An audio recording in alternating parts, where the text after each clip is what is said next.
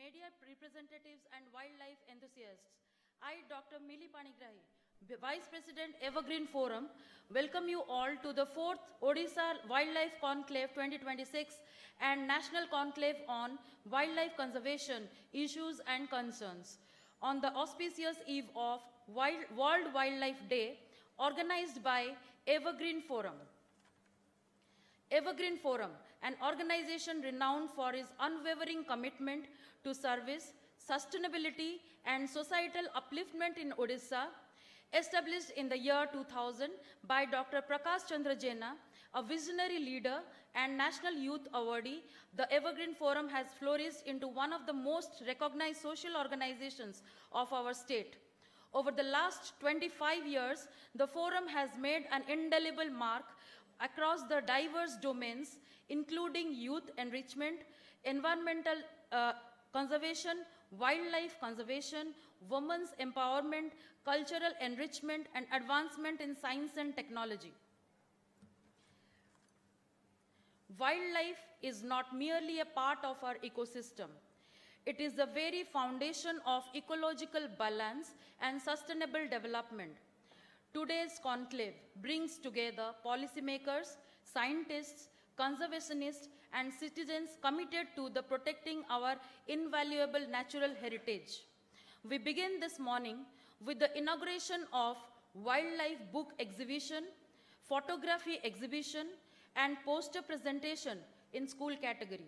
These exhibitions symbolize awareness, creativity, and youth engagement in conservation efforts.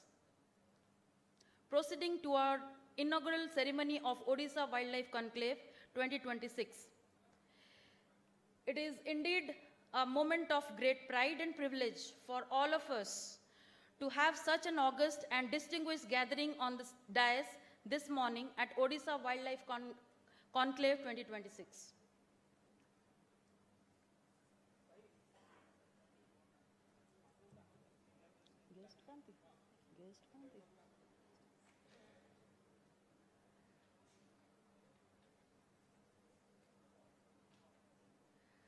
We are deeply honored by the gracious presence of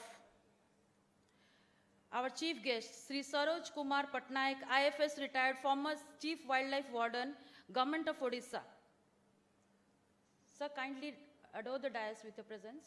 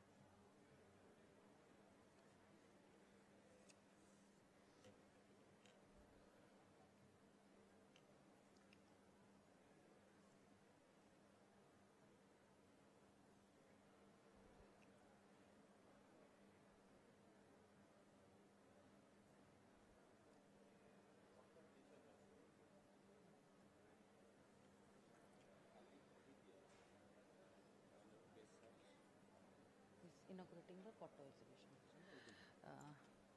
It's a slight delay because the chief guest and other guests are inaugurating the photo exhibition and poster presentation and the wildlife book exhibition.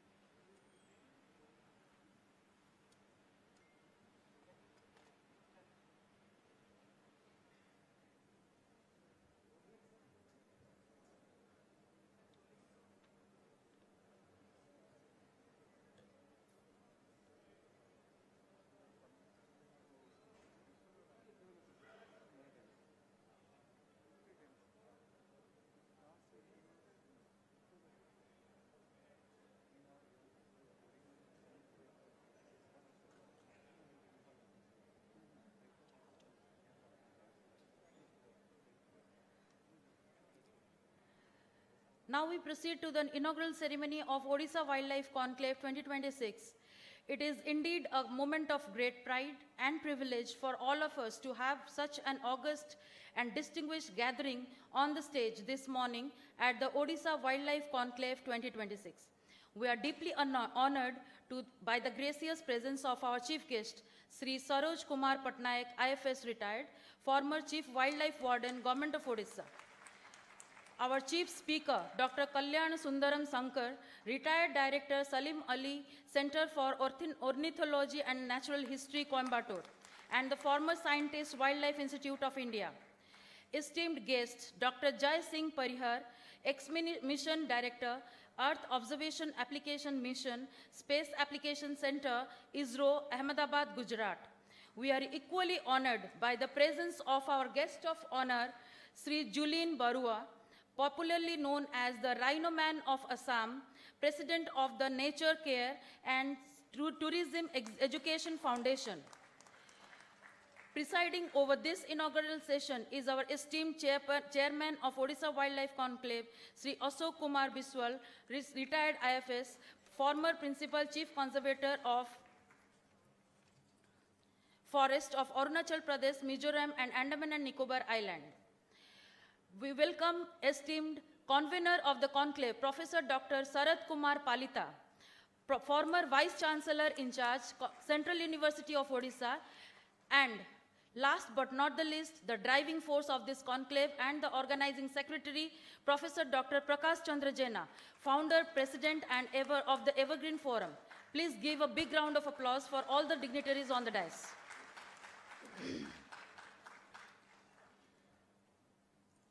I request our student volunteers to present the bouquet and uttariya to our guests.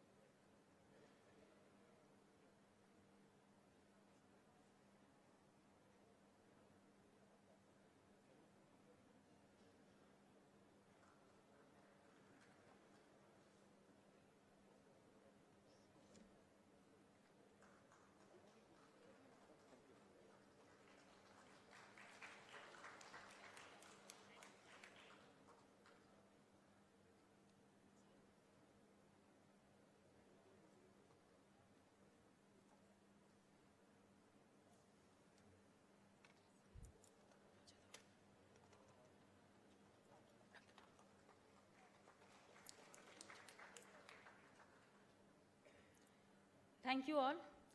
I request our chief guest, along with other dignitaries on the dais, to come forward for the lighting of the sacred lamp.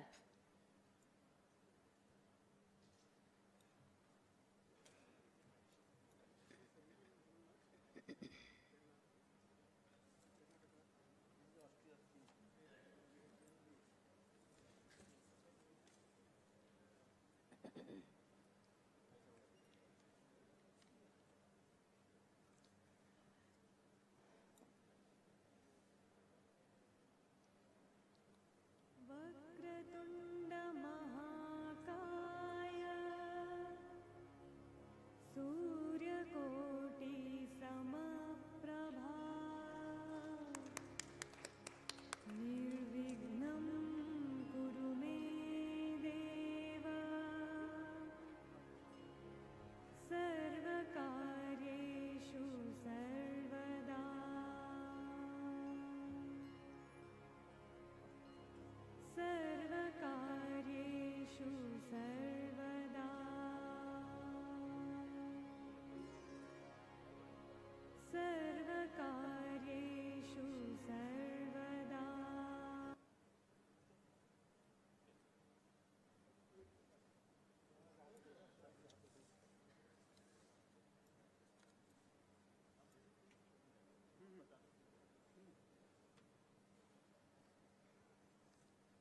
Thank you all.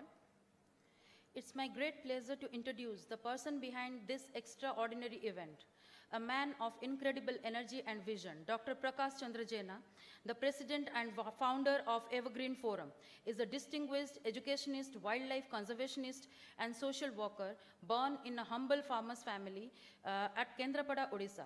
He founded the Evergreen Forum at the age of 19 following the 1999 super cyclone to lead impactful social and environmental initiatives.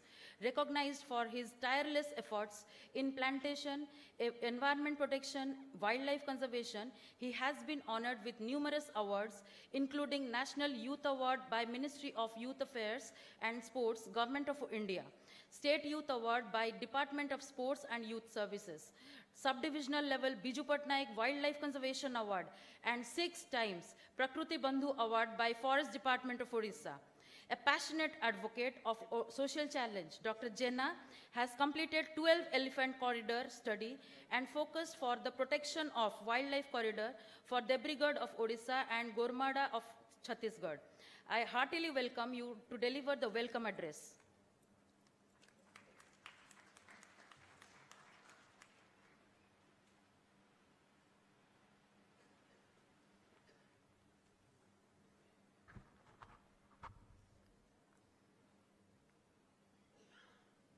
I welcome all the delegates on the auspicious occasion of 4th Odisha Wildlife Conclave and National Conclave on Wildlife Conservation Issues and Concerns at this Jayadev Bhavan Auditorium, Bhubaneswar. Our esteemed chief guest, in absence of Honorable Forest Minister, Sri Saroj Kumar Patnaik sir, former Chief Wildlife Warden, Odisha. Our esteemed speaker, Dr. K. Shankar, former Director, Sakan Coimbatore, and former Scientist, Wildlife Institute of India, Dehradun. Esteemed speaker, Dr. Jai Singh Parihar sir, scientist from ISRO. Our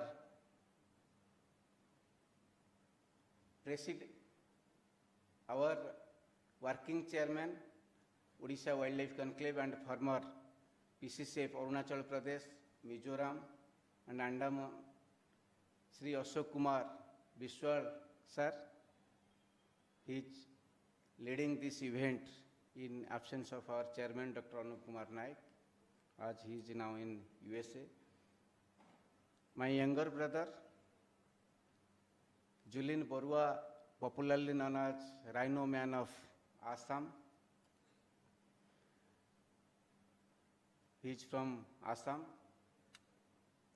And our convener, Professor Sarath Kumar Palita sir, former Vice Chancellor in charge Central University of Odisha, Koraput. I welcome all the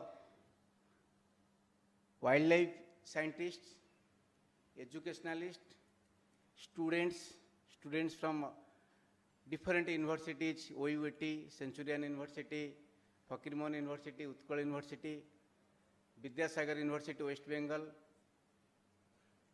And I welcome today's awardee, Lifetime Achievement Awardee, Odisha Wildlife Conservation Award, Pitamaha of Odisha Environment, Dr. Sundar Narayan Patra sir, President, Odisha Environmental Society.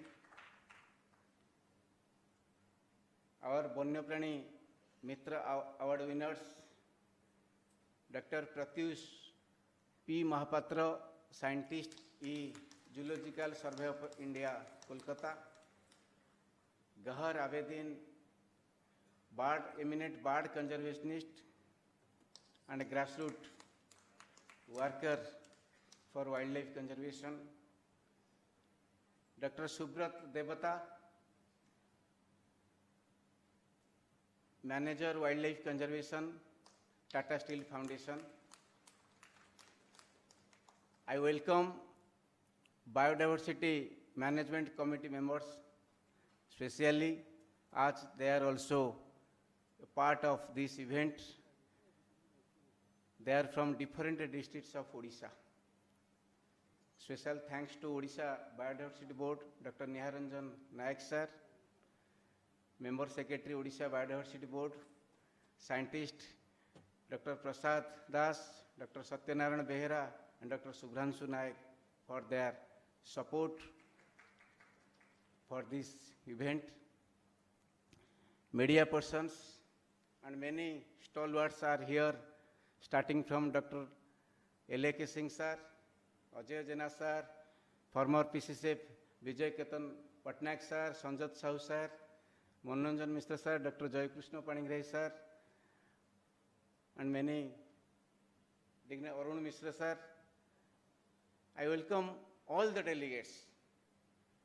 Today, we will have 2 plenary sessions and 1 technical sessions. And tomorrow morning we will have 1 technical session, 1 plenary session, and 2 panel discussions.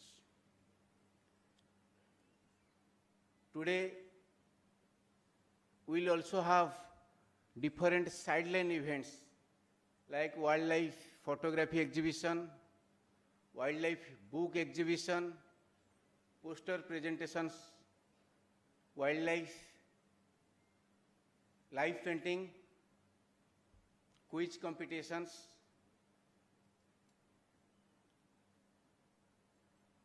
I welcome all the research scholars from different universities and different wings of government and non-government organizations and universities. Since 2023, we are organizing this conclave, and we are recognizing one person with Odisha Wildlife Conservation Award, having cash prize of 1 lakh rupees. This is the second highest award after Chief Minister Wildlife Conservation Award by Forest Department. And also, we are recognizing this year 3 Banyaprani Mitra Awards, having cash prize of 10,000 each. This year, our focal theme is wildlife conservation issues and concerns. I request you all to join your hands to success this event.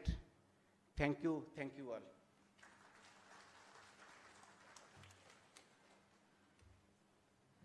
Thank you for welcoming all our esteemed guests and participants. It is my proud privilege to invite an eminent academician, researcher and administrator, Professor Sarath Kumar Palita, former Vice Chancellor, Central University of Odisha and convener of this Odisha Wildlife Conclave 2026. Professor Palita recently superannuated in February 2025 from Central University of Odisha, Koraput, where he served as a professor and head of the Department of Biodiversity and Conservation of Natural Resources and the Dean of the school. With an illustrious teaching career spanning over 41 years, he has made a remarkable contribution to zoology and biodiversity research. A distinguished researcher, he has published 72 international research papers, authored a book on bats of Odisha, and guided numerous PhD, MPhil, and postgraduate scholars. His pioneering work has led to the discovery of new species from the eastern Ghats of Koraput. He has also served the university in key leadership roles, including Vice Chancellor, and presently contributes a member of the State Environmental Appraisal Committee of Odisha. May I now request Professor Sarath Kumar Palita to address the gathering. Sir, please.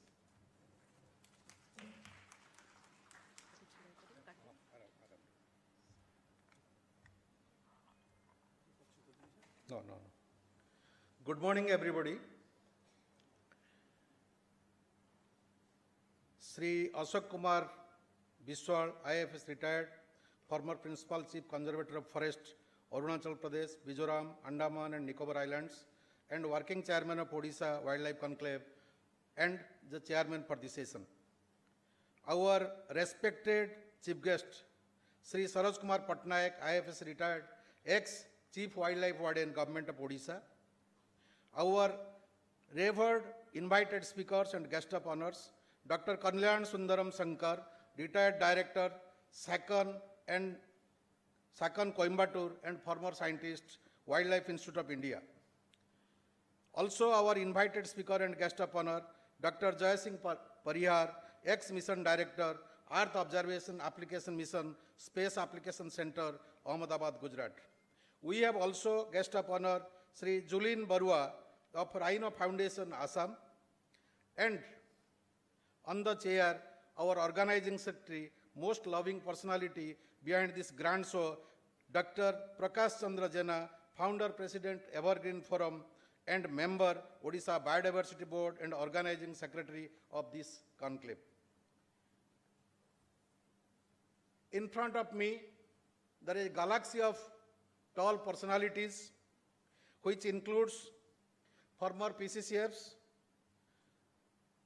Vijay Ketan sir is there, Vijay Ketan Patnaik sir, CCFs are there, Dr. Arun Mishra, and all retired and serving forest officials, professors of different universities, Dr.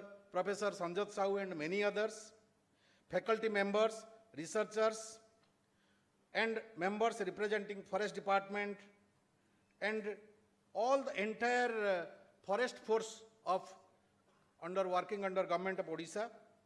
Then I have also privilege that this is an occasion where renowned ecologist of our state, Professor Sundar Narayan Patra, is being felicitated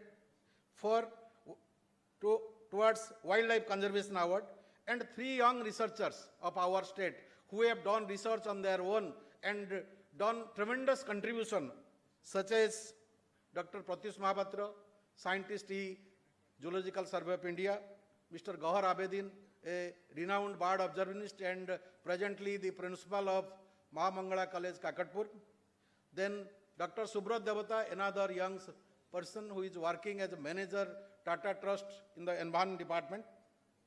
Ladies and gentlemen, and all dear students, and the persons from different organizations, particularly OES, Odisha Environment Society, represented after Dr. S.N. Patra sir by Dr. Jayakrishna Paningrai, working president, Dr. Manoranjan Mishra, the secretary, and Odisha Biodiversity Board represented by Dr. Nihar Naik and all his scientific team, dear students, ladies and gentlemen. It is a unique opportunity to be a part of 4th Odisha Wildlife Conclave and the National Conclave on Wildlife Conservation Issues and Concern. I profusely thank Dr. Prakash Chandra Jena for this opportunity. It is really a great privilege to be a part of this Wildlife Conclave and National Conclave on Wildlife Conservation Issues and Concern in the presence of doyens of wildlife conservation of Odisha and being organized on the eve of World Wildlife Day. Usually these are organized every year on 3rd and 4th, but because of this time Holi and Dolo, it could not be, it has been shifted earlier. I also need a mention that doyens of research in wildlife, Dr. Lala A.K. Singh is here in front of us. Dr. Sudhakar Kar could not make it possible from Bangalore to come here. We missed him. So with this keynote address, let me start. Odisha is one of the India's most biodiversity-rich states, supporting a wide range of ecosystems with wildlife-rich regions which encompass forests, wetland, mangrove, riverine and marine ecosystem, making the state one of India's most ecologically diverse regions. Flagship and endangered species such as elephant, tiger, olive ridley sea turtle, gharial, saltwater crocodile, Irrawaddy dolphin have been central to Odisha's conservation journey over the last 5 decades with notable success carried out through integrated targeted programs, habitat management, and legal enforcement. The credit for the success goes to the Forest Department, Government of Odisha, under the leadership of honorable ministers and its able administrators, capable forest officers, its research wing, and the total forest force of Odisha. This remarkable conservation journey is one of the unique in the entire country.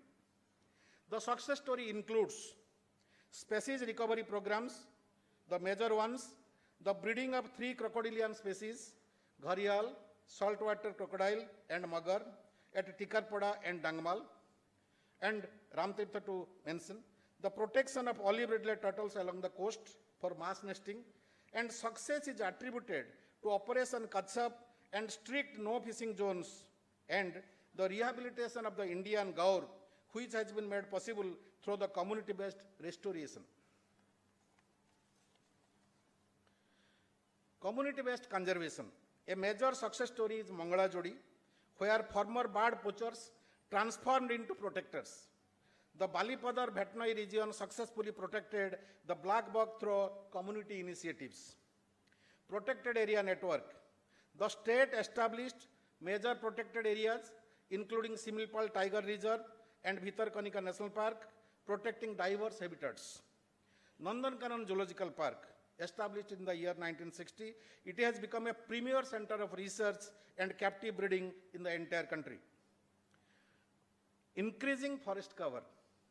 Odisha recorded the 3rd highest increase in forest and tree cover in India between 2022 to 2023, now covering approximately 37.63% of the state's geographical area.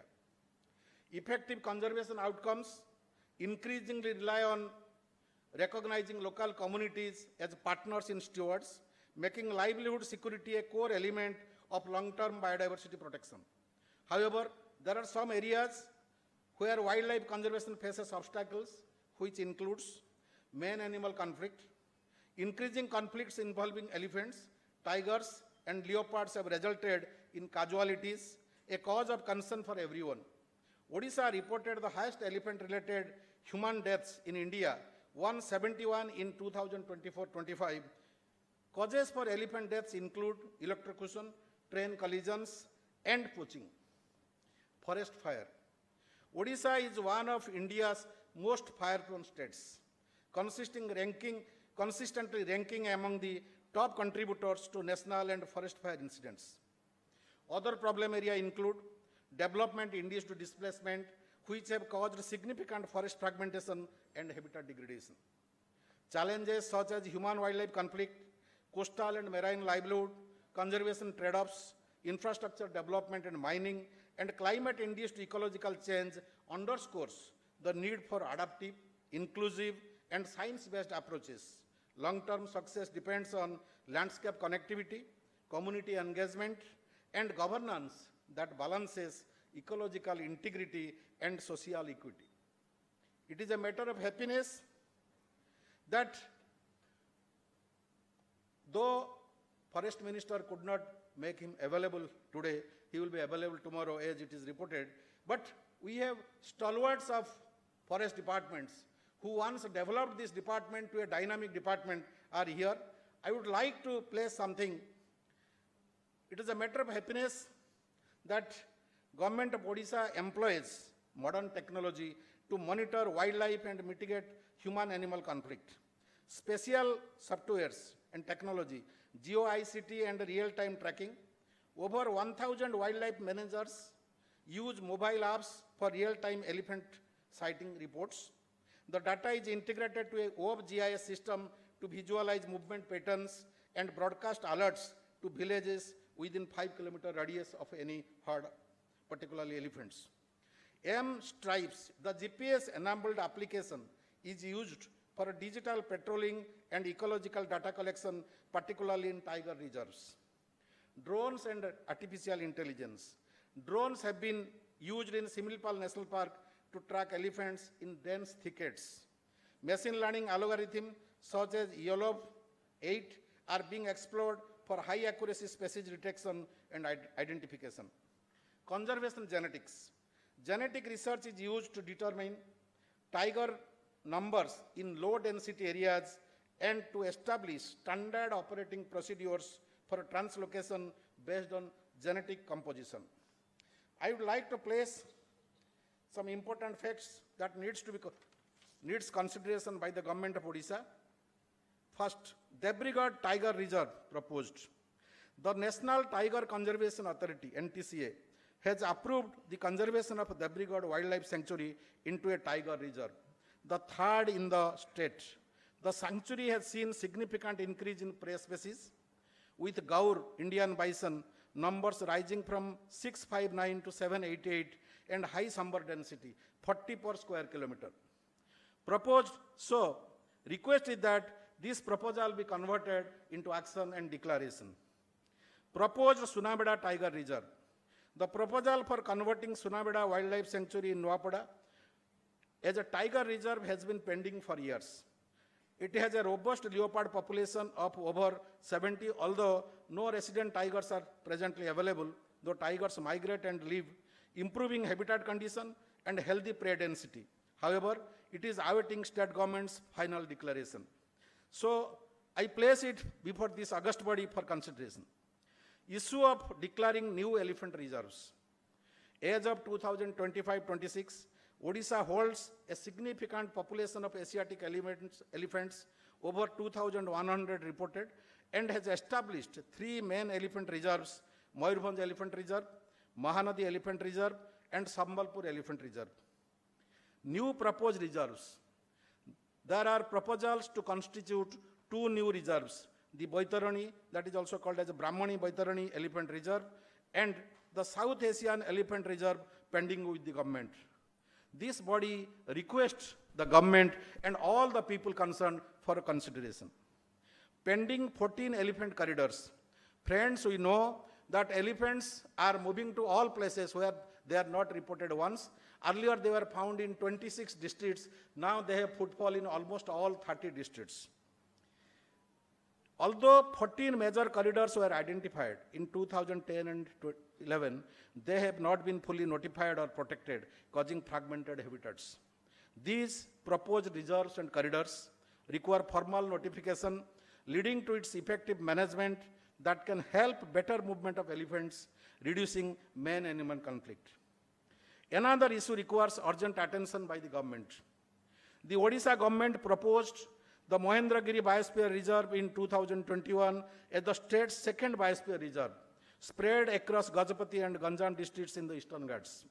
While the feasibility report was submitted, the area faces threats from infrastructure projects, and formal, final, official designation remains pending despite ongoing advocacy and urgent protection. A serious consideration on this proposed biosphere reserve requires consideration that can have a lasting impact on biodiversity and climate over a very vast landscape bordering Odisha and Andhra Pradesh. Successful research leads to successful conservation. Research has been a cornerstone of wildlife conservation in Odisha since 1970, providing the scientific foundation for planning, implementation, and monitoring conservation projects across the state. The Odisha Forest Department, in collaboration with academic institutions, non-government organizations, has used research to generate data on habitat, population dynamics, and behavioral patterns, which has led to significant success in the protection of species like olive ridley sea turtle, Magar and Gharial crocodiles, and the Royal Bengal tiger. Further, the contribution of Odisha Biodiversity Board in spearheading biodiversity survey across the state and publication of research material is commendable. The publication by the Wildlife Organization and the department earlier has immense contribution on research on wildlife and wildlife wealth of Odisha. If S.K. Patnaik sir can remember and Vijay Ketan Patnaik sir can remember very much, many of the books are out of print. I would bring before the department and the August House that these rare books, for example, Wildlife Wealth of Odisha, needs updating and republication. There are many, with due credit to its main authors. So this is an urgent requirement. Further, these books needs to be available in the website of the department for wider circulation that can help research immensely.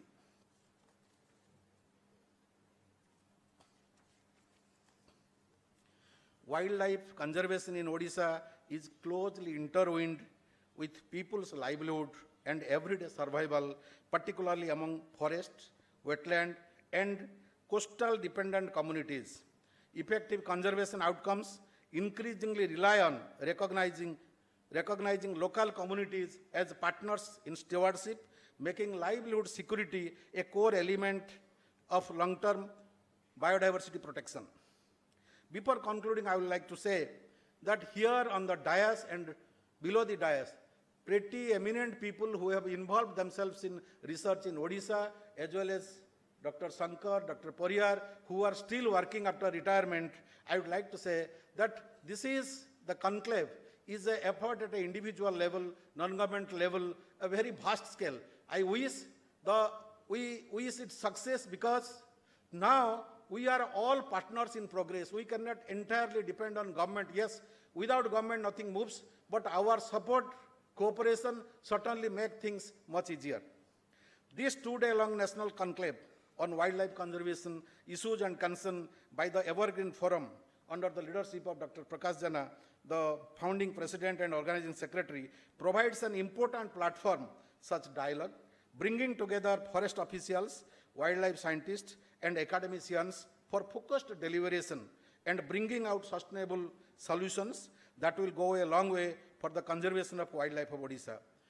With this, I thank you all the dear students who are our future, all the young researchers who will lead the next generation of our forest and forest wealth and including our society. Thanks many of you that you are here, you are getting an opportunity to listen, stop people and also being aware of the issues and concerns. And I have nothing to say but profusely thanking all of you, including Dr. Prakash. Thank you. Hope the two-day deliberation will go smoothly and successfully. Thank you.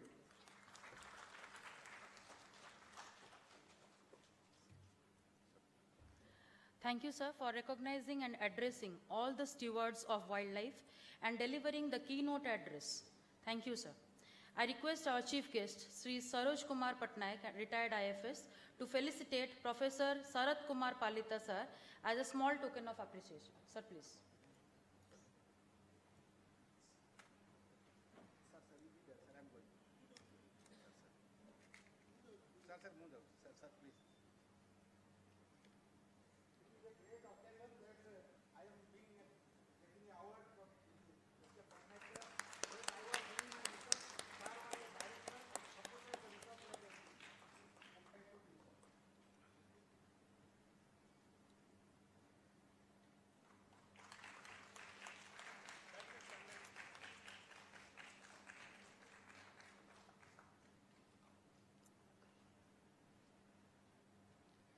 Thank you, sir.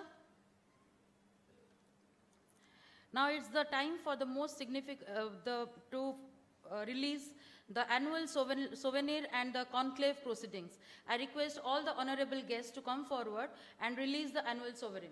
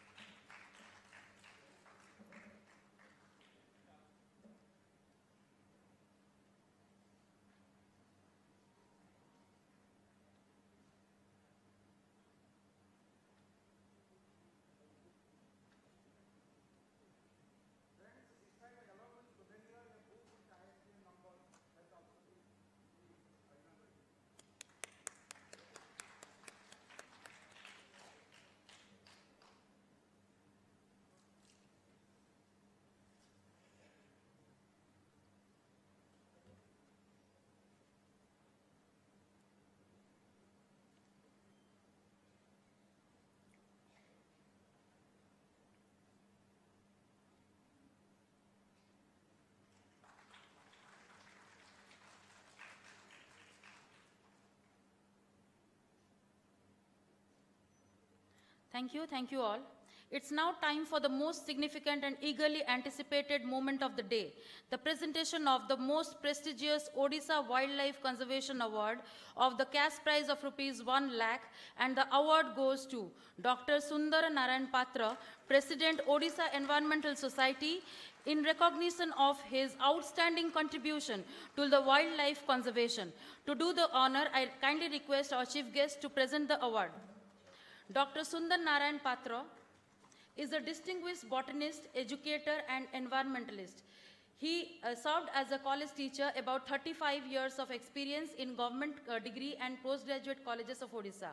He has authored books, published research and popular science articles, and actively contributed to discussions on environment, biodiversity, and wildlife through various media. As a founder secretary and now the president of Odisha Environmental Society, he has played a key role in advancing environmental awareness and conservation initiatives. His notable contributions include efforts supporting to biosphere reserve status for Similipal, conservation measures in Chilika Lagoon, community conservation of black bucks in Ganjam, and promotion of clean and green campaigns. He has served on several state-level committees related to wildlife, environment, and natural habitats, and has been honored with numerous recognitions, including the Ashoka Fellowship, Biju Patnaik Award of Wildlife Conservation Lifetime and Lifetime Achievement Award for Popularization of Science, and the Odisha Citizens Award for Excellence. On the occasion of 4th Odisha Wildlife Conclave, he is being felicitated with Odisha Wildlife Conservation Award, having a cash prize of rupees 1 lakh in recognition of his significant contribution to wildlife conservation, protection, and management. Congratulations, sir.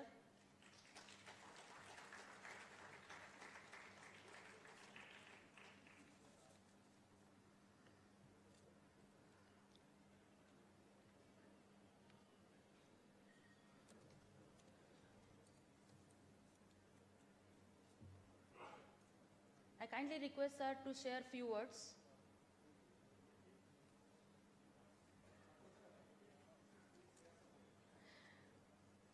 Dr. Sundar Narayan Patra, sir.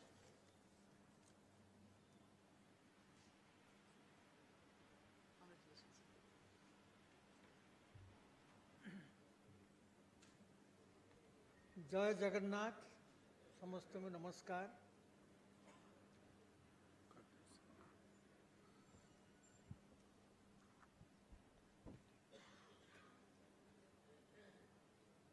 मते लगुच मु आज Padmashri award पाइली।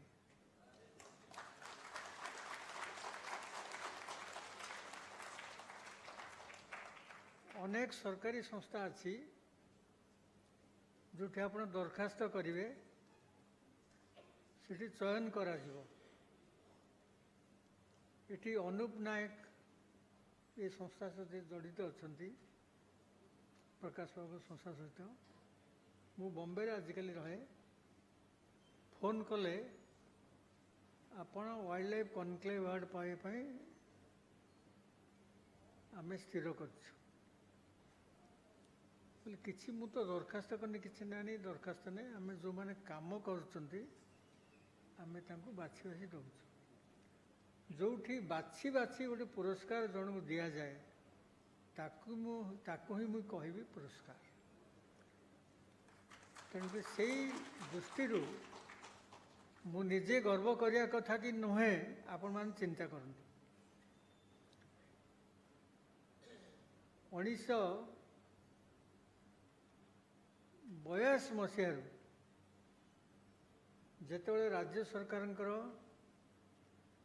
परिवेश विभाग आरंभ हो नथिला फुलबाणी रे आमे किसी चिंताशील व्यक्ति गोटे देशीय स्तर रे गोटे सम्मेलन कलु एवं चिंता कलु सरकार तो अनेक काम करछंती आमे सहयोग हाथ बढ़ाइबा किसी करिया पई 1982 मसीह अक्टोबर 25 तारीख रे पंजीकृत होला ओडिशा परिवेश समिति एवं तापरे स्थायी भाव में समिति भुवनेश्वर में स्थापित है। आज जो उद्देश्य रे मत आपण माने सम्मानित कले ये कर्मर फल।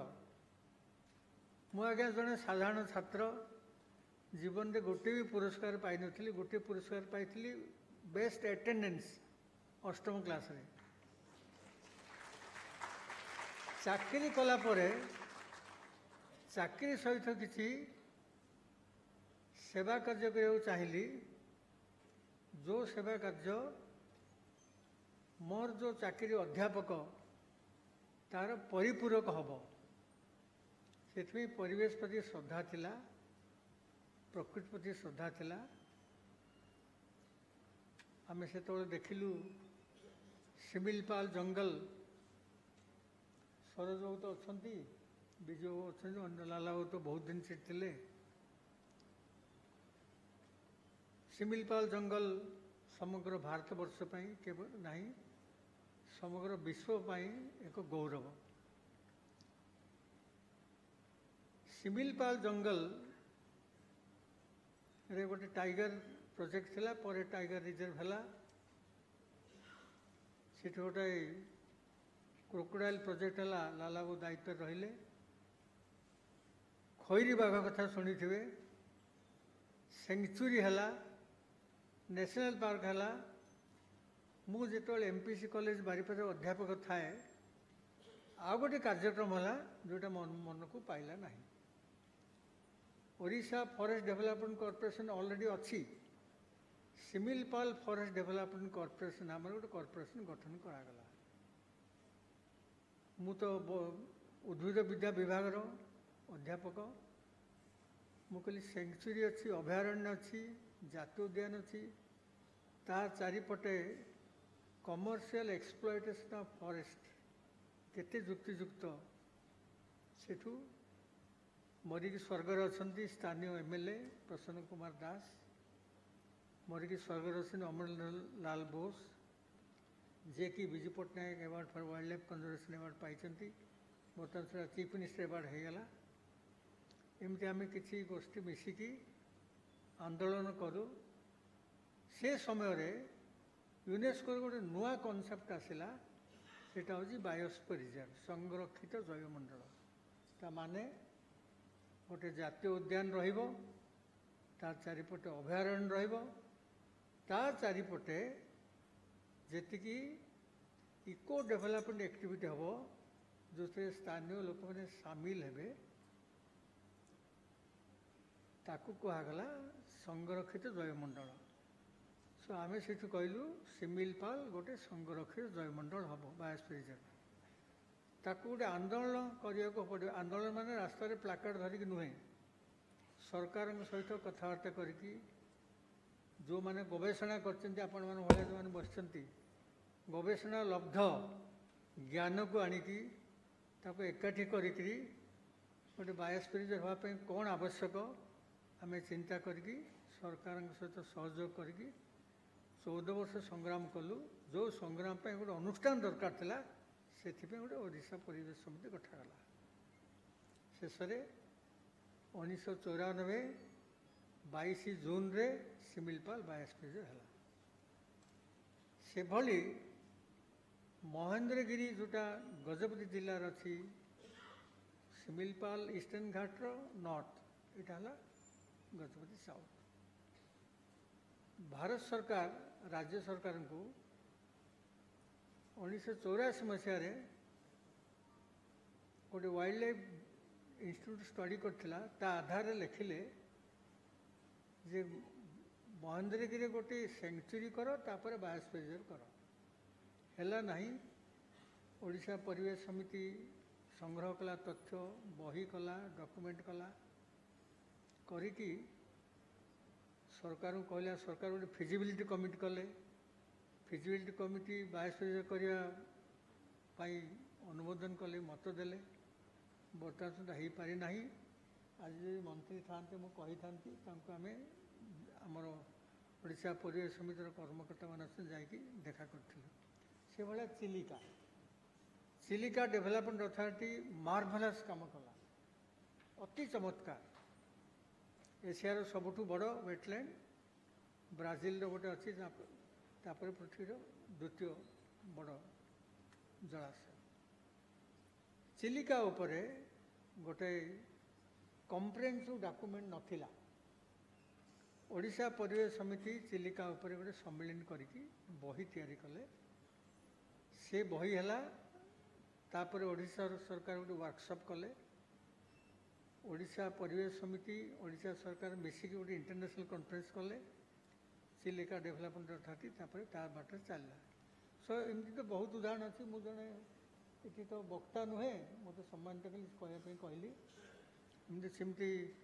सरोज बाबू पूरा संपृक्त थे बुगुड़े गोटे जो कृष्ण सार मृग कम्युनिटी कंजर्वेशन सेठी आम किसी कले एमती बहुत किसी कम होई बोधे मत रिकग्निशन दिगला एवं ये जो सम्मान दिगला जो मैंने प्रकृति परिवेश को भल पाती तांकर प्रति मुझे उत्सर्ग करुच्ची प्रकाश जड़े युव उद्योगी जो काम करुच्ची जो रिसोर्स जो कमिटमेंट भगवान तक 100 वर्ष आयु दिंतु आहरी भल काम करूँ जय जगन्नाथ नमस्कार पुणी थर कहूँ मुझे गोटे नोबेल पुरस्कार पाइली पद्म पुरस्कार पाइली जहाँ पाइपारती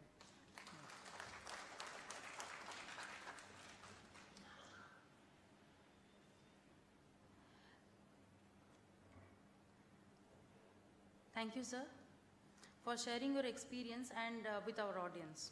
Coming to the next category of award, Odisha Banya Prani Mitra Award, with a cash prize of rupees 10,000, goes to 3 eminent persons, and the award goes to Dr. Pratyush P. Mahapatra, Scientist E, Zoological Survey of India, Kolkata. I request sir to come to the stage to receive the award. Sir, please.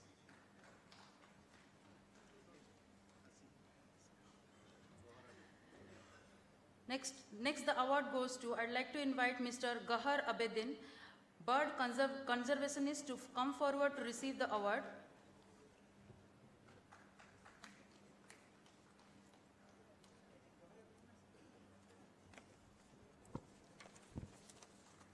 Mr. Gahar Abedin presently serves as the principal of Ma Mangala Mahavidyalaya and Netrananda Women's College, Kakatpur, Puri, Odisha.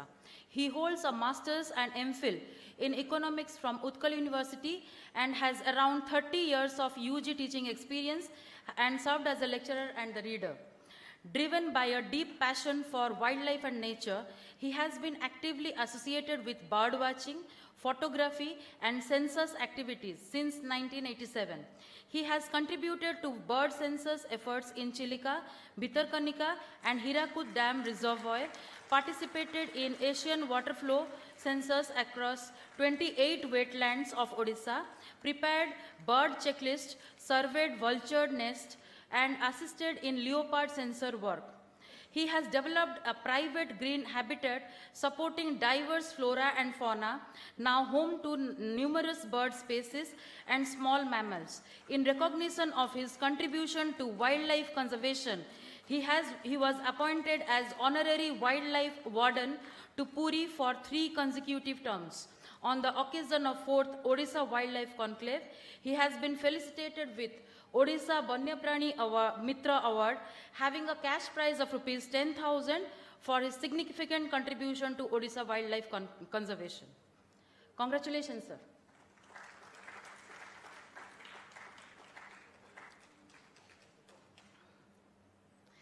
And next, I'll request sir to say some words.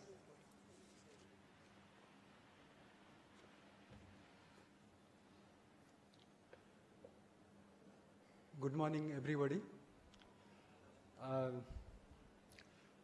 All the dignitaries on the stage as well as off the stage. I am very thankful to be here.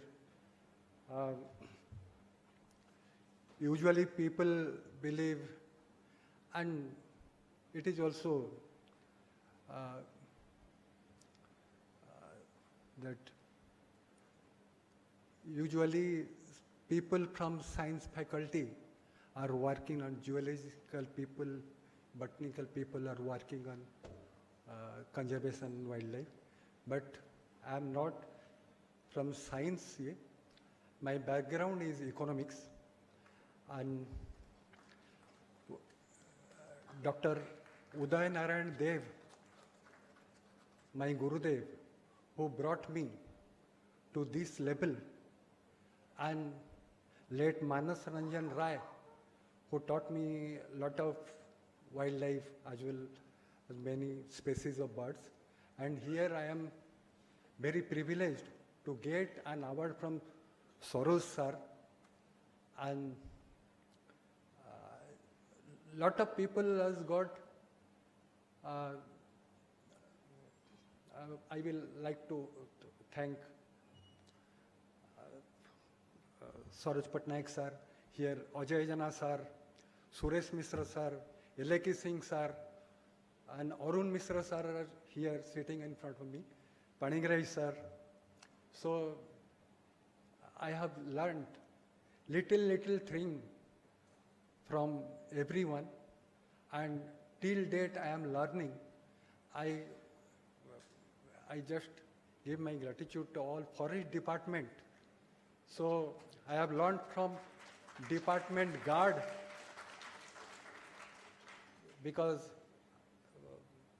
I think a forest guard who has got a lot of knowledge on forest, and I have learned a lot from them, from forest guard to the PCCF.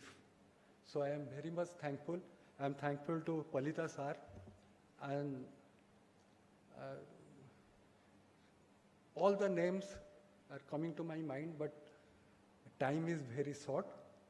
I'm very grateful again to get an award from Saroj Patnaik sir, who is seeing me since '87 working on birds. And I hope I will continue with birds. And since I am the principal of Kakatpur College, there I have started bird work and fixed some bird nests, so that, and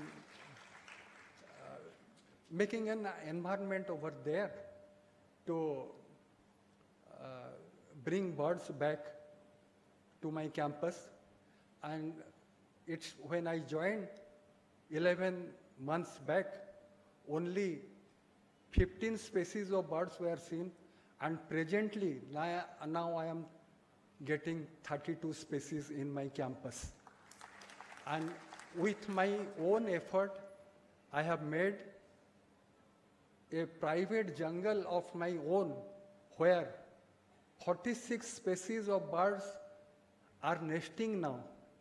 So these are the things. Again, I congratulate Sundarlal Patra sir, the awardee, and I hope I will do some more work on birds. And I finally thank you, my family, my wife, my daughter, and my son is here. So they have supported me a lot, and they have tolerated me a lot doing wildlife. Thank you, sir.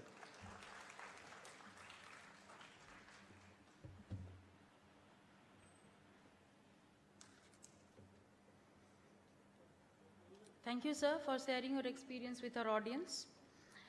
Now, and the next, I request Dr. Subrat Devata, Tata Steel Foundation, to come forward to receive the Odisha Banyaprani Mitra Award.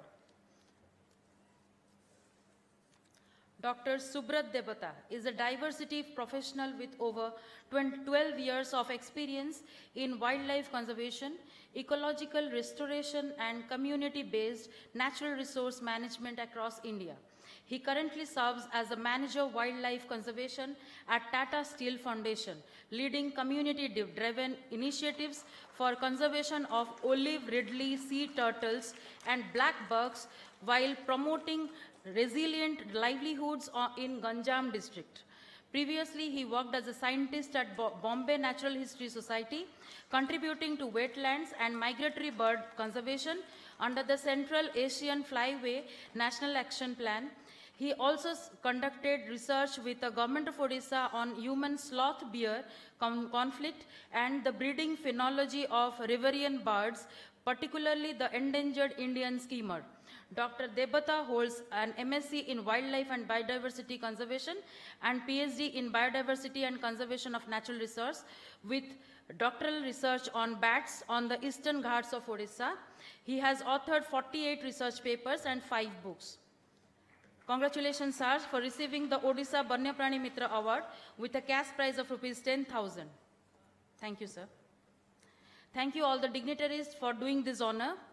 Next, it is my great honor and privilege to invite Sri Julin Barua, Rhino Man of Assam and President Nature Care and Tourism Education Foundation.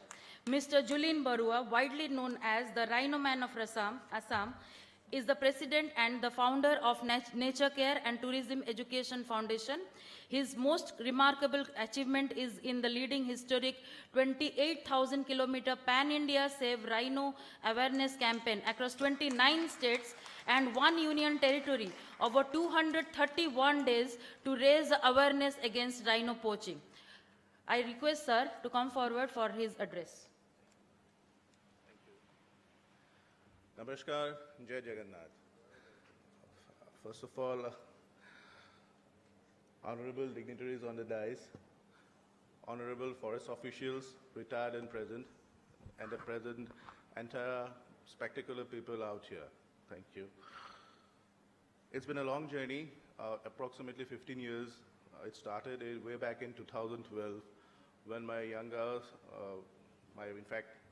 then my son, who have gone through acute empyema, he was 2 years old at the time.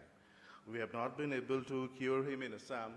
We took him to Delhi, and somehow we got him back from the jaws of death.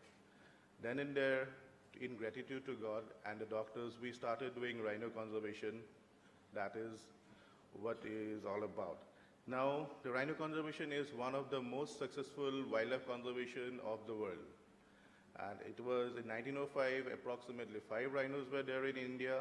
Now we have almost 3,000 rhinos in India with the support and help of the forest officials, government, and the local communities.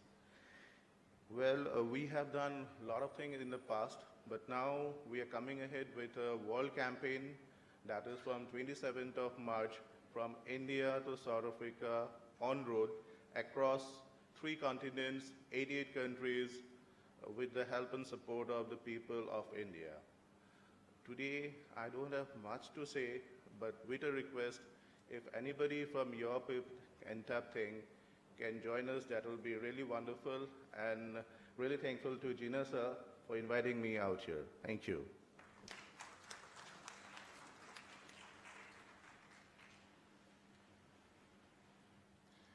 Thank you, sir.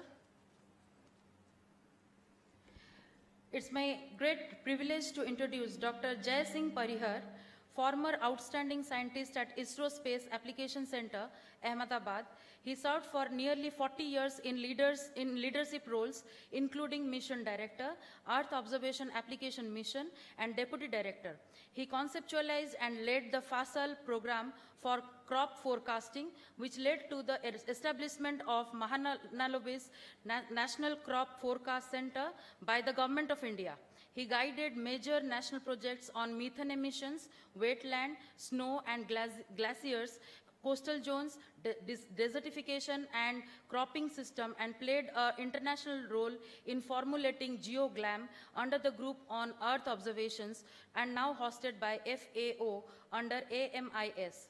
A pioneer in applying remote sensing in wildlife conservation since 1980s. He worked on habitat suitability, wildlife corridors, grassland restoration, and niche modeling of key species, and currently serves as the science advisor to Kanha Tiger Reserve. He is a recipient of several prestigious awards, including ISRO Performance Excellence Award and ICAR's Rafi Ahmad Kidwai Award. He has over 100 publications and more than 3,000 citations, extensive international exposure, and has served as a consultant to UN agencies. May I now invite Dr. Jai Singh Parihar to kindly address the gathering. Please, sir.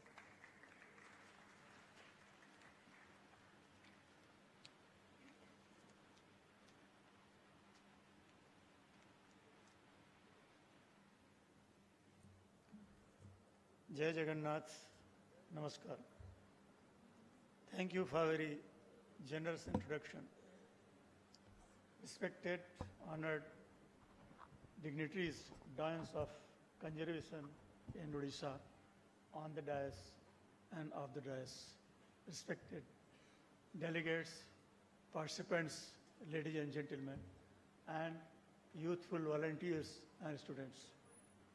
Indeed, it's a privilege for me to be here today among you, and I'm thankful to Dr. L.A.K. Singh, with whom I had lost contact since last about 20 years or so. But in January, I was participating in a conference in Bhopal, which was on the rare and lesser known species, and one of his friends happened to be there. So through him I could get his contact number, and that's how again I am united with Odisha. To me, there are very pleasant memories of my formative years learning remote sensing, applying remote sensing for natural resources, particularly for environment as well as agriculture. Perhaps on 5th of April 1984 was the first time I visited Odisha, went to CRRI, went to Mahanadi Delta, parts of it, later followed it up by visiting to Vitarkanika and parts of different regions. And this gave me understanding of the agriculture system of Odisha, which led to that Fasal project, which has been told when Ministry of Agriculture, they wanted to have a national level crop assessment and forecasting. I was assigned the responsibility of principal investigator in 1983 when Indian remote sensing satellite was to be launched. So it was my good fortune that I selected Cuttack and Puri districts of Odisha for rice and Karnal and Kurukshetra districts for wheat in Haryana. Now coming to Odisha, the kind of exposure I got, it gave me opportunity to travel to interiors. And to that I could understand that Odisha has such a rich biodiversity, starting with mangrove forest, which incidentally first time I saw when I visited Vitarkanika with Mr. Misra, I believe he was the officer responsible for that. He took me on a boat. We traveled in night about 5-6 hours from Chandabali, went to interiors, and then he introduced me to this thing. And Dr. L.A.K. Singh was there. He explained to me how he is working on the Assyrian crocodiles. And that's how first time I came to know about the saltwater crocodile. I had never heard of it. And then, of course, for traveling to different parts, going to Sunabeda, Malkangiri, Thumal Rampur, all interiors, it has been really full of learning for me. So I'm indeed very grateful to this land, which gave me the understanding of the depth of the agriculture and which experience I could build on. And the advantage to me was that at that stage here in Odisha, there was Mr. G. Mahapatra, aged around 60 years. He was at the verge of retirement and he was requisitioned by government of Odisha to establish the remote sensing center here. So April 1984 when I came, he had a one-room office near CRPF shack where I started. And he and one Professor Radha Mohan and one Mr. P.K. Das, they used to share a room in Secretariat. And all the three turned out to be the institution builders. Mr. Mahapatra established the Odisha Remote Sensing Application Center. Professor Radha Mohan established the planetarium. And Mr. P.K. Das that your Regional Plant Resource Center. And since they were sitting in the same big room in the Secretariat, whenever I was coming for the meeting, it provided me a lot of opportunity, and without going to the library, know about Odisha. So I'm indeed very grateful. I'm also grateful to Odisha that though Madhya Pradesh was not known to have elephants, but you have sent the elephants from here. And 2 days back, elephant's footprint has reached to my district where I born and brought up. The old Riva district, which is subdivided, and Mauganj has become a tehsil, has become a district. 3 days back, 2 elephants have reached there. So thanks to your efforts in elephant conservation, that the population has grown and they have started moving and they have reached up to Madhya Pradesh. So indeed, very happy occasion for me to be here and also apply my knowledge, whatever I started in 83, 84, and basically published something on Kaziranga as well as Kana, where corridor and habitat mapping. It found some appreciation by your community, and it has gone into what you call now. But Odisha, even in those days, was the first state where I came across, as a part of UNDP project, a satellite data-based digital land use land cover mapping was done in association with UNDP. In my knowledge, that is the first digital land cover land use map generated using the satellite data. So you are the pioneer. I don't know how many of the people here would be knowing, but since, look, I started my career in the 70s, so I am part of that history. The other part is that it's happy to know that we are thinking of elephant corridors, and I hope that the pooled knowledge, the wisdom, which all of you, the doyens of conservation, have, the technology tools which are available, the experiences which we have gained, scientists like me, they're spread across the country in different places, including your own Odisha Remote Sensing Center, which is more than now 40 years old. Pooling that expertise and the team of young scientists, if we work, I think we will be serving the cause of elephants in Odisha, overall cause of the humanity in Odisha, because the man-animal conflicts are increasing. So if you have to manage the resources, we need to know them.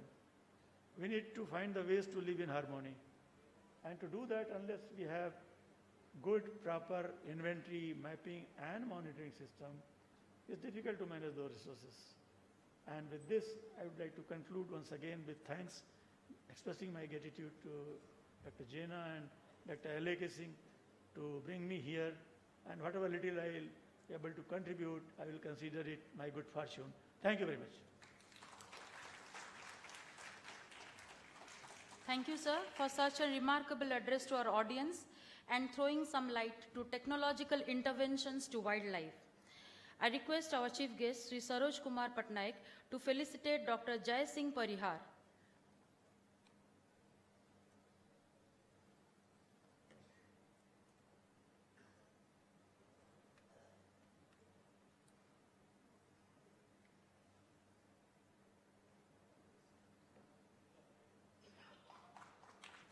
Thank you, sir.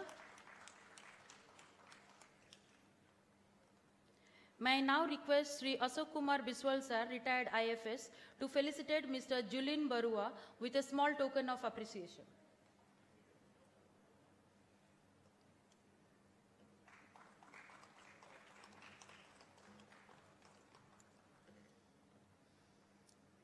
Thank you, sir. Now, it's my immense pleasure to introduce our chief speaker of the day, Dr. Kalyan Sundaram Sankar, retired director, SACON, and former scientist, Wildlife Institute of India. Dr. Sankar holds PhD in wildlife science, is a distinguished wildlife biologist known for his research on prey-predator ecology in Sariksha Tiger Reserve, Rajasthan. He served as the director of Salim Ali Center for Ornithology and Natural History, Coimbatore, under MOEFCC, Government of India, and earlier spent nearly 3 decades as senior professor at the Wildlife Institute of India, Dehradun. He played a pivotal role in preparing and implementing the species recovery program for tigers in Sariksha following their local extinction in 2004, and was instrumental in successful tiger reintroduction and gaur reintroduction in Bandhargarh Tiger Reserve. He also coordinated All India Tiger Census in the southern landscape for 12 years. A Fulbright scholar and member of IUCN specialist group, he has over 125 scientific publications, 6 books, and he guided 20 PhD scholars. His expertise include species recovery planning, wildlife management, wetland conservation, human-wildlife conflict mitigation, and environmental impact assessment. Currently, he serves as an expert member in various national committees and as consultant for wildlife hazard mitigation at major Indian airports. I request sir to address the gathering. Sir, please.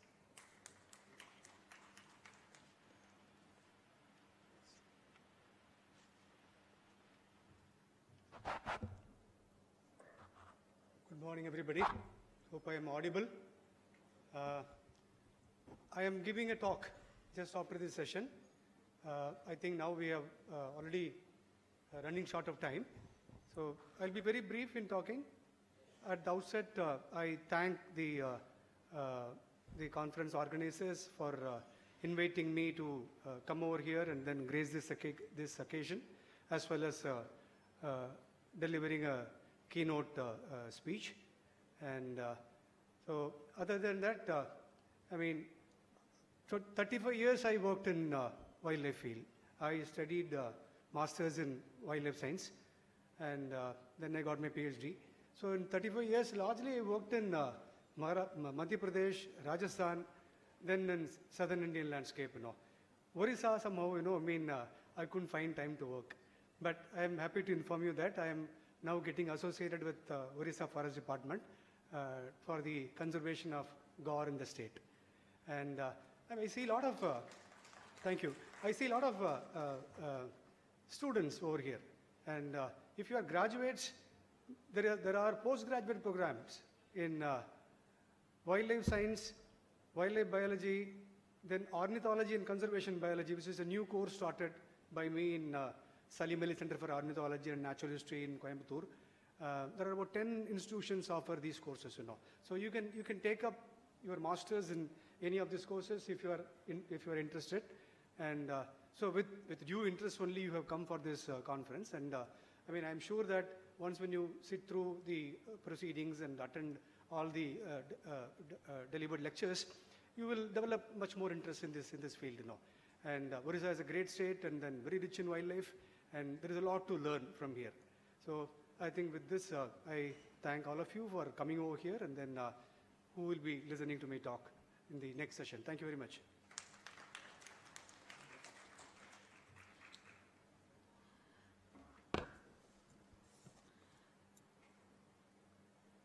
I request Dr. Jai Singh Parihar to kindly felicitate Dr. Kalyan Sundaram Sankar.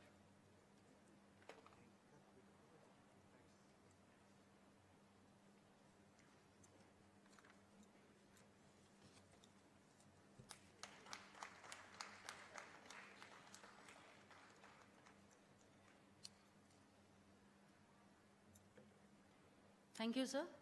I take this opportunity to introduce our esteemed chief guest, Sri Saroj Kumar Patnaik, retired IFS, ex-Chief Wildlife Warden, Government of Odisha, who is a highly respected IFS officer and retired in November 2001 as Additional Principal Chief Conservator of Forest and Chief Wildlife Warden. With 36 years of distinguished service, he specialized in wildlife management and zoo administration, including 14 years of association with Nandankanan Zoological Park. He has served on several prestigious national bodies, including the Technical Committee and expert groups of the Central Zoo Authority and the governing body of Wildlife Institute of India, and the Central Empowered Committee of the Supreme Court of India. He has also been a member of the state boards of wildlife in Odisha and Chhattisgarh. A recipient of Biju Patnaik Award for Wildlife Conservation, he has also co-edited first 3 volumes of Indian Zoo Year book, compiled publications from Indian Zoos, and authored his memoir, Trumpets and Roars. Post-retirement, he also continues to contribute actively to conservation as the President of Nature and Wildlife Conservation Society of Odisha, NWCSO. I humbly request, sir, to address our august gathering. Sir, please.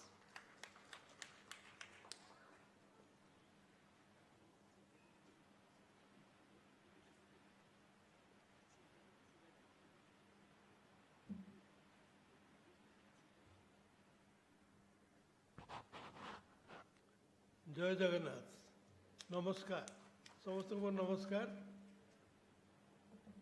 Doctor परिता doctor Vishwal doctor Parihar doctor Shankar Barua and Prakash Babu. Before making a speech, I'll make a very speech because we are running short of time. So it is so nice to see Dr. Parihar today. I'll recount a story. Before the story is his brother-in-law, who happens to be a batchmate of mine, is Sarath Chauhan from Gujarat cadre. We were two foresters, only two foresters, who were in international conference on Baitarani and Sabarmati river. So, and there were engineers from, particularly irrigation engineers from all over the world, and more so from China and Thailand. So the discussion was that our objective is that not a drop of water during the summer season should flow into the sea from the rivers. So I got up. That's not done. You can't do that. Why? So everybody surprised because this was predominantly engineers. So they saw wealth in water because the plants, the factories, the irrigation, all everybody dependent on water. So they wanted to arrest all the water and not allow a drop of water to go to the sea. So I said, what about the mangroves? This will be the totally hypersaline. The soil will be hypersaline. There will be nothing there. And the mangroves will die. And all deltas will be. So the only person to support me was the KNS Chauhan. No, sorry, Sanath Chauhan. Then they asked me, so how much water do you need to be allowed to go to the sea? So I said, I don't know, because I have no figure. It's for you to work on this. Because this needs a lot of work, so you have to work on this. And what do we call this water? So then the first time, a word which we are hearing now, the ecological flow was introduced. So that is the background of ecological flow. So that is Mr. Chauhan and me, Sabarmati and Baitarani background. Then coming to the wildlife, we have, in fact, I'm grateful to the Forest Department and the wildlife wing particularly, they are doing a lot of good work, particularly human-animal conflicts and all that. But one thing which is really worrying for us is the fragmentation and reduction in animal habitats. We are thinking of we always think of two charismatic species, the elephants and the tigers.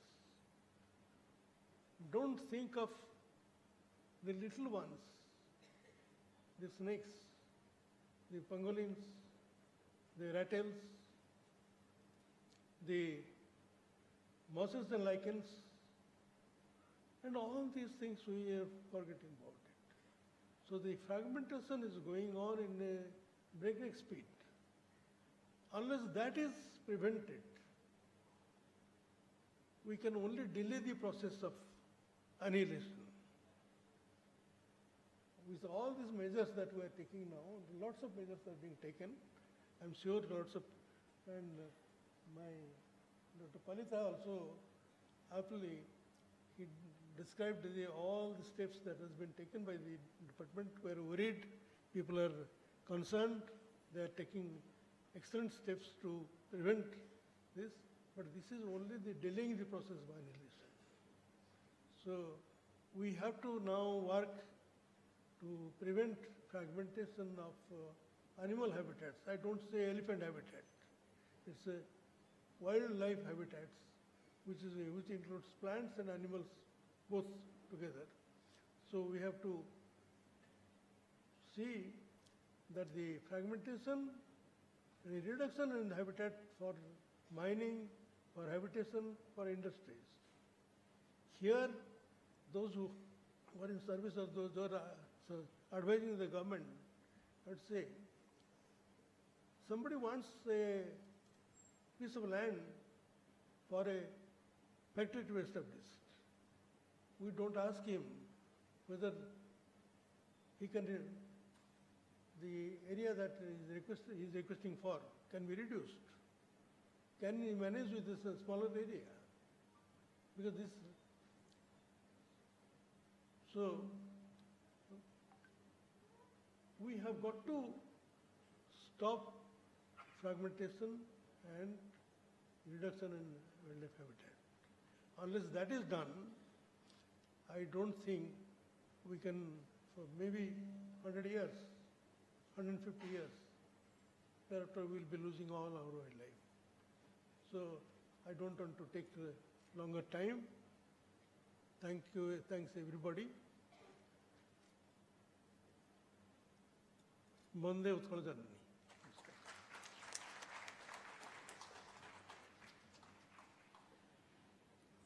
Thank you, sir, for enlightening the audience and sharing your valuable insights on this occasion. On behalf of Evergreen Forum, I request Professor Dr. Prakash Chandra Jaina to felicitate Sri Saroj Kumar Patnaik, sir, with a small token of appreciation.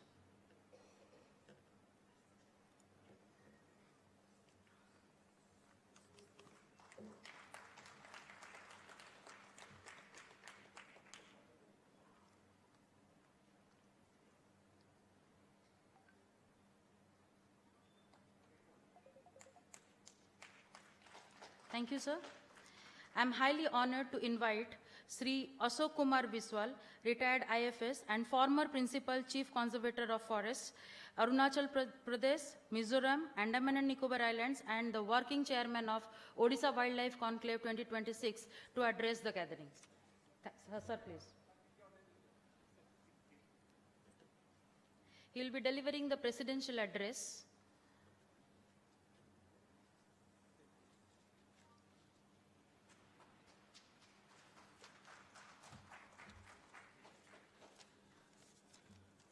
Respected Patnaik sir, the most distinguished person here. Respected Julin Maruaji, the Rhino Man. Respected Palita sir. Respected Jena sir, the heartbeat of this enclave. Respected Mr. Pariha and respected Mrs. Sankar, they brought something new to the state. So I will speak both in Odia and English together. We are just going for something very different. We are bringing the mindset change. We are bringing the mindset change. Why the NGOs are required, why the departments alone cannot take it further, why the students are required. पिला माने कौन पाए दरकार नरम स्वप्न रे बंधन रे बांधी हो जाइछि पृथ्वी आमे केवल पृथ्वी को केवल रिसोर्स हिसाब रे देखुचे किंतु पृथ्वी को देखुने स्वप्न हिसाब रे किछि पिला मते कहिथिले मु तितली हेइ जिबाकू चाहूची लखनपुर रे किछि पिला मते कहले मु तितली हेइ जिबाकू चाहूची किछि पिला माने मते तापर दिन कहले मु गोटे स्क्विरेल होबा चाहूची गोटे गुंडीची मुसा हेइ जिबाकू चाहूची आमे से पृथ्वी को से धरित्री को आउ से जंगल को कौन पाई अलगा दृष्टि देखुने केवल देखुचे आमे सेठू किछि नहीं जाई परिबो शोक संताप पाई स्थान नाही तो एठी आलोक आसीबो सूर्य धीरे उठिबो किरणर तीक्ष्ण रेखा कुहुड़ी को सहजरे भेद करि जीवो परी दुनियार मनमुग्धकर दृश्य तैयारी होई चलुथिबो प्रति मुहूर्त रे नुआ दुनिया देखा जाउथिबो dear students open your eyes and look eight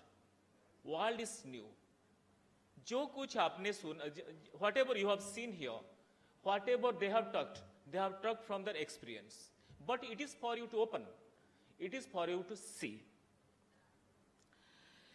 So what is happening there if you are having a good forest when you are joining hands together? Smile. The smile comes back to the Mother Earth. When you join hands together, the smile comes back to Mother Earth. You just cannot be still.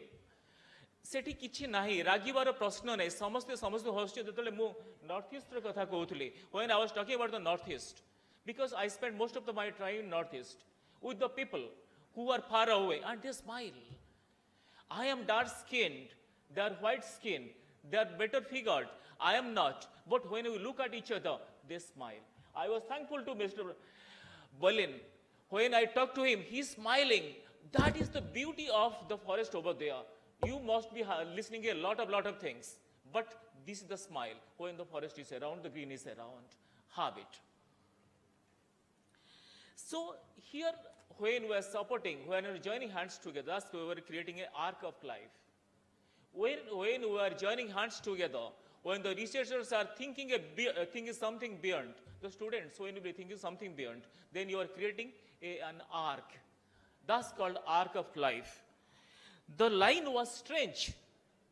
End of diamond, a curve in between, a rainbow hold every hue, at its base, water and past, as a mountain spring, ripples dancing in nature ballet. So, today that is what is required. Here, the Evergreen Forum is emphasizing that everybody should come forward, join hands together. They are just not confined to this room. They are just not confined to that room and only research scientists. They are going much beyond. They are reaching the heartbeats of the society, the children, the common people. So how they are going ahead, and that is their motto. So here the researchers, governments has to come together. The government has a lot of plan and policies. As Sir has already told, because of something, the government has having a policy of water, but they do not know much about the implication of water in the mangroves areas. So where there the researchers, they are the persons, they told about the importance of the mangroves and why the water is required. You need. So that is the information you will be passing on to the government and government will put. But unless the information comes, researchers, आप लोग जब researchers होकर information नहीं दोगे और it should be clean information. ऐसा नहीं वहाँ पर fabricated information. This should not be a fabricated information at all. The information is very, very clear. That's my feeling. That means the feeling has to come from your inside with a lot of field visit. Whatever we are writing, whatever he is telling, that is after a field visit. A room we were sitting in the room, getting all the informations from the net. ChatGPT, a lot of things are there, AI is there. Then you are presenting a paper. That hardly matters. But when you actually go to the field and see the things there, then you will see the pulse. The pulse actually I'll be talking a little later. So that is there. And there was a wildlife knowledge network. You have to create a wildlife knowledge network. Probably that is absent. So that network involves lot of persons, like lot of entities, the forest department, university, research institutions, NGOs, and local communities. Probably when we are going this kind of networks, probably we are missing the NGOs, probably we are missing the local communities, probably we are missing the institutions. So now a network is required. So then only you will be getting a beautiful forest. And that beautiful forest is what everybody is aiming at. How do the colors come alive? When you look at beautiful forest, Am I getting more? It's okay. Okay. Then another, I will not go for much things because a lot of things are waiting. Landscape level conservations. What is required here is landscape level conservations. If you look at the students, look at the landscape level conservation, because I am taking a bigger landscape, I am fitting the different entities like the animals, like the elephants, like the tigers. So I have to put. Time here like no, because I am worried whether I am just actually. Then I am telling you beautiful things. In Lakhanpur, आमे सेठी कथार्थ होउथलु जणे महिला गोटे बड़ सभा थिला जणे महिला सेठी प्रश्न कले आपण मते कहंतु तो एडे बड़ सभा करूचंती आर अर्थ कोन जेतेबेले से हनु मांकड़ गोडा आसिकी आम घरु सबु चोरी भांगी दउचंती सबु कखरु खाई जाउचंती सबु फलमूल नष्ट कर दउचंती ताले हनु मांकड़ गोडा प्रथम बाहर करंतु तो तापरे मीटिंग करिवे एक मीटिंग टा evergreen forum Mahanadi wild life division मिसी करुले से भद्र महिला जन को बहुत जोर से कहले आर उत्तर नथिला सदरे उत्तर कौन थिला आर से तो सत्य कथा हनु मांकड़ा सब बेले परिश्रम करूचंती every time the langurs are troubling they are jumping this are jumping jacks and they are destroying everything so that lady was against the conservations. So she wanted that these langurs should be driven back to the jungle. But is it possible? No, it is not possible. We asked her, Ma tame kon pai taku pathai dau chahuncha? We asked her, Ma tame kon pai pathai dau chahuncha? Can you remove? टिके deeper भाभी neo तमे पचारलु सेही सभा रे से 500 लोक बसथिले सेही सभा रे पचारलु मा तमे ताको पठे दो कोन पय चाहउछ बाड़ेबा कोन पय चाहउछ से कहले से तो सब भांगुचंती. Sorry, I'm just using Odia little bit, don't mind, बोले don't mind. So, से तो सब भांगी देबा चाहउछंती आमे रखियो केमतिया मनिष बंचिबो केमतिया यदि मनिष बंचिबो ताले हनुमान गुड़ रहिबे की. तेणु गोटे प्रथा मा तो मुझे पचारू मा तुम गोटे पूजा कहीं करुच माँ तुम घरे हनुमान को पूजा कौन करुच मंत्र कहीं पढ़ुच जदि एमान को बाड़ी भांगी मारदे चाहूच सब बेले पठे तड़ीदे चाहूच ताले पूजा कौन करुच. Just this question we asked, the Evergreen Forum asked here this simple question, Ma, why you want to drive them away? Can you have the same space? Time has come. We have to think that the wildlife and human beings has to share the same space. Man cannot be alone the author of everything. Man is just a part. Author is the God. You just cannot think that you are the only supreme you want to drive away. Then Evergreen Forum and Mohanty Wildlife Sanctuary, they took a really a great job. ସେମାନେ କ'ଣ ଚେଷ୍ଟା କରୁଥିଲେ here the collaboration between a NGO and a forest department supported by their CCF that Mohanty Wildlife Sanctuary ru Debrigad Wildlife Sanctuary ru Gomorda Wildlife Sanctuary Chhattisgarh पर्यंत गोटे corridor हबो. सेतपे Dr. Sankaran को we should be giving thanks because he thought that this can be the direction of the gaur. The gaur can travel from this place to Gomorda because there is a connectivity. Look at the collaborations here.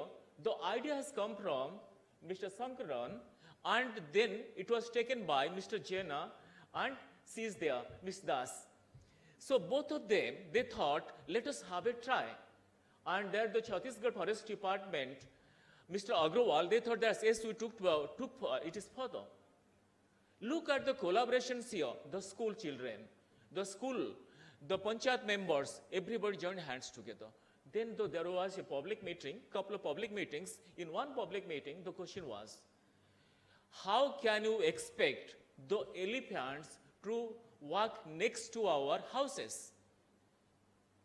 How can you expect गोटे हाथीटे आम घर पाखे केमती जाई परिबो से माने पचारले आपण आशा करूचंती गोटे हाथीटे को आम घर पाखे जीवा दबे से तो आम घर भांगी पकेइबो प्रश्न थिला आ प्रश्न तो ठीक थिला आ सब समस्ते चासी सेठी Sambalpur that area most of the people are farmers and they have the big farmlands and the question was why you are just thinking of such a wild idea of connecting Debrigad Wildlife Debrigad to Gomorda when there are a lot of places which are actually not having forest. The people are staying there, and you are thinking that there will be a corridor.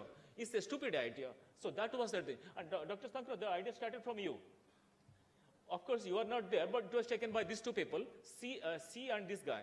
And of course, one Mr. Agrawal is there in that side. So that was the question to us. The answer was nothing. Answer was that, sir, you just tell me. Sir, you just tell me if those animals are passing next to you, what is harm in it? Actually, they're passing, even if you not knowing. Actually, they're passing, even if you don't, because, wildlife those elephants, they do not know what is the jungle, what is your authority, what is your ownership. The ownership is being created by we people. And what is the problem there is that the problem lies there when you are putting lot of barriers. Why, after all, we are putting so many barriers? What for? So we are not supposed to put barriers. Everywhere when there is a thought, yeah, the elephant is there, so naturally drive them away through elephant-proof trench, elephant-proof fencing, electrical fencing, these things are there. But can we allow them just to pass peacefully?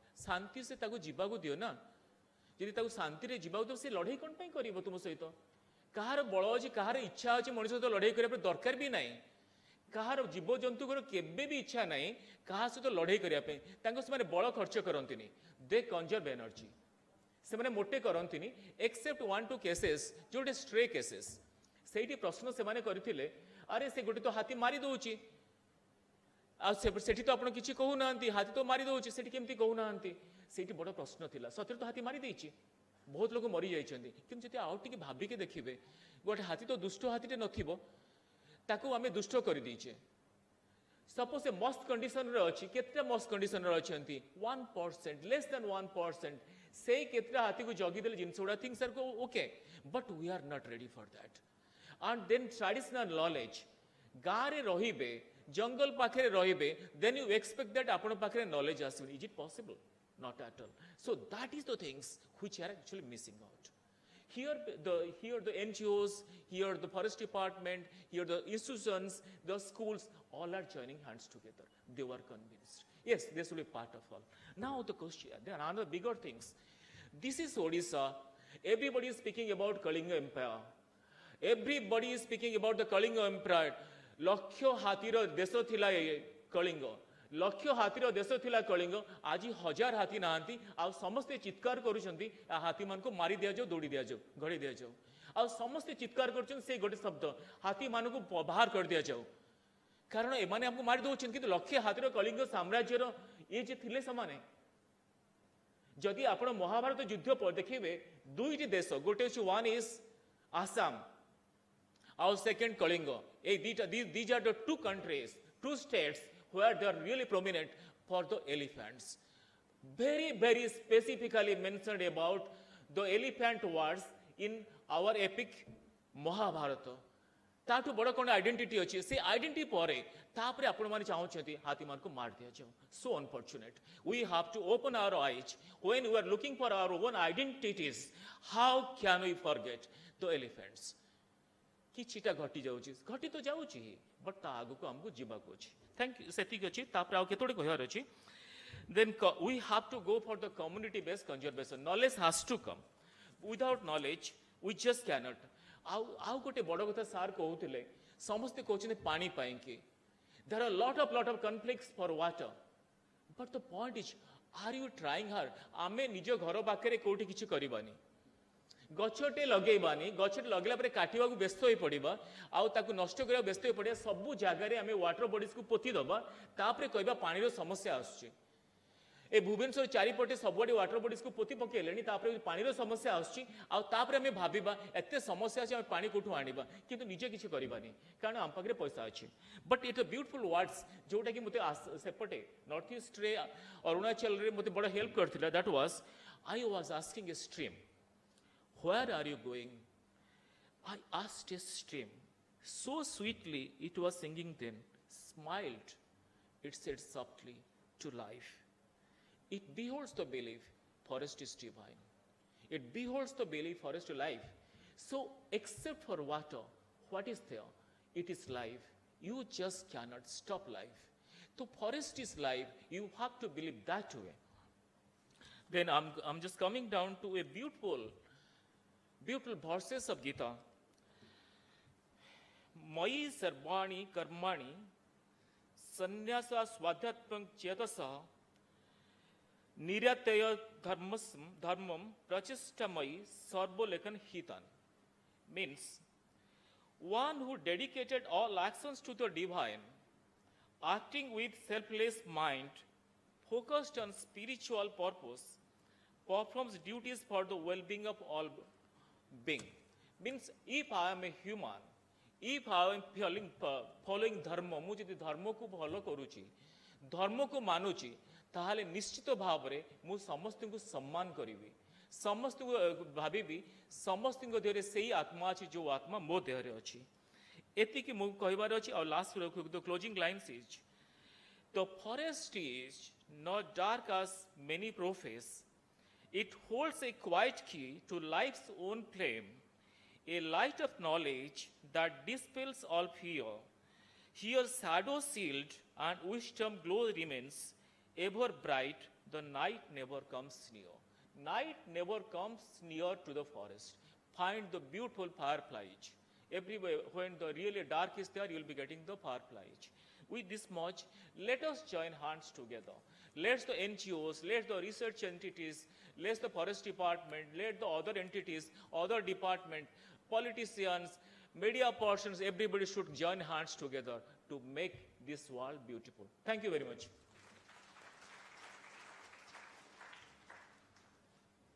Thank you, sir, for such a valuable insights on wildlife conservation to this August gathering. On behalf of Evergreen Forum, I, Dr. Milli Panigrai, are profoundly elected to propose the heartfelt vote of thanks on this remarkable Odisha Wildlife Conclave 2026.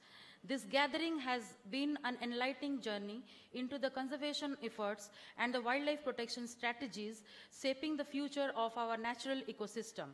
At the outset, I express my deepest gratitude to Sri Saroj Kumar Patnaik, IFS retired, for his enlightening discourse, which has broadened our understanding of wildlife protection and sustainable conservation strategies. Your experience and knowledge remain a guiding force in our mission. We are deeply indebted to Dr. Kalyan Sundaram Sankar, retired director, SACON, and former senior professor, Wildlife Institute of India, for his invaluable words of wisdom and for inspiring and encouraging our participants with his vast experience and insights in wildlife conservation. We are deeply grateful to Dr. Jai Singh Parihar, ex-mission director, Space Applications Center, ISRO Ahmedabad, for his insightful address and for enriching our participants with his vast experience in space applications, agricultural forecasting, and environmental science. We sincerely express our heartfelt gratitude to Sri Julin Barua, the Rhino Man of Assam, and the President of Nature Care and Tourism Education Foundation for his inspiring address and invaluable contribution to the cause of wildlife conservation. We express our heartfelt gratitude to Professor Dr. Sarat Kumar Palita, former Vice Chancellor, Central University of Odisha and the convener of Odisha Wildlife Conclave 2026, for his relentless efforts in steering this conclave to the success. I extend my profound appreciation to Professor Dr. Prakash Chandra Jena, Founder President, Evergreen Forum, Member Odisha Biodiversity Board, and Organizing Secretary of Odisha Wildlife Conclave, for his tireless efforts to make this event a grand success. I also thank Dr. Professor Ashok Kumar Biswal, retired IFS, former Principal Chief Conservator of Forest, Arunachal Pradesh, Mizoram, and Andaman and Nicobar Islands, and Working Chairman of Wildlife Conclave for his support and encouraging our participants. Last but not the least, I extend my sincere thanks to all the award winners, esteemed speakers of the dais, participants, media personnel, volunteers, and our dedicated organizing team for their hard work and commitment in making this conclave a great success. As we conclude this event, let us carry forward the inspiration and insights gained today to work together towards a greener, more sustainable future for our wildlife and ecosystem. Thank you once again.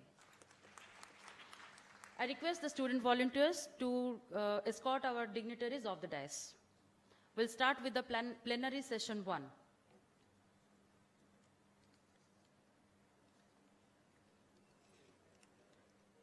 Thank you, sir. Yes, sir. Look.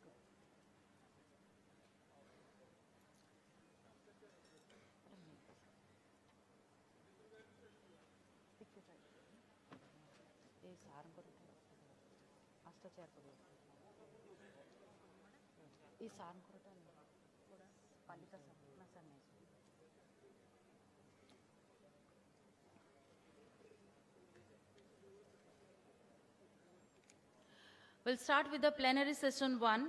The topic is wildlife conservation in protected landscapes.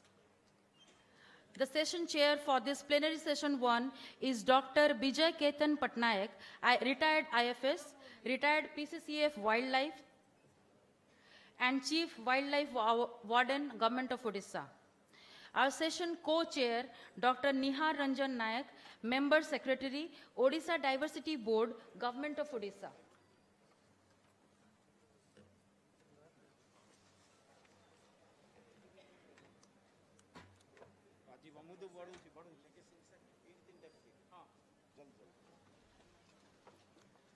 Our invited speakers, Dr. Kalyan Sundaram Sankar, retired director, Salim Ali Center for Ornithology and Natural History, Coimbatore, and former scientist, Wildlife Institute of India, Dehradun. He will be discussing on the topic, conservation of gaur in India, issues and challenges. Our next invited speaker, Dr. Jai Singh Parihar, ex-mission director, Earth Observation Application Mission, Space Application Center, ISRO, Ahmedabad. He will be discussing on the topic, geomatics applications for wildlife habitats, retrospect, prospect and challenges.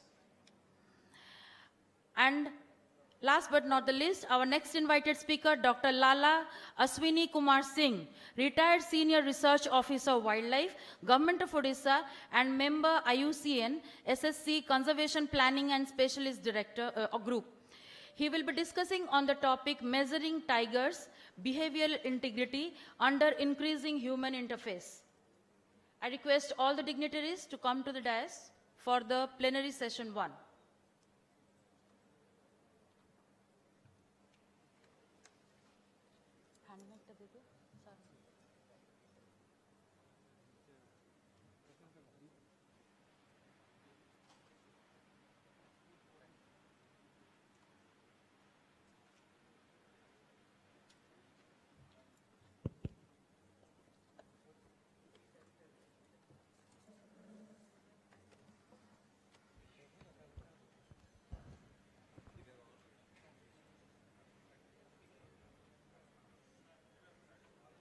I request Dr. Bijay Ketan Patnaik, retired IFS, retired PCCF, and Chief Wildlife Warden, Government of Odisha, the session chair, to proceed with the for plenary session 1. Over to you, sir. Okay, sir. I request all the dignitaries in those are in plenary session 1 to please adore the dais.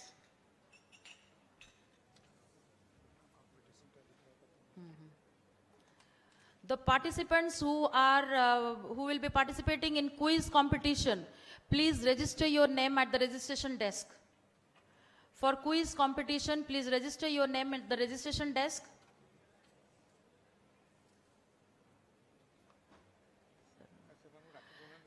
Dr. Kalyan Sundaram Sankar, Dr. Jai Singh Parihar. Yes, sir. Yes, sir. I'm waiting.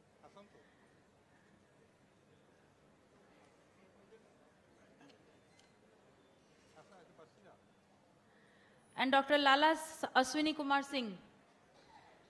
So please come to the dais so that we can start the plenary session 1 quickly.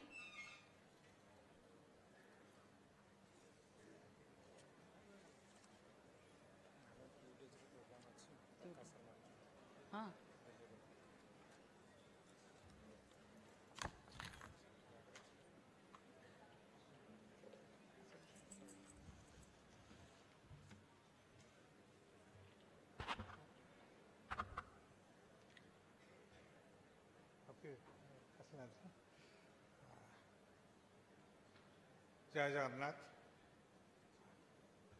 Etah plenary session एक आरंभ करा जाऊँ माई co-chair Professor Nihar and member secretary Odisha Biodiversity Board and the three tall and eminent speakers, tall in their respective research fields, Dr. Parihar, Dr. Shankar and Dr. Singh.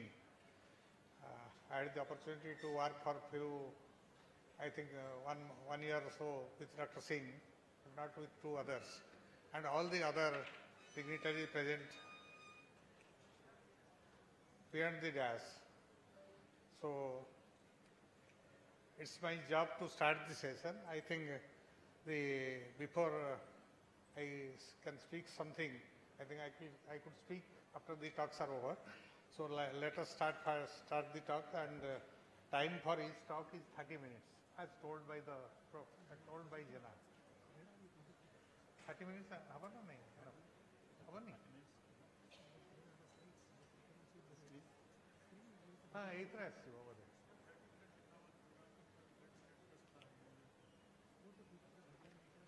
So first I think we listen to Dr.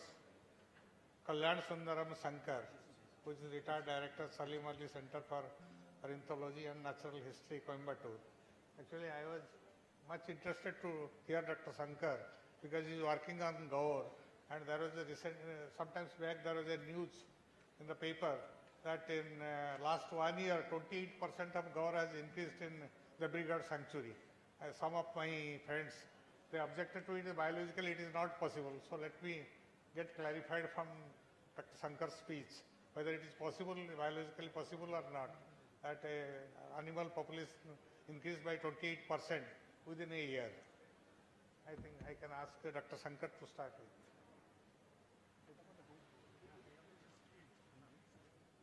So thank you, sir. Can we have my slide? Sir. Okay, first slide. Sir, First this slide. one next, this one previous. Okay. This is next, huh? Previous. No. So, previous nahi ja raha hai. Okay, fine. So, again, good morning, everyone. We are close to 12 o'clock. 45 minutes. We are late already. So, I am going to talk about the gaur, conservation of gaur in India. Okay.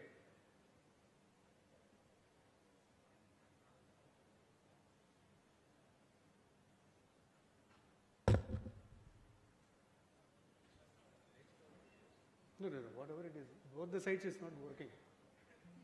Now it's working. Okay, fine. So, question comes in mind, gaur or Indian bison. Okay, both are same. When the Britishers came to India, they saw our gaur. It's called gaur only, and but they could recollect gaur to American bison. There is American bison, there is Indian bison now.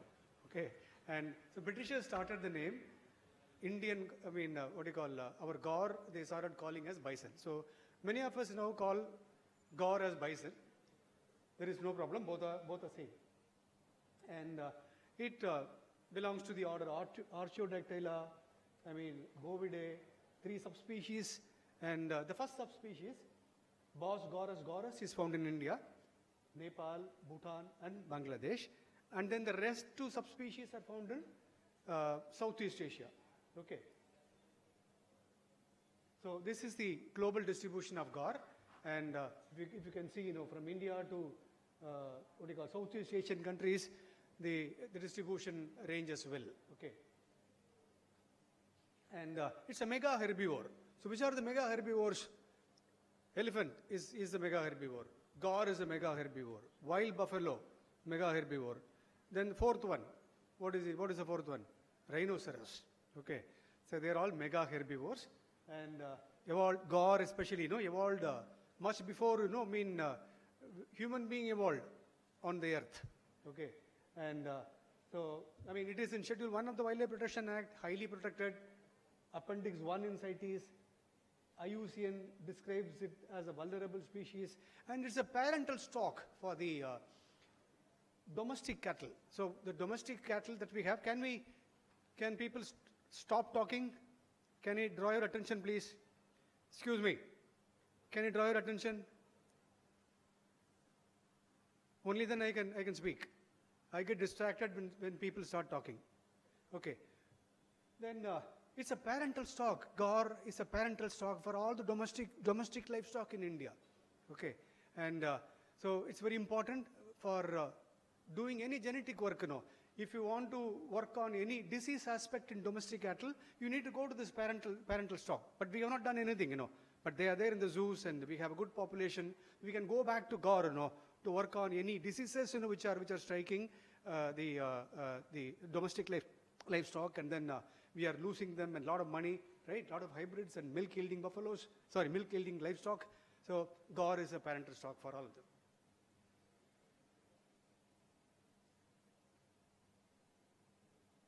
Okay, can you move to the next slide? Okay, so this is the past distribution of Gaur, which George B. Schaller, an American who came to India to work on deer and tigers in Kanha Tiger Reserve. He did his PhD in Africa on African lions. And so Schaller developed a map for Gaur distribution in India. And subsequently, when I did my first project on Gaur, long-term ecology of Gaur in Pench Tiger Reserve, Madhya Pradesh, I developed this map, so which is still there, used by many people, the present Gaur distribution in the country. The Gaur distribution corresponds to the major mountain systems in the country. Okay, if you go from south, the Western Ghats and Eastern Ghats, central India, northeastern states. Then after that, the Gaur is found in south of Brahmaputra. Okay, Odisha, West Bengal. Okay, and the northeastern states as well. It has a very wide distribution, but looking at the size, the male vary really about some of them. They are called Gaur bulls, black bulls. They may vary about 1 ton, 1,000 kilo. Okay, so they are huge, but they can climb up hills, they can climb down hills very efficiently. Okay, so the group size varies from 1 to 40, and I've seen a maximum of 40 Gaur in central India. And so the group leader is the females. Okay, the adult females, the matured females, they are the leaders. Okay, not the males. Males come into contact with the group only during the mating time, and so otherwise the sex ratio what I am giving is about 1:3. For every male, there has to be 3 females. Some predators can kill Gaur because I told you about the size.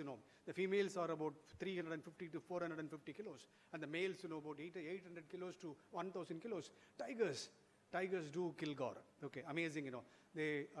Some tigers. They are an expert in killing Gaur. Otherwise, they get injured because Gaur can attack tigers also at times, and so only some tigers, which are very very good in stalking the Gaur. They go behind the Gaur and then do hamstring biting. Okay, they bite the calf muscles and then of both the legs, and then they make Gaur limp, and from behind the tiger goes and attacks the Gaur using their 4 legs, and then they make them fall, the Gaur, and then feed on it. Like, or once the Gaur falls, and then once when the neck vertebrae breaks, then the Gaur cannot get up. So then the tiger starts feeding on it. Okay, the vultures also will feed eventually later. Okay, then the Gaur young ones are eaten by leopards as well as wild dogs, and they are grazers, they are browsers. They are largely they graze, and then they browse also during summer. They feed on a lot of flowers, fruits, bamboo shoots. They love. Okay, wherever you have bamboos, Gaurs are known to feed on them, and so they do feed on salt. Artificially provided salt, natural salt. Okay, they drink water regularly. During summertime, Gaur has to drink water at least twice a day. Okay, and it's a wide-ranging species, and there are only 2 telemetry studies on Gaur in India. One was conducted by me in Pench Tiger Reserve, Madhya Pradesh, and another one started by me in Bandhavgarh Tiger Reserve in Madhya Pradesh. That was a reintroduced Gaur. I'll just show some slides about it a little later. And so wide-ranging species in central India, in Painch tigers of Madhya Pradesh, the annual home range, okay, home range is an area occupied by a species over a period of time for various activities, 1 year annual, okay. And so the range is about 175 square kilometers. So you need big areas, okay, to manage gaur. And so the mating season varies from central India to South India. And in central India, it coincides with the winter.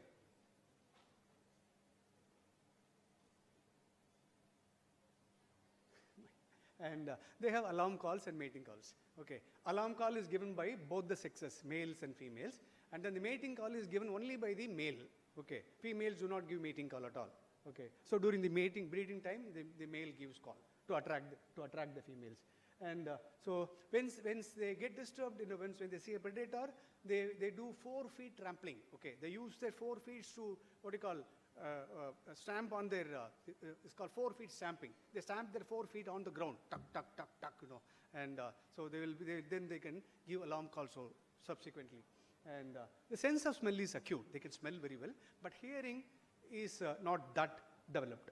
Okay, and bulls sometimes attack people, without any provocation at all. So there was one famous naturalist called E.R.C. Davidar in Tamil Nadu.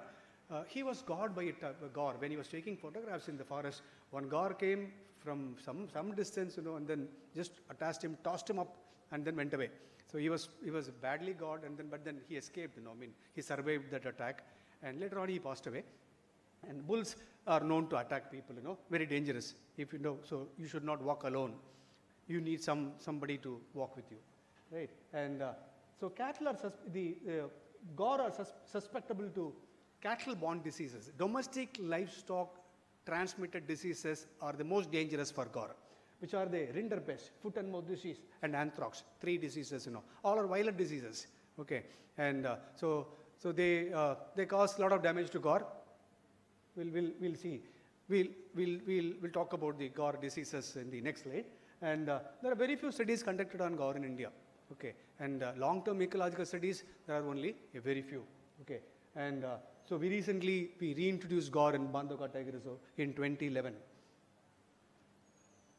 And so the prevalent diseases of gaur, one is the foot and mouth disease, which is very common. Okay, just after monsoon, gaur gets, inflation in their in their toes, as well as inflation in their, ulceration in their mouth, So they won't be able to walk, and so they will stop eating, and then the temperature shoots up, and so eventually, if there are any predators around, they will pick them up. Okay, and so rinderpest was a major disease outbreak reported in gaur some time ago, but now the Animal Husbandry Department says that they have eradicated rinderpest in India something like 20-25 years ago, but it can come again. Okay, so it's a disease; it can come again. Then anthrax, again deadly bacteria, and so there are anthrax infection deaths reported in elephants also, wild ungulates also, cheetal, sambar, nilgai, gaur. Okay, so that is also very, very dangerous. And so the threat to when I conducted a questionnaire survey across all protected areas in India, wherein the gaur is known to occur some 20 years ago, the most serious issue reported was grazing and minor forest produce collection. But otherwise, poaching is less, and disease is less, and fragmentation is less. But disease, so in way back in 1960s and the early 60s, we lost about 70% of gaur population from central India, Kanha tiger reserves, to down south because of this rinderpest. Okay, deadly it is. Then, so northeast, the anthrax was reported. South India, rinderpest was reported. Central India also, the rinderpest was reported. Okay, so we cannot take it light. But in the recent past, in the last 30-40 years, gaur also became extinct. Such a huge bodied animal, mega herbivore, becoming extinct from one of the protected areas. We can't believe. So what happened was in Tattakad Wildlife Sanctuary, Kerala, gaur disappeared. Okay, suddenly nobody knows the reason. Second is Bandhavgarh Tiger Reserve, Madhya Pradesh, gaur disappeared. Okay, but 1997 it was disappeared. Probably, their local movement, which got disturbed by constructing a thermal plant. Okay, nobody thought that, I mean, the thermal plant, construction could stop the Gaur going between Bandhavgarh and Amarkantak in Madhya Pradesh. Okay, so Gaur stopped coming. Then the Kangar Valley in Chhattisgarh, 1982. Okay, after that Gaur was not seen. Such small isolated populations of any species, they're vulnerable to extinction. So that we need to keep in mind. And Gaur is also not an exception. And what do we know about the population of Gaur in India? Okay, so Gaur, there was one Sahai estimated, 1977, 5,000, I mean, he just wrote in one of the articles, but how did he estimate? Nobody knows. Then Dr. Ranjit Singh, 1997, estimated the Gaur population between 12,000 to 22,000. So he gave such a huge range, And then Asian Wild Cattle Specialist Group put the figure from 5,000 to 10,000, Again, that was a old study. Then the last study, I mean, much recent study, conducted, that was also about 15, 20 years old. That was my study. That has put the population from 22,000 to 23,500. But now I can say probably it is close to 25 to 26,000 individuals. But there is nobody, in the entire country, in a systematic way, scientific way, Gaur ka census population estimate nahi kiya hai. Okay, and so in the Gaur distributional ranges, India, Nepal, Bhutan, Bangladesh, put together, we have about 23,000 to 34,000 individuals. And India has about nearly 85% world Gaur population. Okay, all the three subspecies.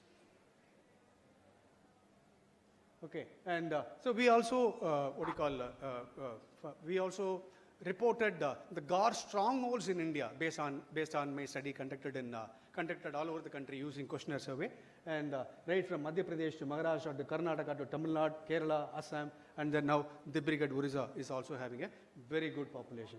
And so we also, map Gaur corridors. Okay, so within the distributional ranges, I mean, identifying the corridors also are very, very important.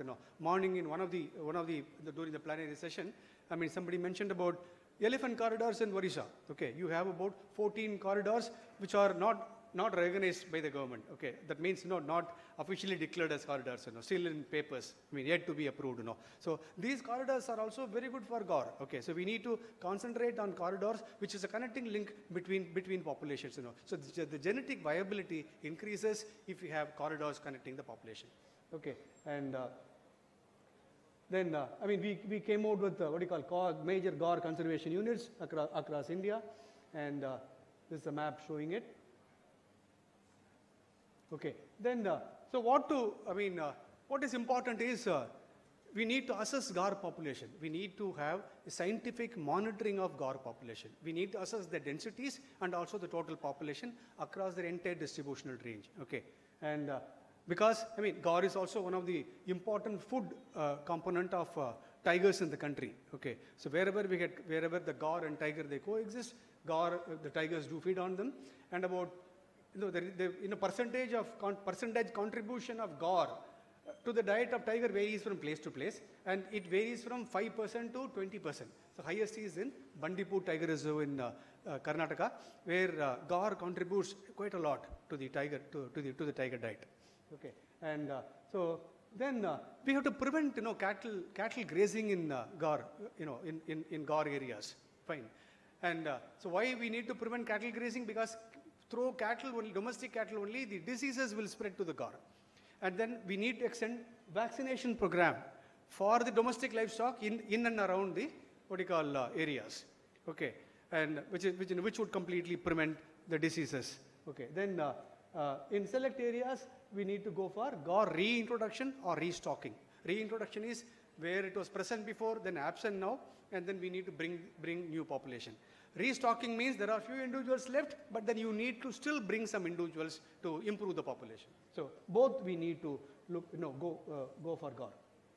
Then Gaur in Odisha, Simlipal Tiger Reserve has got a very low density. The All India Tiger Monitoring, when they tried to estimate density of Gaur in Simlipal, they could not get the desired number. You need at least about 30 individuals, independent sightings, to estimate density using the program, using the software, and distance. So, I mean, itna to nahi mila unko, so very conveniently they wrote that the gaur density could not be estimated in Simlipal Tiger Reserve.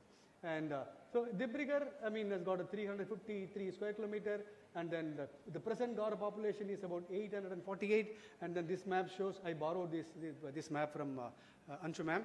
Thank you very much. And it shows an increasing trend. Okay, and whether it is actually increasing or not, I mean, I mean, you may debate, but using the same methodology, okay, covering the same area densities, that is more scientific, okay. So we can estimate densities, okay, number per kilometer square. And so this is a map, but what do you call, Dibrugarh has got some forest connectivity with Chhattisgarh, okay. So we don't know the status of the corridor now. Okay, and so what has brought Dibrugarh into limelight is because of the village relocation. All the villages are successfully relocated. I mean, so Madam Anshu Das is sitting here. Remarkable work she has done. Only, see, in tiger reserves, people are working on, or the managers are working on relocation of villages because they don't have the rights to live. But from a sanctuary, I mean, once when the villages are relocated, then what happens is, I mean, so the relocated village sites, become an excellent habitat for gaur, okay, excellent grasslands, and then the grassland management in Dibrugarh is one of the best I have seen in the country. I have traveled all over the country, okay, and Dibrugarh grass management is one of the best in the country, that much I can tell you, and which is best suited for gaur population. Also, this slide is also borrowed from Anshu ma'am, and so in each and every, so I mean, there is a documentation prepared. In each and every village site, after before the village is relocated, after the what you call villages, before the shifting, after the shifting, and then after whatever management and maintenance they did, including weed removal, sowing of natural grasses, okay, and they're all still monitored, they're documented, so nobody can ignore that. Even she may be transferred, somebody else may come, but then the incumbent officer will definitely know about what kind of work has already gone and then how long it has to continue. Continuous monitoring is required in village relocated sites. Okay, so vaccination of domestic livestock already talked about, and then the important thing is we need to assess. It's a small population, even in Dibrugarh, gaur, and we need to assess the genetic viability. We can collect the gaur dung samples. We can send it to the Lakans, Hyderabad, to know about the heterozygosity level, the level of what you call the level of what do you call, heterozygosity in gaur, the genetic viability. So that we need to assess, very, very important it is. And so I have already given my contacts of Lakan to people here in Forest Department. And so what you need to do is, you need to translocate at least 2 gaur bulls from other areas, from Odisha to to Dibrugarh, to improve the genetic viability. This is one suggestion. Second is, maybe 50 gaur can be translocated from Dibrugarh to Simlipal. Okay, so two adults and 4 sub-adults and the remaining males and females. And so before that, we have to conduct population viability, population habitat viability analysis in Simlipal. Why Simlipal has got a very low density? We need to find out, and then we need to address that. Then we can shift 50 gaur from definitely So the gaur population in Dibrugarh is going to increase in the coming years for sure. And then giving 50 gaur to Simlipal, it's an active management, and Madhya Pradesh Forest Department has been doing it right and left, and so it all will work well. And so I'll just 5 minutes, I'll go through what we have done in reintroduction of gaur in Bandhavgarh Tiger Reserve, Madhya Pradesh, and it was a joint initiative by Wildlife Reserve of India, Madhya Pradesh, and beyond South Africa. We used South African experts to help us, and 40 individuals were there in Bandhavgarh. They disappeared in 1999. The Madhya Pradesh Forest Department wanted Wildlife Reserve of India to prepare a plan for gaur reintroduction, because before that I had worked on tiger reintroduction in Sariska. So the Madhya Pradesh Chief Wildlife Warden took my help and assistance in preparing the plan. And so initially they wanted to ship 20 gaur. Then later on I suggested that using a program called Vortex, so I suggested that so you need to shift 50 gaur in just 2 years' time. then only that population will survive. But it has survived. Okay, so it has, there are a lot of simulation comes in that software, and so it's quite good. Anybody can use. And so we shifted GOR in two installments. First installment 19, and the second installment 31 in just 2 years' time. Within 2 years' time, we shifted 50 GOR to Bandhavgarh Tiger Reserve. And different age classes also we shifted. Then, so largest number of GORs radio collared, okay, 27 GORs were radio collared by us. And we used simple VHF collars, GPS collars, as well as satellite collars both. And fine, this is the map of Bandhavgarh Tiger Reserve. And so we followed IUCN protocol for shifting GOR. And preparations at Kana, it all started in Kana Tiger Reserve. This Tata agency, they fabricated a truck. So now if we want to shift GOR from Dibrugarh to Simlipal, we need to take the help of Madhya Pradesh Forest Department. So we can borrow their vehicles, or you have to own your own vehicle, There is a transport truck. This is a truck, and then there is a BOMA you need to install. And BOMA is a Swahili name, in Kenya. It's a holding pen, and you have to house them initially in it, and after that, subsequently, you have to take them into a truck one by one. Okay, so then this is the BOMA from inside looking, and then this is a loading ramp from BOMA to the truck, and a 5-hectare power fence enclosure was constructed in Bandhavgarh for the release of animals. 50 animals we released, we told. This is Bandhavgarh, this is the power fencing, and then, oh sir, my time goes in it, sir.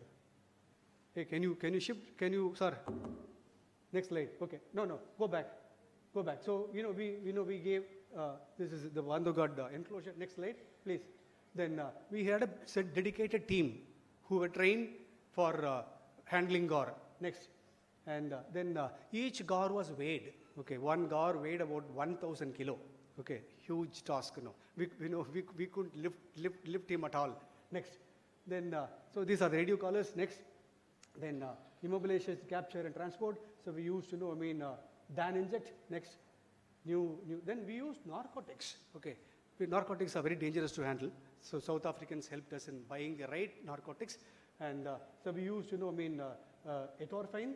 And then Texonil. Okay, so 2 narcotics in 2 combinations we used, which sedated the animal. And then we used, next, we used tranquilizers also. Then Stresnil we applied. So that kept the animal cool. One dose kept the animal cool for 24 hours. Second dose kept the animal 48 hours. Third dose kept the animal for about 1 week.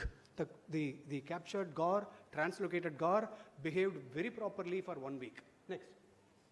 Then field operations started at Kana, and then we identified the GOR. What we did, so I located them using elephant back, and then we picked up individuals from there, male or female or young ones, one by one. Okay, next. And so from elephant we dotted. Next. And then this is one of the dotted animals. Next. And then the animal is allowed to sit in sternal recumbency. The GOR should not go on lateral recumbency, side. Okay, side mein nahi girna chahiye. So it has to sit on its own. It will sit on its own. Okay, if you don't disturb it, So only then it will survive. Otherwise, what happens? They are ruminants, and then the rumen will come into the trachea. It will choke their mouth, and then they will die. So one GOR we lost during our operation because of this unplanned work. Sometimes it happens, Then blindfolding, right? Then handling of animals, individual animals, very carefully with the help of veterinarians. Then after that, my job was to radio collar them, and then we have to first put the GOR onto a stretcher, then lift it with the people, local support, and then after that we need to ship them into a smaller trucks. Then they will go to BOMA. Or from smaller truck to directly bigger truck also we did. Okay, so radio collaring, then animals are positioned in the right way. Then after that, again radio collaring picture, and so these are not very important. Then we sprayed water to keep the animal cool. Next.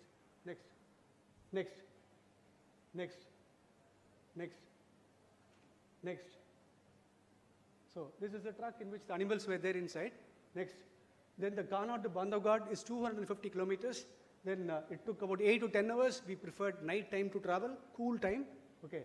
And then the animals were stopped, checked their body conditions, periodically. And then they were released into Bandhavgarh. Next. Next.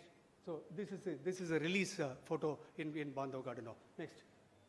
Next. Next. Next. So a lot of lessons we learned. I don't want to go into details. And emergency intervention, rugged terrain, next. And then hypersalivation, next. There are many things, This was the first mega herbivore reintroduction of gore happened in the entire, range distribution across the world, right? And first time we did that in India, and also then the Madhya Pradesh Forest Department and Wildlife Institute of India gained enormous experience, and then the reintroduction was a success. Next, because a lot of calves were born, young ones were born, and so till now the reintroduced gore are being monitored. I left WIA, then I went to SACON, then my colleague took over, and still there are about 170 gore so far, and so 50 gore. Sorry, sir, I forgot to change that. There are 50 gore now. They were shifted from Satpura Tiger Reserve to Bandhavgarh Tiger Reserve. They did a genetic study on the reintroduced population, and then they found out that the heterozygosity level was low. So 50 gore they shifted from Satpura Tiger Reserve to Bandhavgarh very recently, January. Okay, so that was also a successful endeavor. Next. So next. The population is doing extremely well. The growth rate is very good. Annual mortality is very less. Next, and the population will survive for another 100 years. That is what my prediction is. And this is the capture team at Ghana. And so we need, next we need camp elephants. We need transport trucks, and we need the narcotics. Okay, for capturing them. So we can collaborate with the Wildlife Institute of India and Madhya Pradesh Forest Department, and then so we can do the same thing in Odisha as well. Okay, and Dibrugarh is the best place. Thank you very much, and I'll be happy to take questions from you.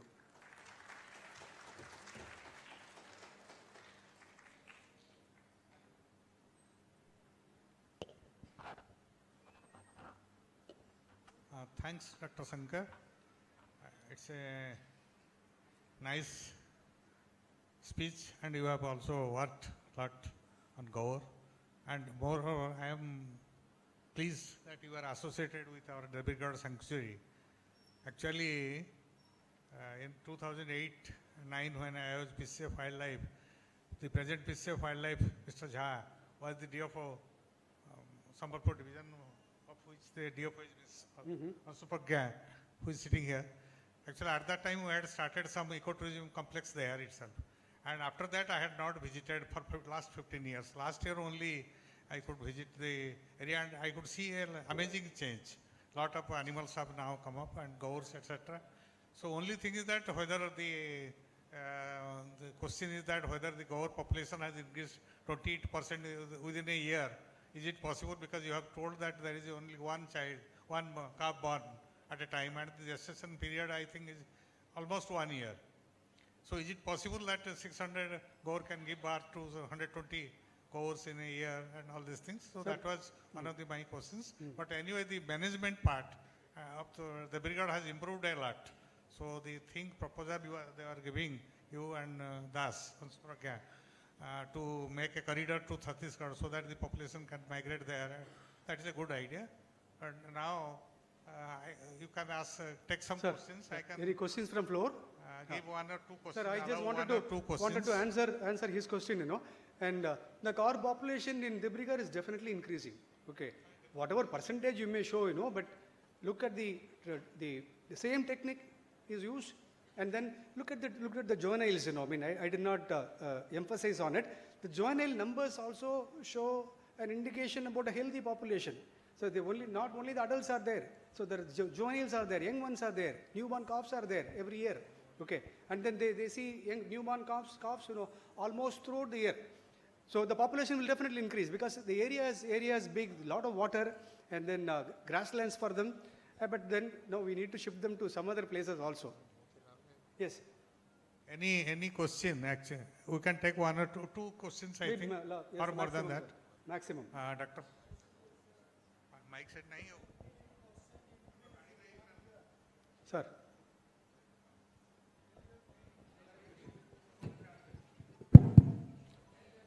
So first about the brigade, 28% increase in Gaur population within a year, a little bit surprising. Yeah.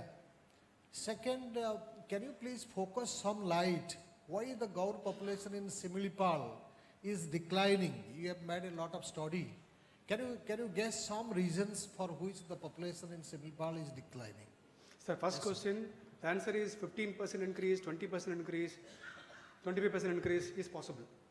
But that will be supported with the number of juveniles or young ones, that you see, newborn calves, okay, in a year over a period of time. And about Similipal, sir, I need to visit Similipal to assess the population, habitat, viability, okay. Only then I'll be able to convince myself why there is a very low density of Gaur in Similipal, okay. So, I am unable to answer that question at this point of time.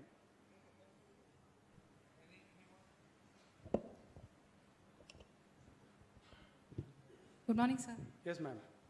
If you remember me. Yes, I remember you. Sir, what do we exactly do to control quarantine? How do we do that in case of feral cattle when we reintroduce such a huge animal to a landscape? Mostly, if I know the Central Indian forests, they do have feral cattle even if there are no villages. And because of the diseases which you have pointed out, it is extremely difficult because we do not know if there is a disease still there in the landscape.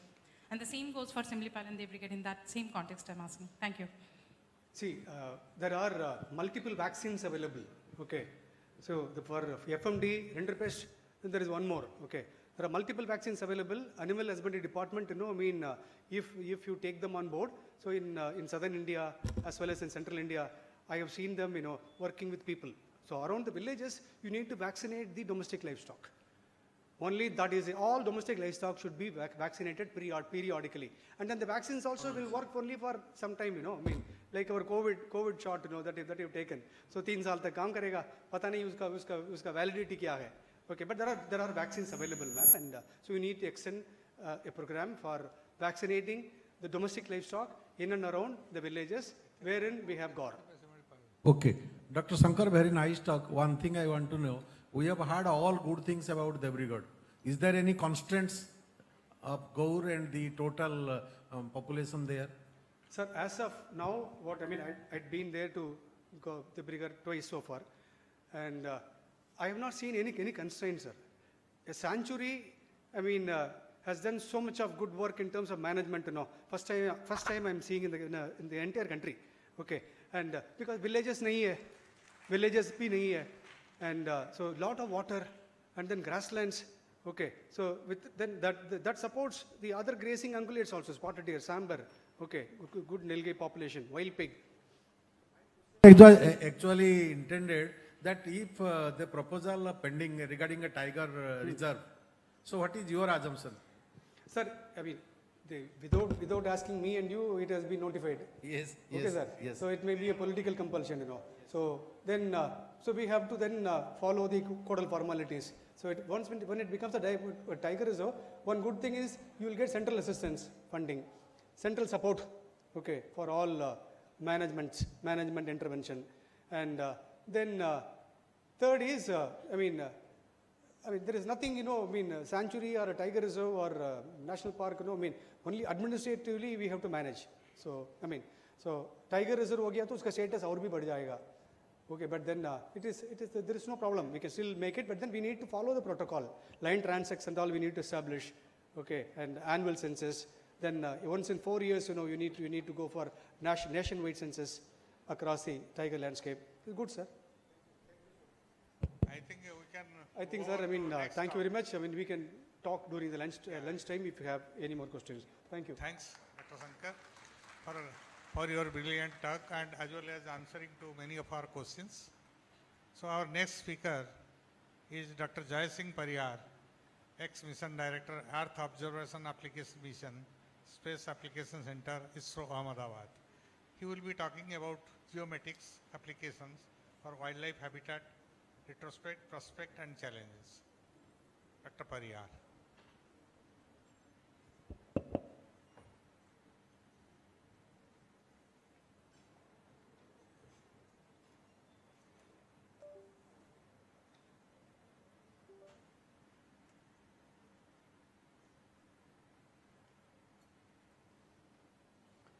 Okay, good afternoon.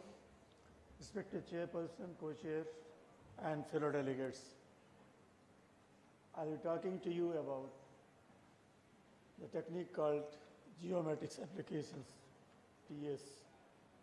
One thing I forgot mentioning that your Nayagarh thing, they put, so it brings the transparency. And that is the real use of geomatics and photographic is coming into physical contact. Basically, coming into physical contact. Basically, remote sensing, we are seeing through our system.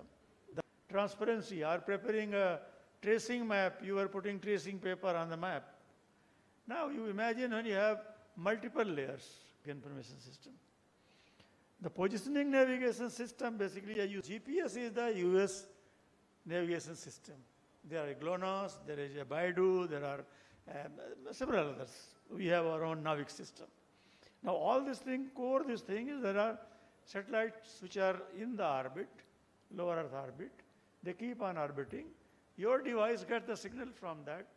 There is a chip put in that. It does the computing. Light. Blue, green, red is the only part for which our eyes are sensitive. But there are devices which are sensitive to ultraviolet, near infrared, far infrared, even microwave. You have the radar system. So the electromagnetic spectrum, which is emitting in a large part of these things, it is possible now to record the device from that. Not even that. Beyond the even your sound waves, you can put the sounders, whatever reflected comes, that energy level you can measure, and from that you are able to create the image. Seeing or probing a target in different things becomes a very vast. Sensor systems, as I mentioned, it all started with the camera, then there are scanners, there are radars, there are lidars, then altimeters, spectrometer. So this number again, it has with time, it has grown. Then your bandwidth. You see, basically, what we see normally blue, green, red combined together, that is what our panchromatic. Now this itself when gets divided, let's say if you have 3 different filters, blue, green, red, if you can see separately, that is multispectral. Every part of the spectra you are imaging separately. There are devices which can have 100 or 1000 spectral bands now. Then you have the spatial resolution. Spatial resolution term basically defines that the radiation which is coming, the reflected light which is coming, from how small portion of the target we are able to record it as a data point. Here the spatial resolution means I am seeing a smaller area as a data point. A combination of big button data points, it goes into image. Then you have wide band and narrow band. Now hyperspectral are there where every nanometer level you are able to do the imaging. Now then temporal. You see, today it is possible as you wish. You see, today even if you have a new system, weather systems, which are that Indian satellite system, weather if you see on device, you are getting updates almost every hour. So satellite is taking the picture every hour. It is generated into product output. But now with the advent of drone, where you are able to fly as you wish. So the temporal part is for different satellites depending on the altitudes where they are put. The one which are put on the geostationary orbit which are used for communication. Our own Indian systems, it has the imaging device for weather. So almost every half an hour, 40 minutes, that kind of data it takes. Now the products which are there, they are basically georeferenced and put. It's like this. As a user, I need not to work to use this data to generate a product. Like there are vegetation indices, there are weather indices, thermal indices, soil moisture indices. Now that kind of thing, now the space agencies, they are themselves having the system where the data is processed and put as a product. So you and me as a user, we have to use as a product as it comes. Then turnaround time. You see, earlier the data will be acquired by a satellite system. The space agencies will take few hours to process it, and then you have to order. And today, the data, the moment it is downloaded from the satellite systems, automatically it is processed. It is uploaded on the systems. So within few minutes, in near real time, you are able to access the data. Then online access. No more purchasing of a computer tape or a disk or a drive or anything. Now data is online available, and even the analysis tools. There are several sites which are giving you the image analysis and GIS softwares which you can access, and you can access the data in real time and do the analysis and download your product. So all these things, ultimately it has now become so easy to use. And now if I go further, this is the kind of thing I just talked about. You have the satellite data acquisition and storage has become so vast. This is an example of Chilika Lake, 1975, 2002, 2013. You can take even of yesterday. So that much of the data which is available, it enables us, all the natural resources, managers, studies, scientists, that much data is available. We can do the analysis and derive the information.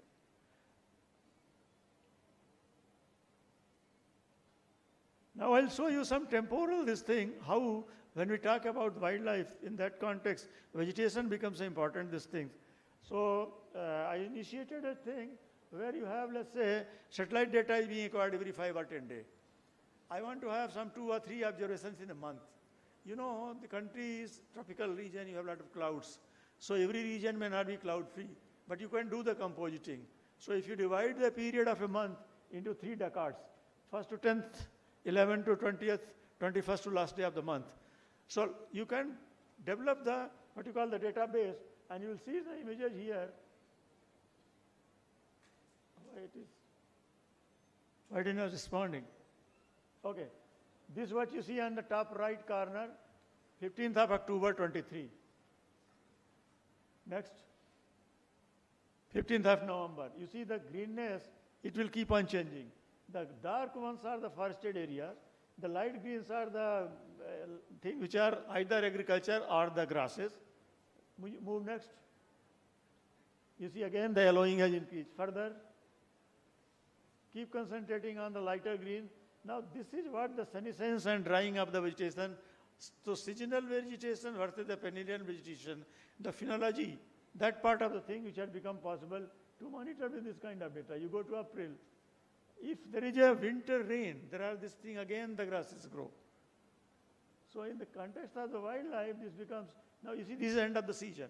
You see when you come to June, again the next monsoon will come. Now, so this becomes very important tool wherever you are interested in knowing how much is the green vegetation, green biomass available in an area. By click of a button you can get, and there is a site, vedas.gov.in. This is developed by our Center, Space Application Center. This data you can access, you can visualize, you can even do the online analysis.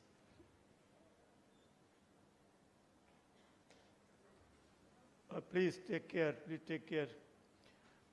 You see, even your handheld camera type of device, if you are keen, if you have some trees in your backyard, if you keep taking photograph at regular interval, I used to do in my backyard, then I instituted this thing in a few places in Kanha, Kaziranga, Kanha, Bandhavgarh and Madhav. And this, again this photograph can be, from this you can separate out blue, green and red component, and you can monitor how the senescence takes place. So this is a very interesting thing we did almost 13 years back. Now every one of you having this device, and you can use this thing for your remote sensing as a camera for some of the observations. A new thing which has come, you see, we know that in urban areas there are a lot of lights. In towns, smaller towns less, further smaller villages few. And now what is interesting to see here, this image on the right hand side, see the big red, that is Calcutta. The down big red which you are seeing is Hyderabad. You move the slide, I will show from.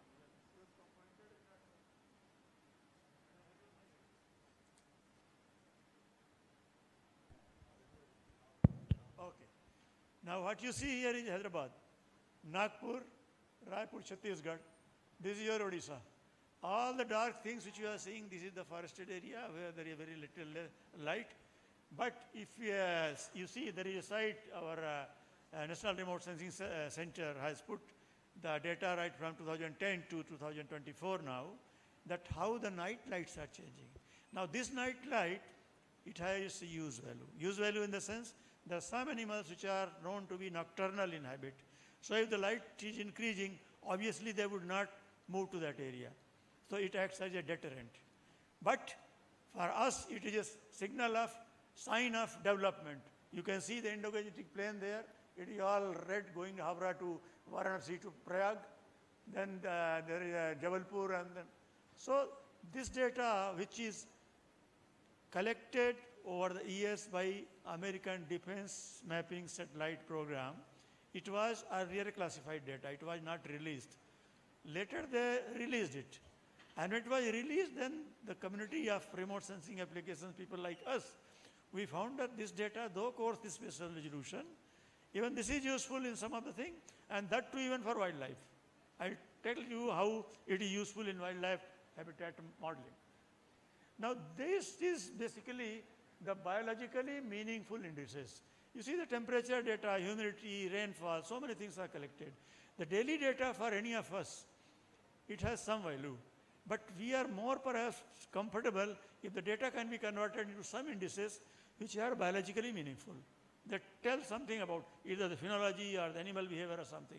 Now this kind of large number of indices which are available, and these are also very useful. Next one please. You see the development which took place in country, that Forest Survey of India is every 2 years taking the satellite data and generating the forest cover map. That becomes a basic information to any of us. Next one. Just go back, please. This photo which you are taken in 1925. That is the time Survey of India started use of aerial photography, and it was again triggered by the forest officer. How? In those days, Myanmar was ruled by the same system. Irrawaddy Delta, when they were trying to do a stock mapping for harvesting good quality timber, they found that information, it is too difficult to collect, and the information which comes from the field, at times it is not so accurate. So it started this thing, can aerial photography be used? So 1925, aerial photography use was started by then Survey of India for the Irrawaddy Delta. This is what you see is the map prepared by Forest Survey of India, 99 versus 2023, very detailed classification. India was among the first countries which mandated Forest Survey of India, every 2 years you take the satellite data, do the mapping, that statistics map goes to the government of India, it goes to the parliament, and that becomes the official statistics.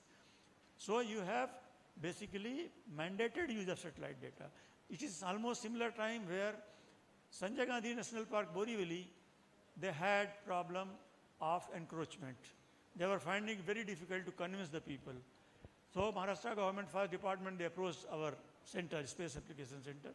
One of my colleague, Dr. Jadhav, who has joined just with me only, he did the mapping, and first time in the history of Indian judicial system, satellite data based map was used as a evidence to give a judgment that yes, here there is encroachment. So this is the power of remote sensing, we have to use it wisely. Next one. Oh, sorry. This is what you see is now forest biomass, green biomass. It's very useful information for a lot of wildlife studies. कौन सा प्राणी है, कितना खाता है, कितना चाहिए vegetation. आपका हाथी यहाँ से अगर भाग के छत्तीसगढ़ जाता है, मध्य प्रदेश जाता है, शायद साल का कोई ऐसा पीरियड आता है उसको भोजन की कमी होती है, वो ग्रीन बायोमास खाता है. तो now using the satellite data, it is also possible to generate the green, above ground green biomass. Now that becomes a, what you call a data, a source of information to assess how long this thing will have, let's say, food value, and it will not have, it will fall short. This is now in GIS. You have now a layer. What you can see is the terrain height effect. So you have the digital terrain model. Over that you are superposing the multispectral data.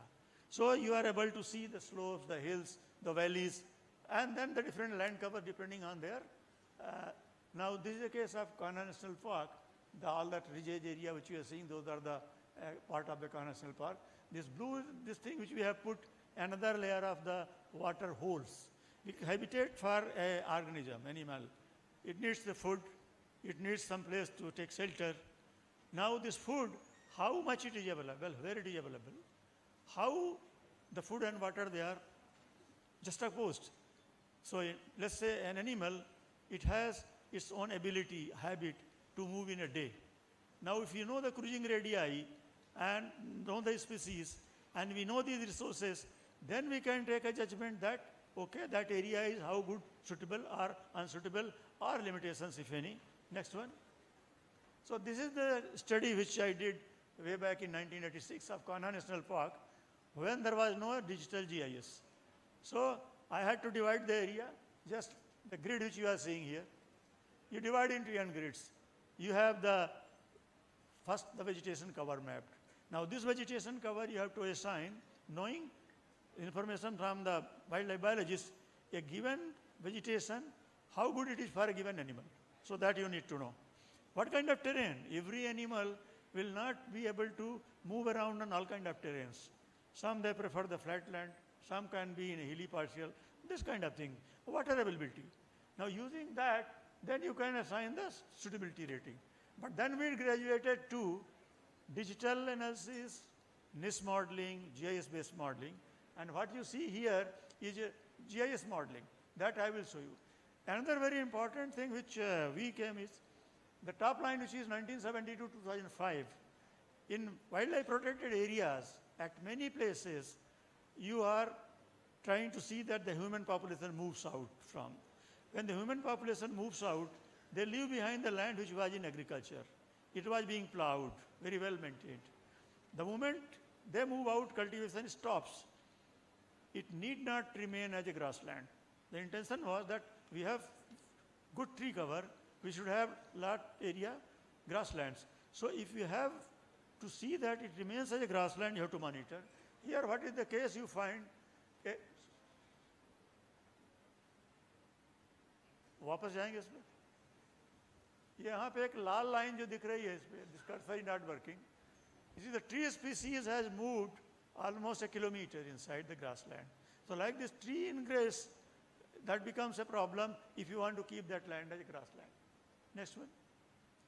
Now this is the case where there are two cases I have taken. One is a flaxseed species Barasingha, which was confined to Kanha National Park, hard ground Barasingha. The interest of Madhya Pradesh Forest Department was that if they have to increase the area for this, where to take it. So we did the nest modeling, knowing its habitat requirement, and then we came out that it can be. One is that, okay, Kanha per se, this area, it has the best suitability. Now this best suitability was characterized by knowing the food habit and this thing, as a study done by Clyde Martin sometime in 1970s. So the food habit and those things were known. And then terrain requirement and what are these things.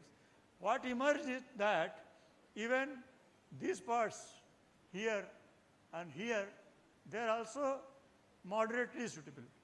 And then that's how, using the field studies, Wildlife Institute of India, a lot of studies they did, and they suggested, yes, Barasingha can be moved from Kanha to Bandhavgarh, it can be moved to Satpura. It has been done. They are successfully now breeding there.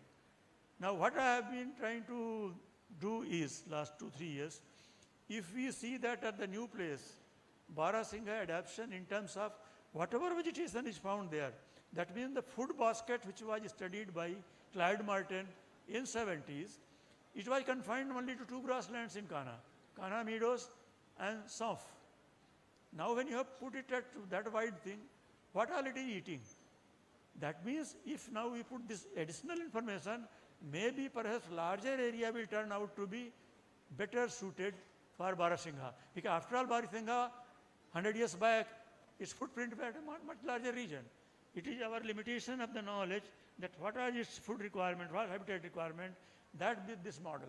Second interest was when Mr. Chauhan, he was the field director, he wanted to know where to look for giant squirrels.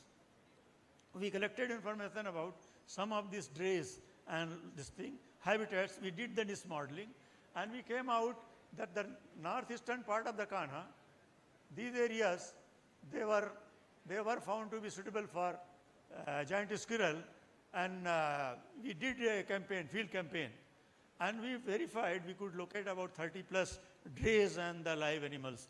So now if you have to search for that kind of things, we can do. Next slide, please. Okay, this you can skip. Go to next one.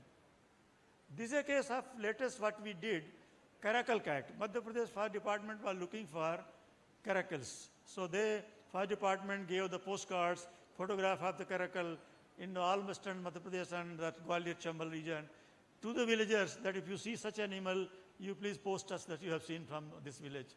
They did not get any, posting back.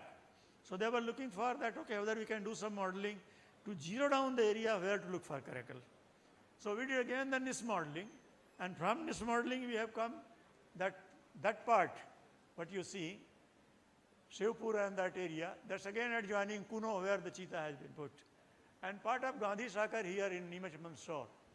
These are showing, they have shown by the model that yes, there is the habitat is suitable. Incidentally, last year, a report came of a caracal crossing Chambal River there. In Kuno, this year, because of the good monitoring of cheetah, they have been able to photo capture caracal cat.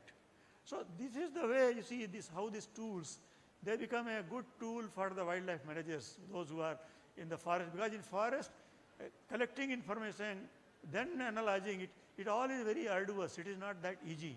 Now these tools, they become handy for you. Next slide, please. Next slide, please. Everybody. Very interesting topic, corridor.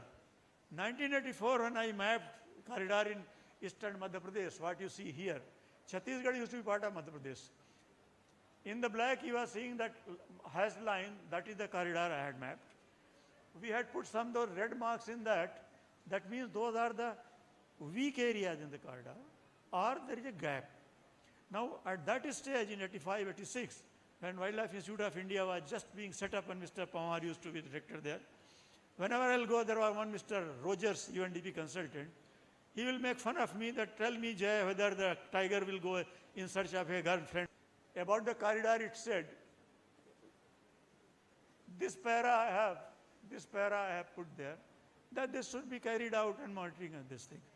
And later you can see, when the National Highway was being constructed from Jabalpur to Nagpur, Madhya Pradesh Fire Department objected to this because this wide road and this thing, fast traffic, it will be disastrous. There were a lot of if and buts.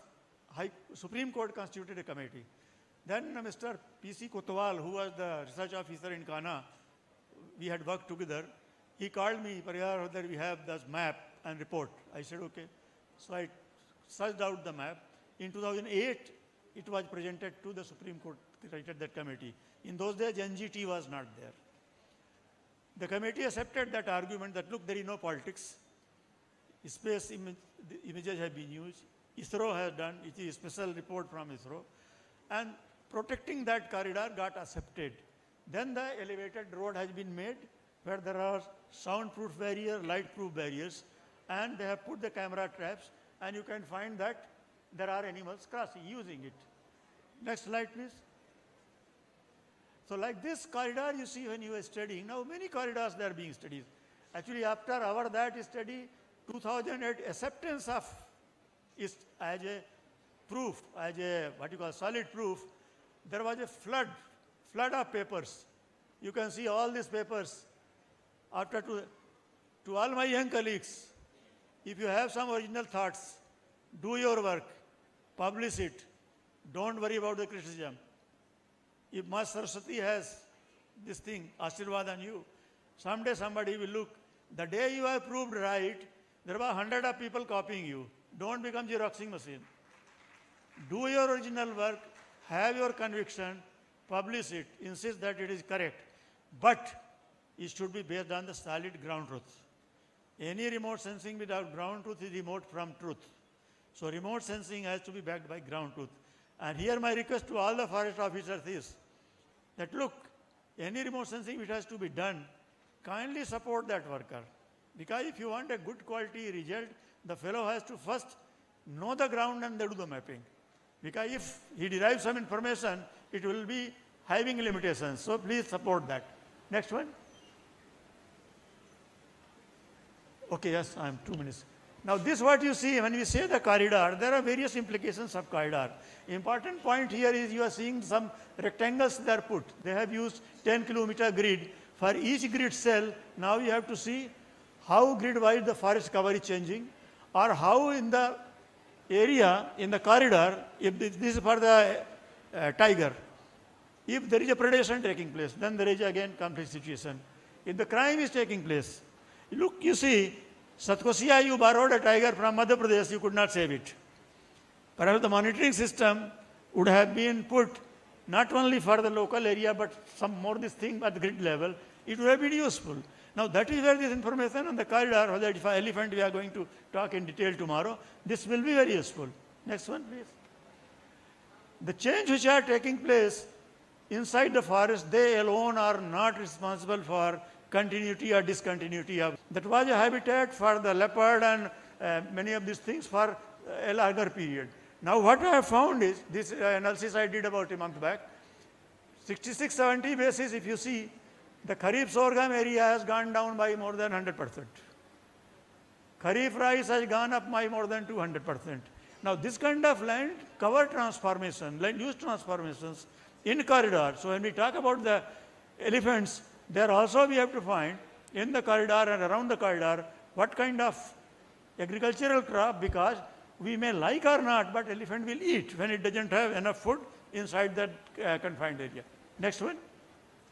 Okay, these are a large number of models. While using the models, you need to know which model is logically explaining your this thing. In case of Caracal, we used several of them, and we found that max entropy and this random forest, these are the ones which are giving logical. This to my young scientist colleagues here, in AI and today this thing, you give this thing, you will get very colorful maps. It did not mean anything.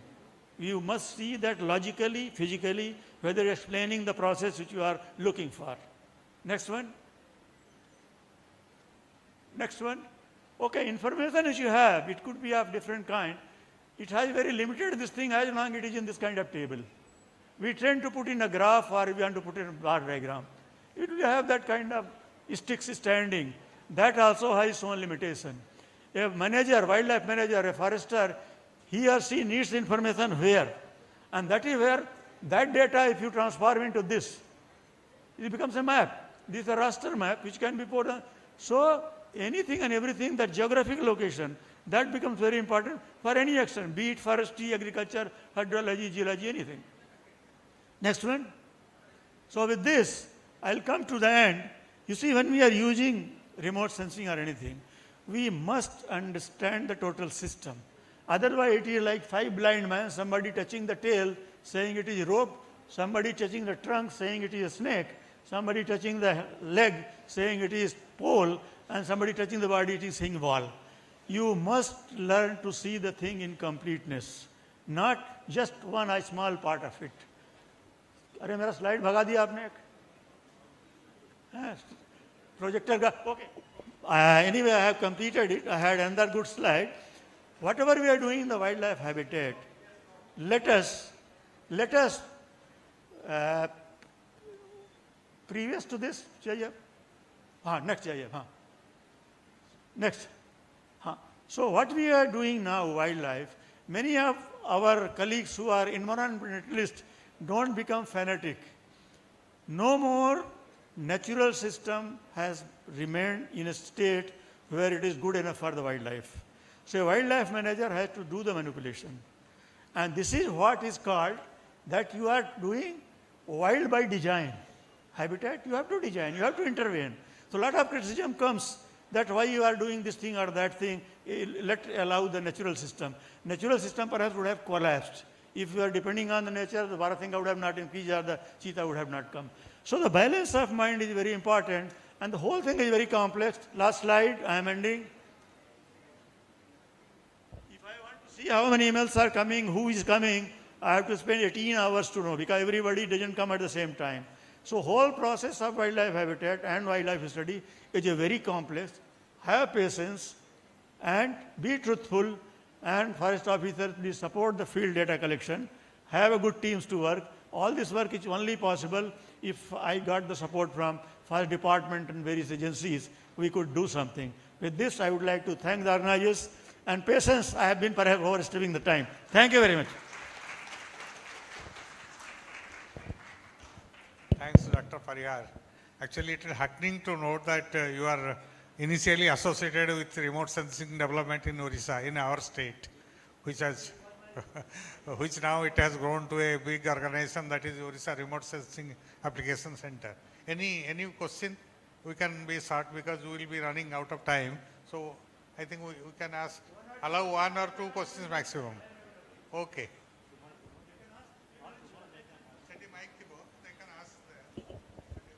Okay, please.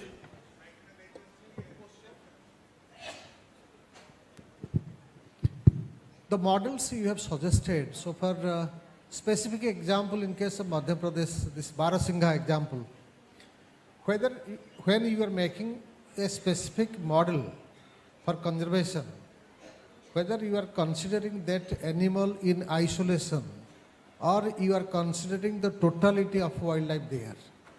Okay, This is the first question. Okay.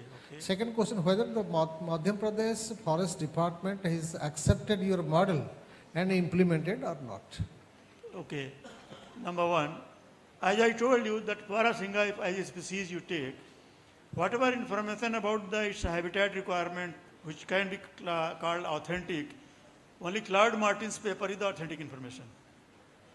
Now, as I have said, that itself is limited because it was confined to only 2 grasslands of Kanha. So the Barasingha's habitat requirement is not fully known as per me. So we had to consider the available information. I have suggested that now we should look for collecting additional information about its habitat requirement from other places. Now, in totality, when you see, it is not the food only, the terrain, the water and everything. Now the interaction among other animals, that was not part of this study. The question was whether if Barasingha is to put at some Y place, whether the natural habitat, now predators you forget, predators you have to leave, that is a separate story. Okay. Now Madhya Pradesh Fire Department, they themselves suggested, the field director Kanha, Mr. J.S. Chauhan, he was the field director, it is his suggestion that let us Parihar do it because we are trying to build the case that Barasingha we have to take somewhere. So we are trying to work towards generating this information based. Wildlife Institute was participating, they have done the study. So several interest groups they have worked. And each team they worked and then they found that yes, everybody is giving some indication that there you can go. So ours was not the lone voice which they, and it is they who have triggered it. So it was very willfully that your giant squirrel, again Mr. J.S. Chauhan, caracal, again Mr. J.S. Chauhan. So it all depends on the forest officers who want to have that somebody should indulge and you come out with. So then institutions, academics, Wildlife Institute, State Remote Sensing Center, or even many of the other agencies, they can do it, sir. Thank you so much. You had some question, yes? You can shout loudly, I will be able to listen. Good morning, sir. Sir, actually I have been very closely associated with Kanha, so my question will be for that as well.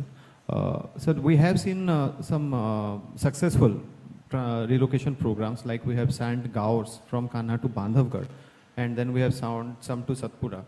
And we also had one relocation program of relocating black buck in Kanha Tiger Reserve.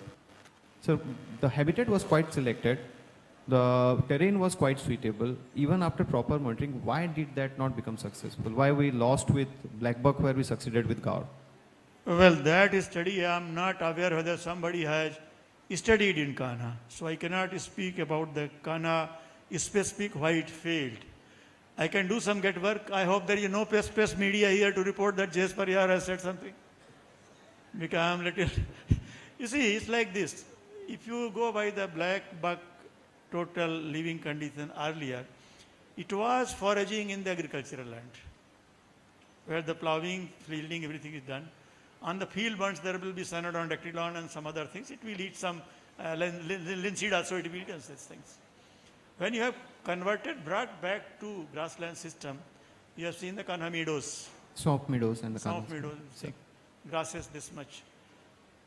Black buck requires for escaping open visibility running away. Okay. I don't know whether that condition has remained, because now it has become a grass. And the Kanha meadow is a very, what I have understood by my limited this thing, over 40 years I have been observing, still I call it limited.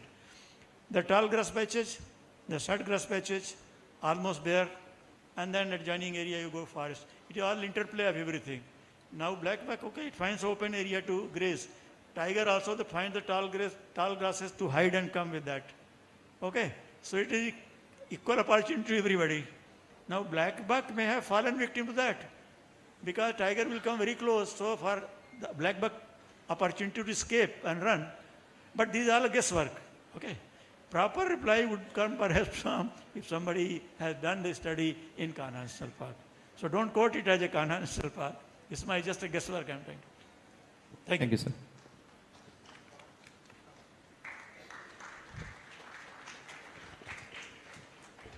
Thanks, Dr. Pariyar, for your nice talk, and also the people who asked the questions, and also you for answering all those questions and removing their doubts. So now our next speaker will be Dr. L.K. Singh. I think he needs no introduction to the people assembled here, what I see. He is a born researcher and still now carrying out research activities. And my first encounter with, I can say, use the word encounter with Dr. Singh was at Hyderabad only, not in Odisha. When I was DFI, I had gone to Hyderabad, and there he was serving in Wildlife Institute, WII. And so every time when I meet him, after that, I asked him why you left that job. Otherwise, you could have been somebody, I think, director or additional director for WII before you retire. So, Dr. Singh will give a talk on measuring tigers' behavioral integrity under increasing human interference. He is actually expert in both tiger, elephant, and all three crocodilians. And also he is an expert on olive ridley turtle. He has studied all the wildlife aspects of Odisha. I need not to give more introduction. Dr. Singh, I can request you to also, as suggested me by Dr. Prakash, confine it within 20 minutes or something, if possible. If possible. Samastangu welcome Guruji. I welcome everybody. Come down from satellite to down. Kana anthure dhuli न लागिले wildlife है परिबनी. So let us start. I don't know how many of you have seen a tiger in the forest, but most of you must have seen a tiger in the zoos.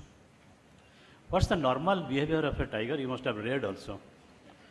And these are like, is solitary. He loves solitary life. Okay, I have to finish in 15 to 20 minutes. So I will definitely rush. And territorial aggression, ambush hunting, powerful and forceful, nocturnal activities, and vocal communication. So these are some of the normal characters, behavior of the tiger which has evolved through thousands of years. Oh, achhi ho rahi. Next. Okay. Actually, Simlipal, she is very difficult terrain, but I had the opportunity of seeing it first time 1979, then stayed there for 16 years, and I could know more about the forest and the wildlife in 16 years. So, okay, that was possible because of pugmark tracking. Then melanistic tiger, 1993, July 21st, that was the first time we came across the melanistic tiger in hand. There are evidences, but we came fast through that. Here, one thing. I must give praise Similipal compared, I am sorry, to other places which offer very good Ser darshan. Ser darshan from vehicle, Ser darshan from elephant back. But it's a glimpse of tiger when you are in Similipal. It took me 15 years to have my first tiger photograph through a normal camera. Anyway, Similipal, oh. No, okay. Whether, see, now Similipal melanistic tiger have come to stay there. It's not going. And both normal tiger and Similipal tiger, they are,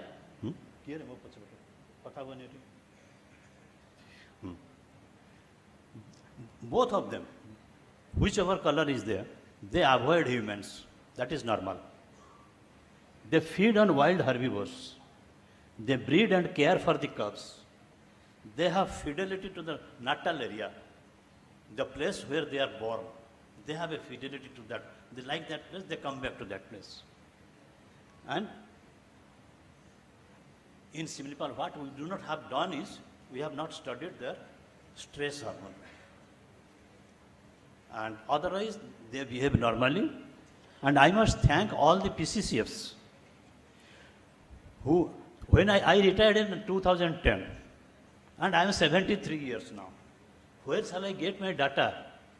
Luckily, the chief wildlife wardens, they were very enthusiastic to post all the forest data, wildlife data in different media groups, and I was monitoring them. If on the earth there was anybody, any single person, and I was doing that.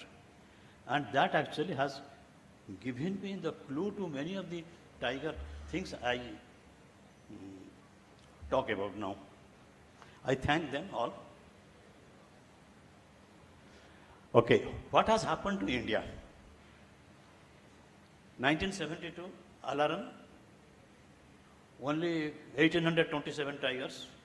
If you see the graph, at one time we had reached 4,334, then around say 3,500, and suddenly from Similipal, from 95, 96, we gave a slogan, we gave a warning to the entire country that tiger population is going to crash. Okay? And it happened. 1411 through the new camera trap method. Now it has been doubled.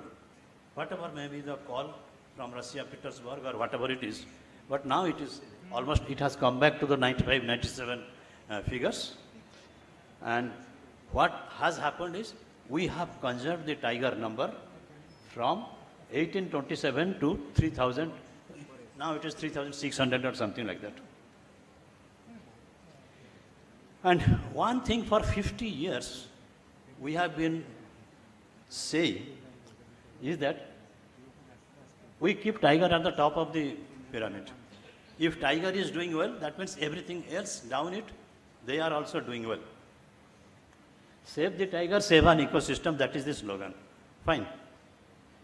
And we have saved the number. We have created the number back. But is tiger safe? That is what we will come. And in fact, last year in this forum, I had announced that this will be my last tiger talk. But after that, so many questions were put to me that you have posed a problem, but you have not given a solution. So today I will give a brief 1 minute introduction to a problem I posed, and maybe 3-4 minutes to this solution I propose, the tools I propose.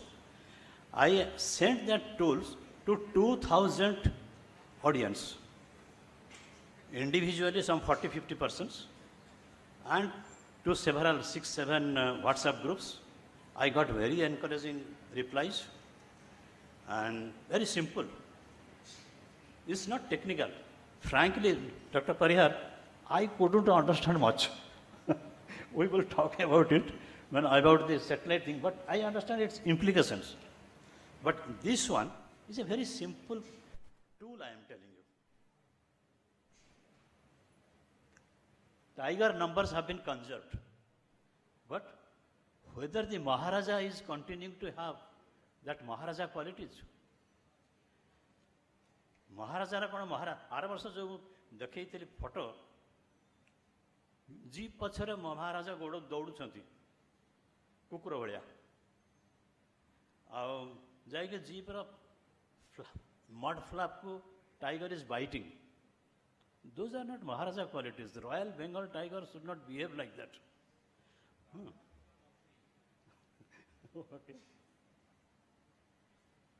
So tigers are under stress going far away from natal areas up to 3,000 kilometers. Tiger making appearances in human dominated areas. Mother is not free to rear and train her cubs. Tiger is becoming aggressive or submissive instead of avoiding the humans. Tiger introduction, reintroduction, such things have happened. In 8 places it has happened. And out of 8 places, 7 of these places were not in the first set of 9 tiger reserves which were declared in the country in 1973. And out of these 7 places where tigers were introduced, 7 places tiger have disappeared. Okay, I will go in. But luckily for Similipal tigers are still wild. They avoid humans. They are still tied up with their normal behavior. That is the pride. And what is happening is, because of overexposure to human environment, human interface, that is creating problem at other places. And okay, based on that, last year I told about the IDD and SIB. IDD is intellectual disability development and self-injurious behavior. अगर ये नहीं होता तो why the tiger will leave its natal area and go for 3,000 kilometers away? How can the mother with the cub, instead of teaching her how to avoid the human beings, stay sleeping, look at the 10-15 jeeps surrounding it? So definitely it is, its intellectual disability is developing. And self-injurious behavior, they do not know by that they are creating injuries for themselves, for their biology, for their survival. Molecular biologists have also confirmed it. From 2009, I didn't know that. Afterwards, I saw it. FGCM, fecal glucocorticoid metabolite. I am not a biotechnologist, but this should be monitored in all tiger areas. And high human pressure correlates with elevated stress, and that is measured from fecal sample analysis and detection of those hormones.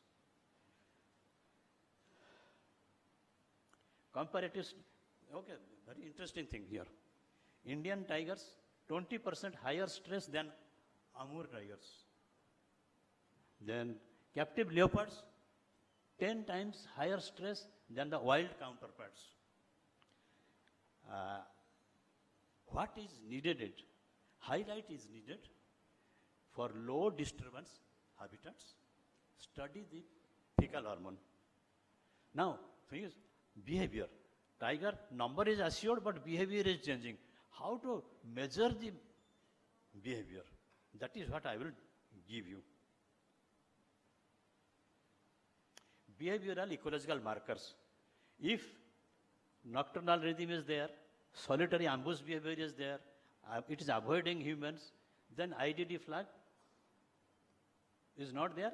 But if these are not there, then IDD flag is saying that personality is changing, take care. Natal area stability, if normal behavior patterns are not changing, it is getting changed, then IDD flag comes. Similarly, if the mother is not able to train the cubs properly, then also problem is starting. We have to take care of it.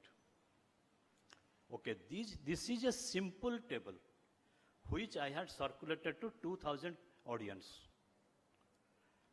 And I tell you, many forest officers, retired forest officers, chief wildlife warden even, they replied, yes, it is feasible. I just asked one question, whether a field staff can answer these questions or not. They said, yes, they can be answered. If they can answer it, then we have a clue to the behavioral degradation or stability or upgradation. And we do the managerial intervention accordingly. So, just simple thing. If it is hiding, tiger, if it sees a person, sees a jeep, it is hiding or flying out, then wild type. But if it is ignoring, that means it is getting habituated. गाड़ी आ गया तो habituated हो गया, and tourist time आ गया तो बाहर they will come out. So such things will happen. Only thing is I don't have now time to read this, but these are simple questions. You can say whether the animal has come out in the daytime or night time, whether it is avoiding the humans or not, whether the mother is taking away the cubs or just sleeping there with the cubs and looking at the tourists. So these are simple answers. These are the score. Number 1 means ghost tiger. Psst, tiger, gaya. Tiger is not meant to be seen. I always, during census time, I always say, before we see tiger once, the tiger must have seen 100 times us. So don't expect. किंतु सिमिलीपाल को जो लोक माने आसंती बाघटे देखिबी, that can I see a tiger? That is a attitude. So that should not be. If you want to see tiger, go to the zoo. If you want to see the habitat of the tiger, come to Similipal. Anyway, these are the things. Summary of these things I'll tell you. 1, 2, 3 means high integrity, maintain inviolate zones. 4 to 6 means early disturbance, regulate tourism. Degradation, restrict access. Score is 9 to 10 means severe, relocate and monitor. I am sorry, I don't see any forest officer except Anshu Pragya. Otherwise, I would have given this message again. I will post it again in the same audience. I will post it. They should think of expanding tourism in the name of the wildlife which they have, because it is creating problem. Even I don't know regarding bison, what will happen, Shankar? Whether, okay, bison may be more sturdy to resist those kind of pressures or stress, but tiger is very sensitive.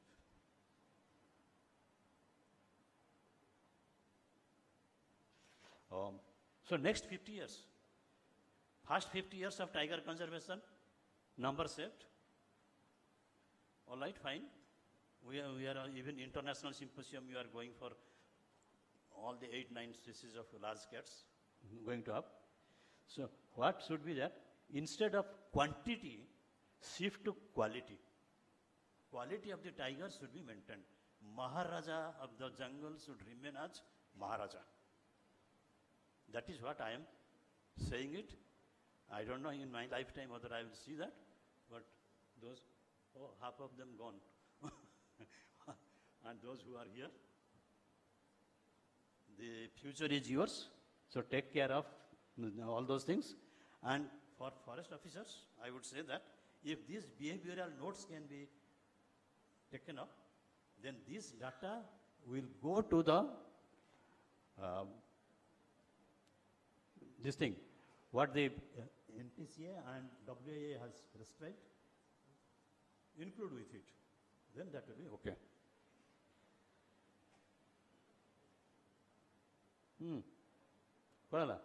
Similipal, I have just 3 recommendations. Start using the BRC, Behavioral Report Card, and Behavioral Integrated Score. Regularly monitor the stress hormone and incorporate this to management effectiveness evaluation, which is the framework developed by NTCA and WA. So thank you. I don't know what I said. This Sarangsha is keep Maharaja of the jungle as Maharaja, not tourist toys. Okay, thank you. 20 minutes.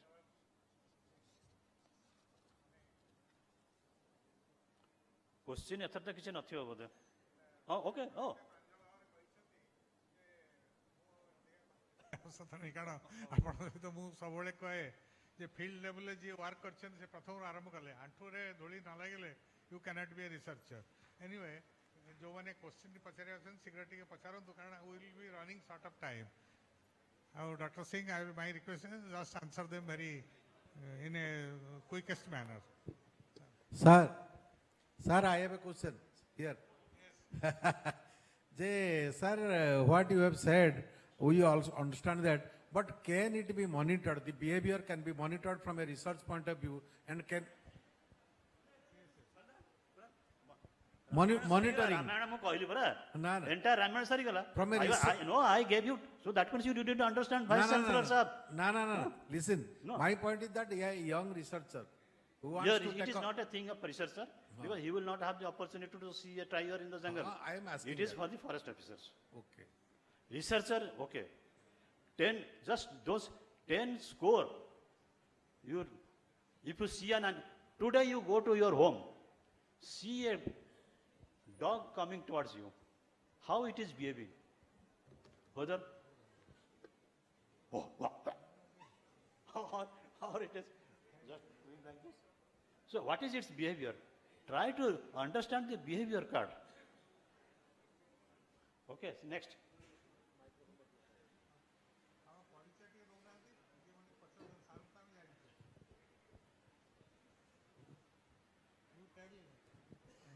Good morning, sir. Sir, as we know of tigers in India, sir, Arindam Paricha from Balangir. Sir. So, sir, we have seen that India has a very good population of tiger. In fact, we contribute to 70% of the total tiger population. And recently, the recent trend that we are having, we are iconizing tigers, like black tigers, melanistic tigers from Simlipa. Melanistic tiger. Sir, pseudo-melanistic tigers, and then we have golden tiger from Kaziranga, which is being highlighted in the social media. We also come to know of the white tigers from Riva, and there have been some random reports of some other variations like ghost tigers and all. Sir, while we are iconizing these tigers, are we literally contributing to the two different parameters that you have just suggested? Because Simlipal was the best kept secret, but right now these melanistic tigers are making it a tourist hub. So, is there any kind of negative impact on those accounts? Yeah, it is there. Till now, Similipal tigers are wild. They have maintained their wilderness character. Even the National Geographic photographs you will see, it is still behaving like a wild tiger. And other tigers, they don't come and wait for the vehicle to see them or the tourists to see them. So, Similipal tigers are still good. So that is why last 3 points I said, just don't assume what I am saying. You also study the stress hormone analysis part and you will get early warning and management prescriptions. Actually I have not said, otherwise time was not there. But I just want that people should try to understand that BRC and BIS, whatever that score and the report card, and try to use it, make it a habit. See, in earlier time, all the forest officers, they were carrying a pocket book, measurement book. But now, okay, I don't know how many of them are using it because everybody is having a mobile phone and they should start using this BRC and BIS to understand the wild animals in the old-fashioned manner. Because you can't study the animal's behavior from the sky or anywhere. From camera trap also, you will not know. Because unless it passes, it just takes a picture. You will not know that. So to understand the forest, to understand the animals, dhuli lagiya darkar. Sir, one more thing. Actually, sir, conservation, we can contribute conservation and tourism to some extent, because in most of the tiger reserve, the data which has been circulated, it suggests that those tiger reserves which have been frequented by tourists have less rate of poaching as compared to the ones which have not. So is there any... See, last year, 2025, CCMB Hyderabad and what is it? That scientific organization in Delhi, CSIR, they have studied the fecal analysis. They have done the fecal analysis from 5 tiger reserves, and they have correlated the finding that the stress hormone in tigers of these areas are increasing because of the human interface. So we have not gone to that stage. Now we should go. Let us change to that, and we will get early warning. Thanks, Okay, Dr. thank you, sir. I think we are running out of time. So friends, there is a little deviation. We will have a speaker, an eminent speaker and worker, field worker, as Lala told that you should be a field worker to become popular or become expert in wildlife. She is Pragya Das. She is the DFO, Hirakud Wildlife Division, and also wildlife warden of the Brigade Wildlife Sanctuary, of which I think Dr. Shankar was telling in his speech. So she will give her talk for another 10-15 minutes. Bolangir, you are a forest officer or a student or? Dr. Das. Huh?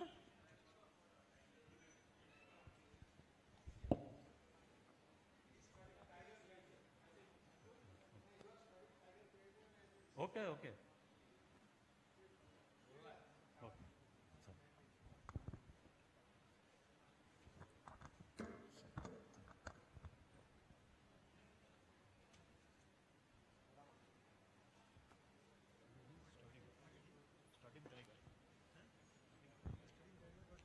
This is not a forest officer.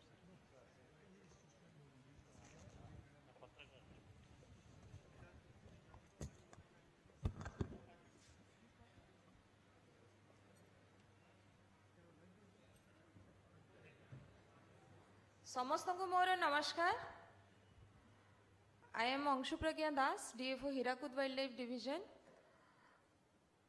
and thank you, sir, for considering my talk before lunch. Within just next 10 to 15 minutes, I will try to complete my presentation. It is on village relocation and community ecotourism, an integrated strategy for sustainable wildlife management. Very briefly, I will cover how village relocation has shaped creating more inviolate space and breeding area for the herbivores as well as for the carnivores, and how community participation has helped shaping the future of a sanctuary. It is an ongoing process. It will, of course, go for another many decades. But in last few years, whatever work we have done, I will be showing you briefly in a small presentation. This is Debrigad Wildlife Sanctuary. It is a sanctuary located in Bargarh and Sambalpur district of Odisha, and this sanctuary adjoins one Ramsar site called Hirakud wetland, which everybody might be aware of. The area of the wetland is 700 square kilometer. It has been notified as a Ramsar site in 2021. And the sanctuary, which is 353 square kilometer, they overlap each other's boundary for around a length of 100 kilometer. These are the locations of anti-poaching camps. Around 60% of the camps are newly constructed, and most of the camps we have constructed outside the sanctuary so that we will not be disturbing the breeding area inside the forest. And the entire sanctuary is connected with VHF, forest roads and check gates. Forest roads are maintained round the year, and check gates are also all CCTV monitored. So enforcement strategy is very strong. Recently, the Debrigad Sanctuary has been approved by central government to become a tiger reserve. It is now, the process is under progress by our state government. It is a part of Swadesh Darshan in 2024. It is a proposed national park also. In 2024, we have submitted a proposal for declaration of the sanctuary as a national park because no villages are there inside the 353 square kilometer area. And NTCA has already approved tiger introduction in 2024 after a survey of prey density. And as sir was asking, and some other senior officers were also asking about the gaur density, I will also be speaking about, sir. And Hirakud wetland was declared a Ramsar site, and for translocation of animals as well as for health checkups and all, we have also developed the existing deer park.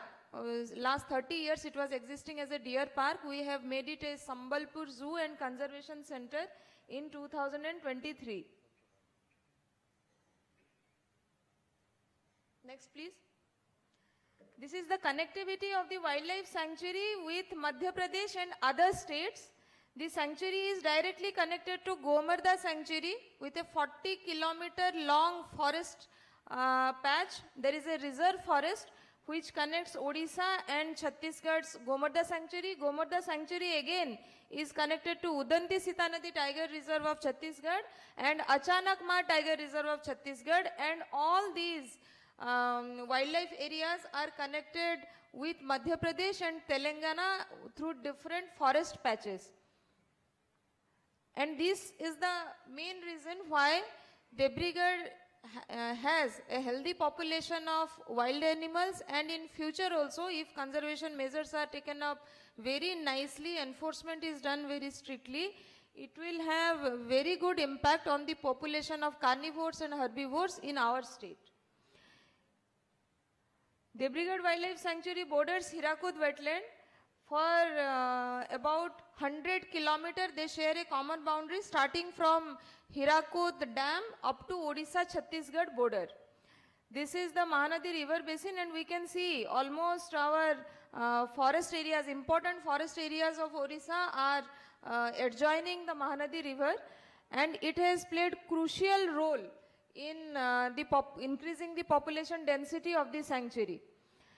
The gaur or Indian bison, it is the flagship species of Debrigarh, and right now we are having 848 number of gaurs. In 2024, for the first time we counted, direct counting of gaur we did in Debrigarh sanctuary, and the number was 659. Dr. Shankar is here, and Dr. Muratkar, who is the grassland expert in India. Now, Dr. Shankar is the only gaur expert in India. Both of them guided us very sincerely and has trained our staffs also.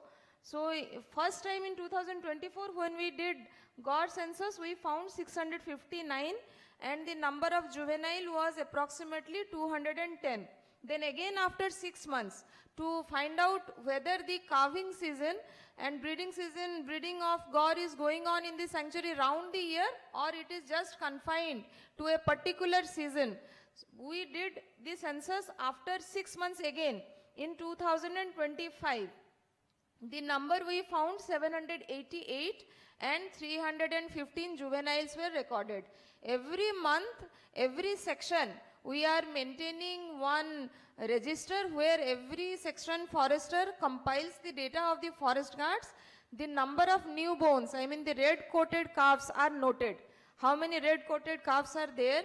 They monitor the herd number also, how the herds are getting fragmented. So since 2024, we started counting of gaur in a monthly basis.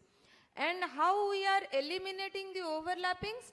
The section foresters and the range officers and divisional forest officer, we sit together and eliminate the overlappings.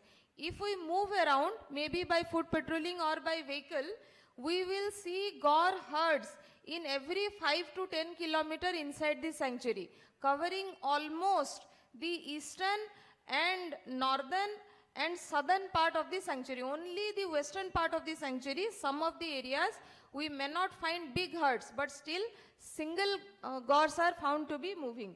In 2026, recently in winter again, after 6 months, we conducted the census, and the number was found to be, direct count was found to be 848 with 235 juveniles. So when we compare the data of 1 year, 659 and increase is 848. So how we know that how much has increased? That is not important actually.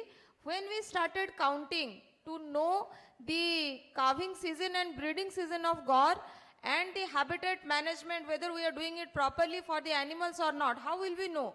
The population and the congregation of the animals will only designate, will only define what we want to understand. So after that, the result was the number is increasing almost, the number in last 1 year has increased almost 170 to 180. And this is exact figure. 20% less may be there, but not a single more we have counted, because whatever we have seen, we have written it in the registers, and we have also compared the data with the camera trap analysis. Next. So now coming to village relocation, there has been a good shift in wild animal population in the sanctuary, gaur population in the sanctuary, and another success story is, it is science actually.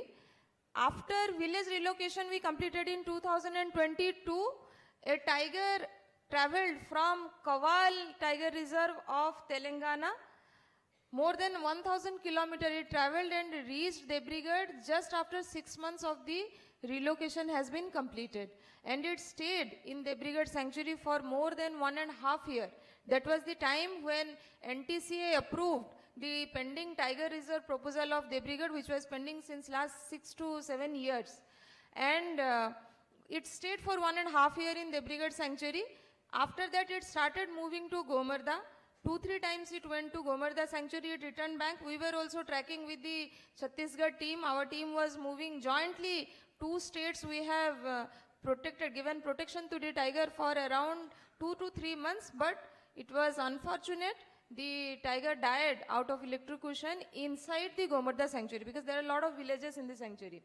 In 2021-22, let us see how this shift actually takes place. We can see animals, of course. Now in Debrigad we can see a lot of herds, lot of herbivores, and the interesting thing is, whichever herd we see, we will, if we count the number of newborns, which is important, the number of juveniles, the number of newborns will be around 20 to 30% in all these species.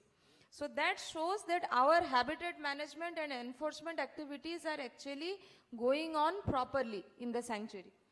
In 2021, we started one of the largest relocation in the country, we can say.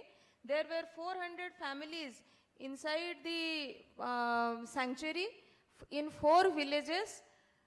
This is the picture of pre-relocation photograph of Kurumkel village in 2022. We relocated the village in 2022, and then we converted the same area into a meadow of around 500 to 700 hectares. Because when a settlement is there inside a forest area, it is not only the human beings, it is also the cattle, the livestock who are using different patches of the forest. So after we transformed this area into a meadow with the help of course, experts, Dr. Muradkar and Dr. Shankar, they have guided us very, very well. Habitat restoration work which we have done, it is not only visible through satellite imagery, if we physically go also anytime, now the human dominated landscape which was there 4 years back, now you will see big herds of all species of animals grazing over there. This is picture of another village, Lambipalli. 2022, this village was there inside the sanctuary, inside the core of the sanctuary, and this is the photograph of February 2025. In 3 years, the same place has been converted into a meadow.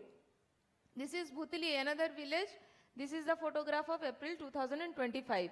These are the pictures of new meadows and grasslands which we have made inside the sanctuary, and now more than 7% of the sanctuary area we are maintaining as new grasslands, and existing grasslands also we are maintaining very nicely round the year.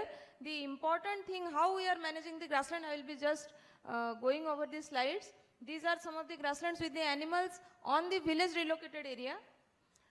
400 families we have shifted. Whatever has been there in the guideline of NTCA guideline, there is RR policy of central government, RR policy of state government, everything ditto we have replicated in field. Each family have been, they were shifted to a temporary colony. This is the right side is the picture of 2022 constructed temporary colony for 400 families in 2 places we did.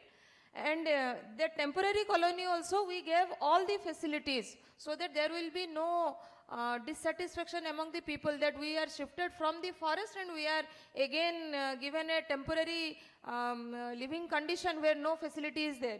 So the villagers stayed in this temporary shed for around 3 years till 2025 they were here. And they were given all the facilities in the temporary colony like roads, concrete drainage, electricity. For the first time 400 families used electricity. Nobody had seen electricity or TV earlier in their life. Drinking water, community toilets, tap water, children's park and permanent community halls we developed because most of the families are tribals and they have different kind of religious ceremonies often then going on. So for them we had developed community halls, permanent, crematorium, health facility centers, library, art facility for children, painting, sports equipments for youth. These are very, very important because relocation leaves a very negative social and psychological impact on the population who have been shifted. So we can never compensate that emotional scar which is there in them after relocation because Bisthapana is always a Bisthapana. We may name it relocation or something, but ame as government servants jete dur sambhav chesta kariba uchit lokonka bhitare konosi prakarara scar न रहू जे सेमाने गोटे जगार आ गोटे जगह को विस्थापित हेले सेथिपई आमे तांकर सोशल साइकोलॉजिकल मेंट्स. These are the pictures when they were getting shifted. We shifted their deity also. They shifted their deity in a very religious way, the way they used to maintain its own earning source, agricultural land. Some have tractors, some have computer shops, some have different kind of occupations they have started. We are also imparting different kinds of training for them, women, youth, men, different age class mein alga alga training sabu rakhichu. This is the picture of the new colony.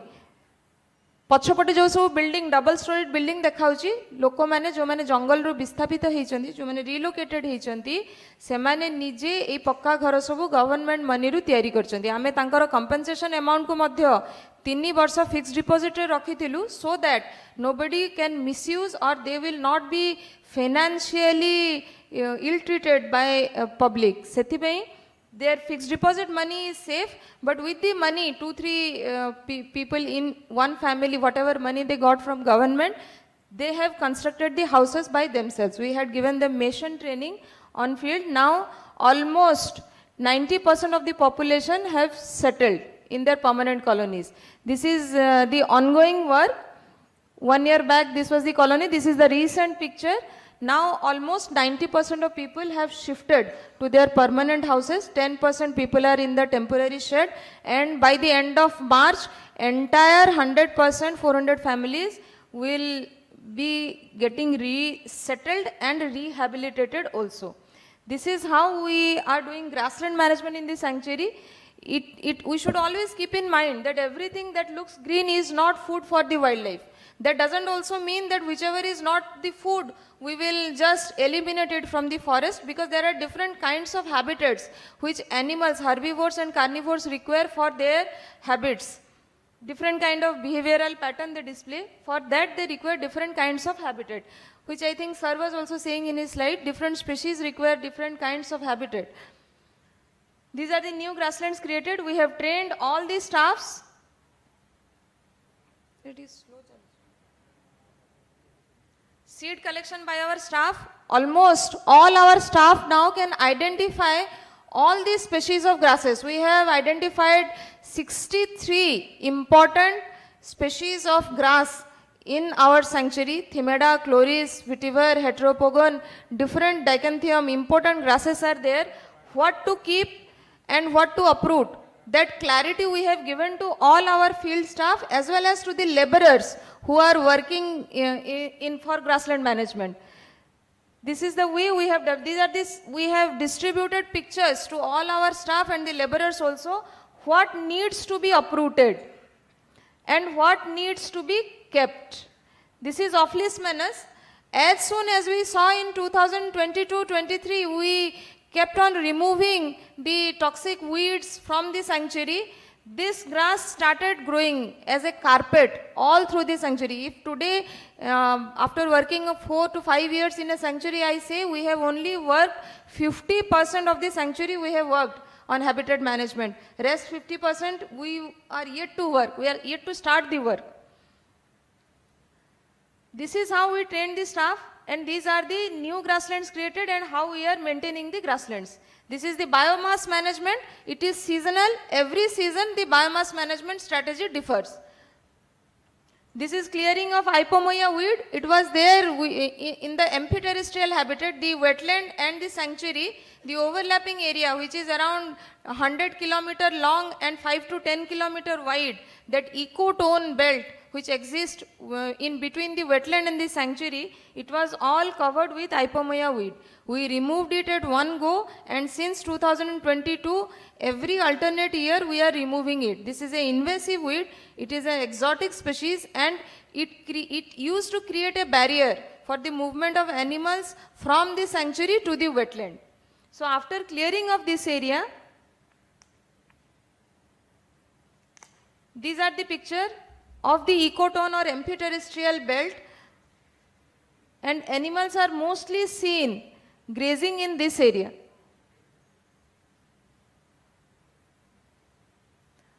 Species-specific habitat management is another kind of habitat management practice, where for browsers different habitat is created, for grazers different habitat is created.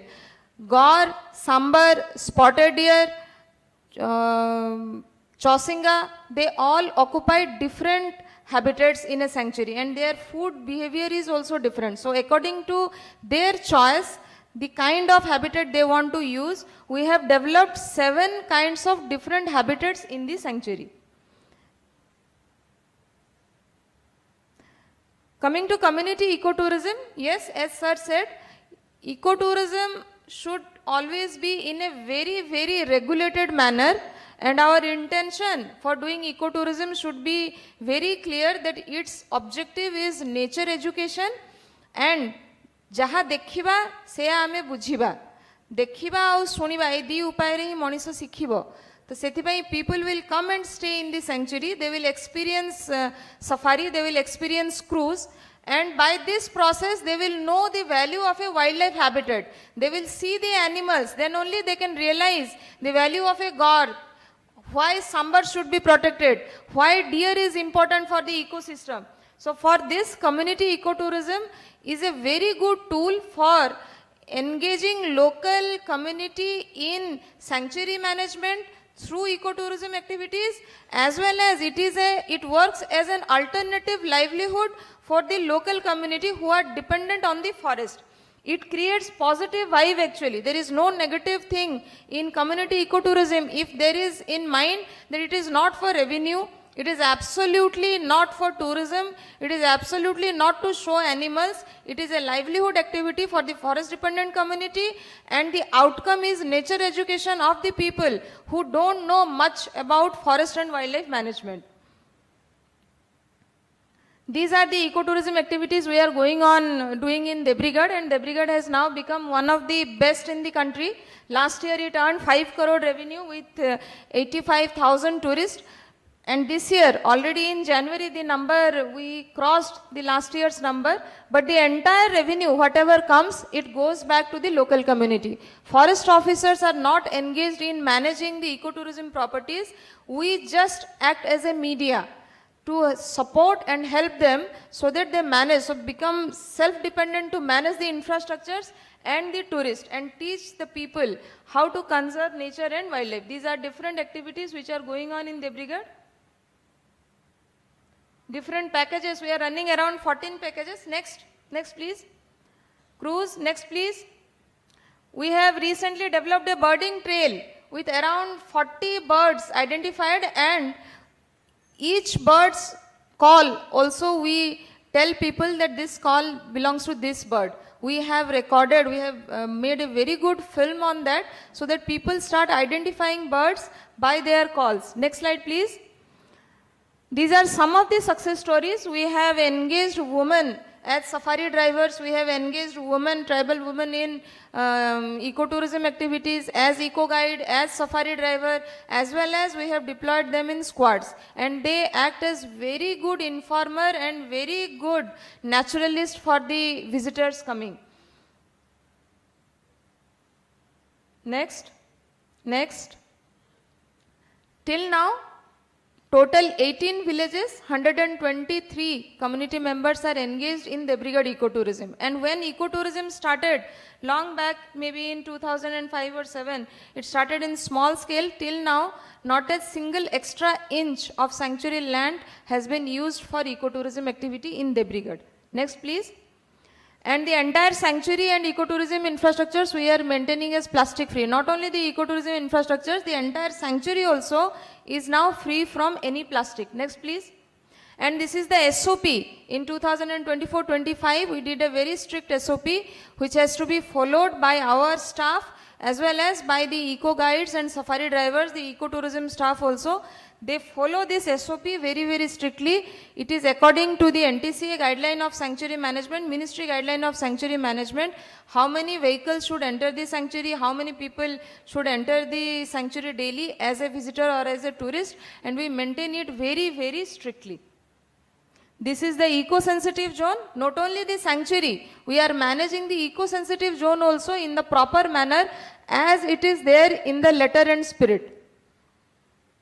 Nature-based homestay also we have started by engaging the local communities, and these facilities we have developed within their house. We have not developed, they have developed within their own house, and now more than one village completely, I can say as on today, one village completely is managing the homestay facilities and deriving livelihood from this.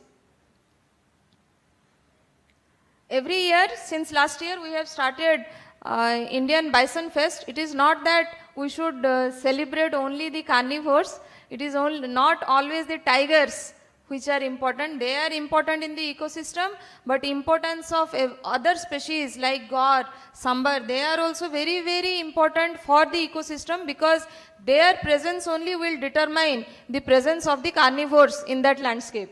So Indian Bison Festival to make aware the local communities, because 3-4 districts are adjoining Debrigad and Hirakud.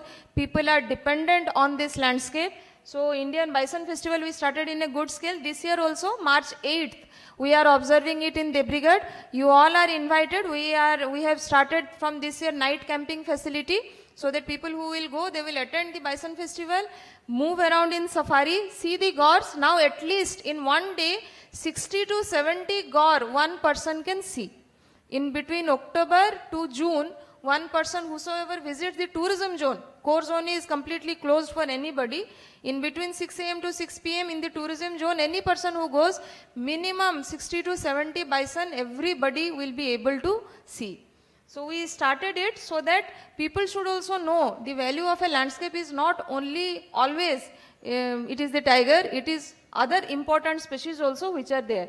These are different nature education programs we are running for different age groups, and all these has resulted in balancing the conflict which was there between the locals and the sanctuary. In 2018, one tiger came to the sanctuary and it died within few days only. But in 2022, a tiger came to the same sanctuary after relocation, and the neighboring villages which are outside the sanctuary, around 97 villages, they supported us in protection of the tiger, and it was alive in Debrigad for more than 1.5 years.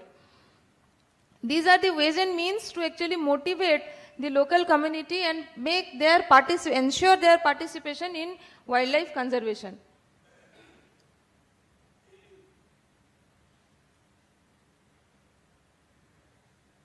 We have also identified one grazier community. It is a small 353 square kilometer sanctuary, but the number of grazier is 293. This much number of people every day enter the sanctuary with 10 times cattle population than in the villages, and they are all dependent on the same sanctuary where this much number of animals we see. We have developed Govindpur Birds Village, we have developed Dhudrukusum Green Village. These are all ways and means to engage people in wildlife conservation.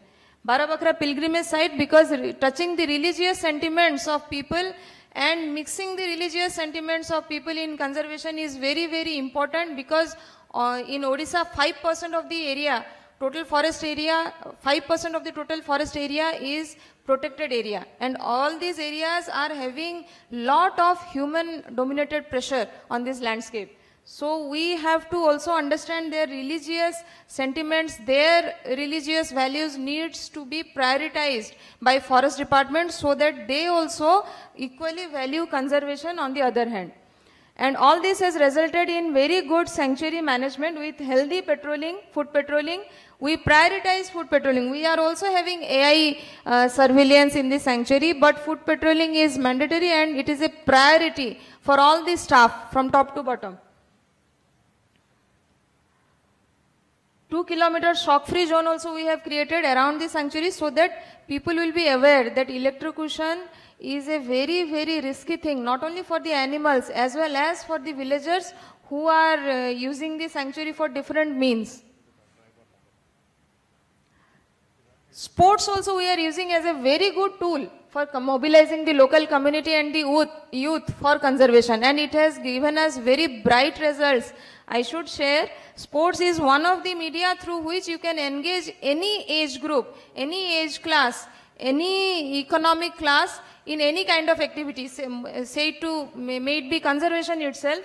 So this has turned all the youth, they are now pro-conservation, pro-debris. Students also we have started involving in census, and bird population in the reservoir as well as in the sanctuary and Hirakud wetland both are contemporary to each other. Their health are contemporary to each other.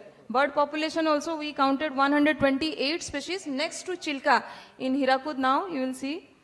Fishermen also we have mobilized in that way. Summer nesting of birds is there in Hirakud.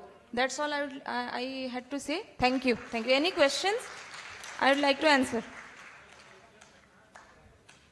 Yes, sir, please.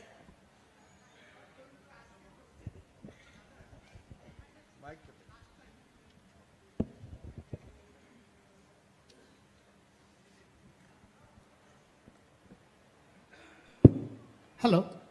I am not asking a question, but I am just expressing my gratitude to you that last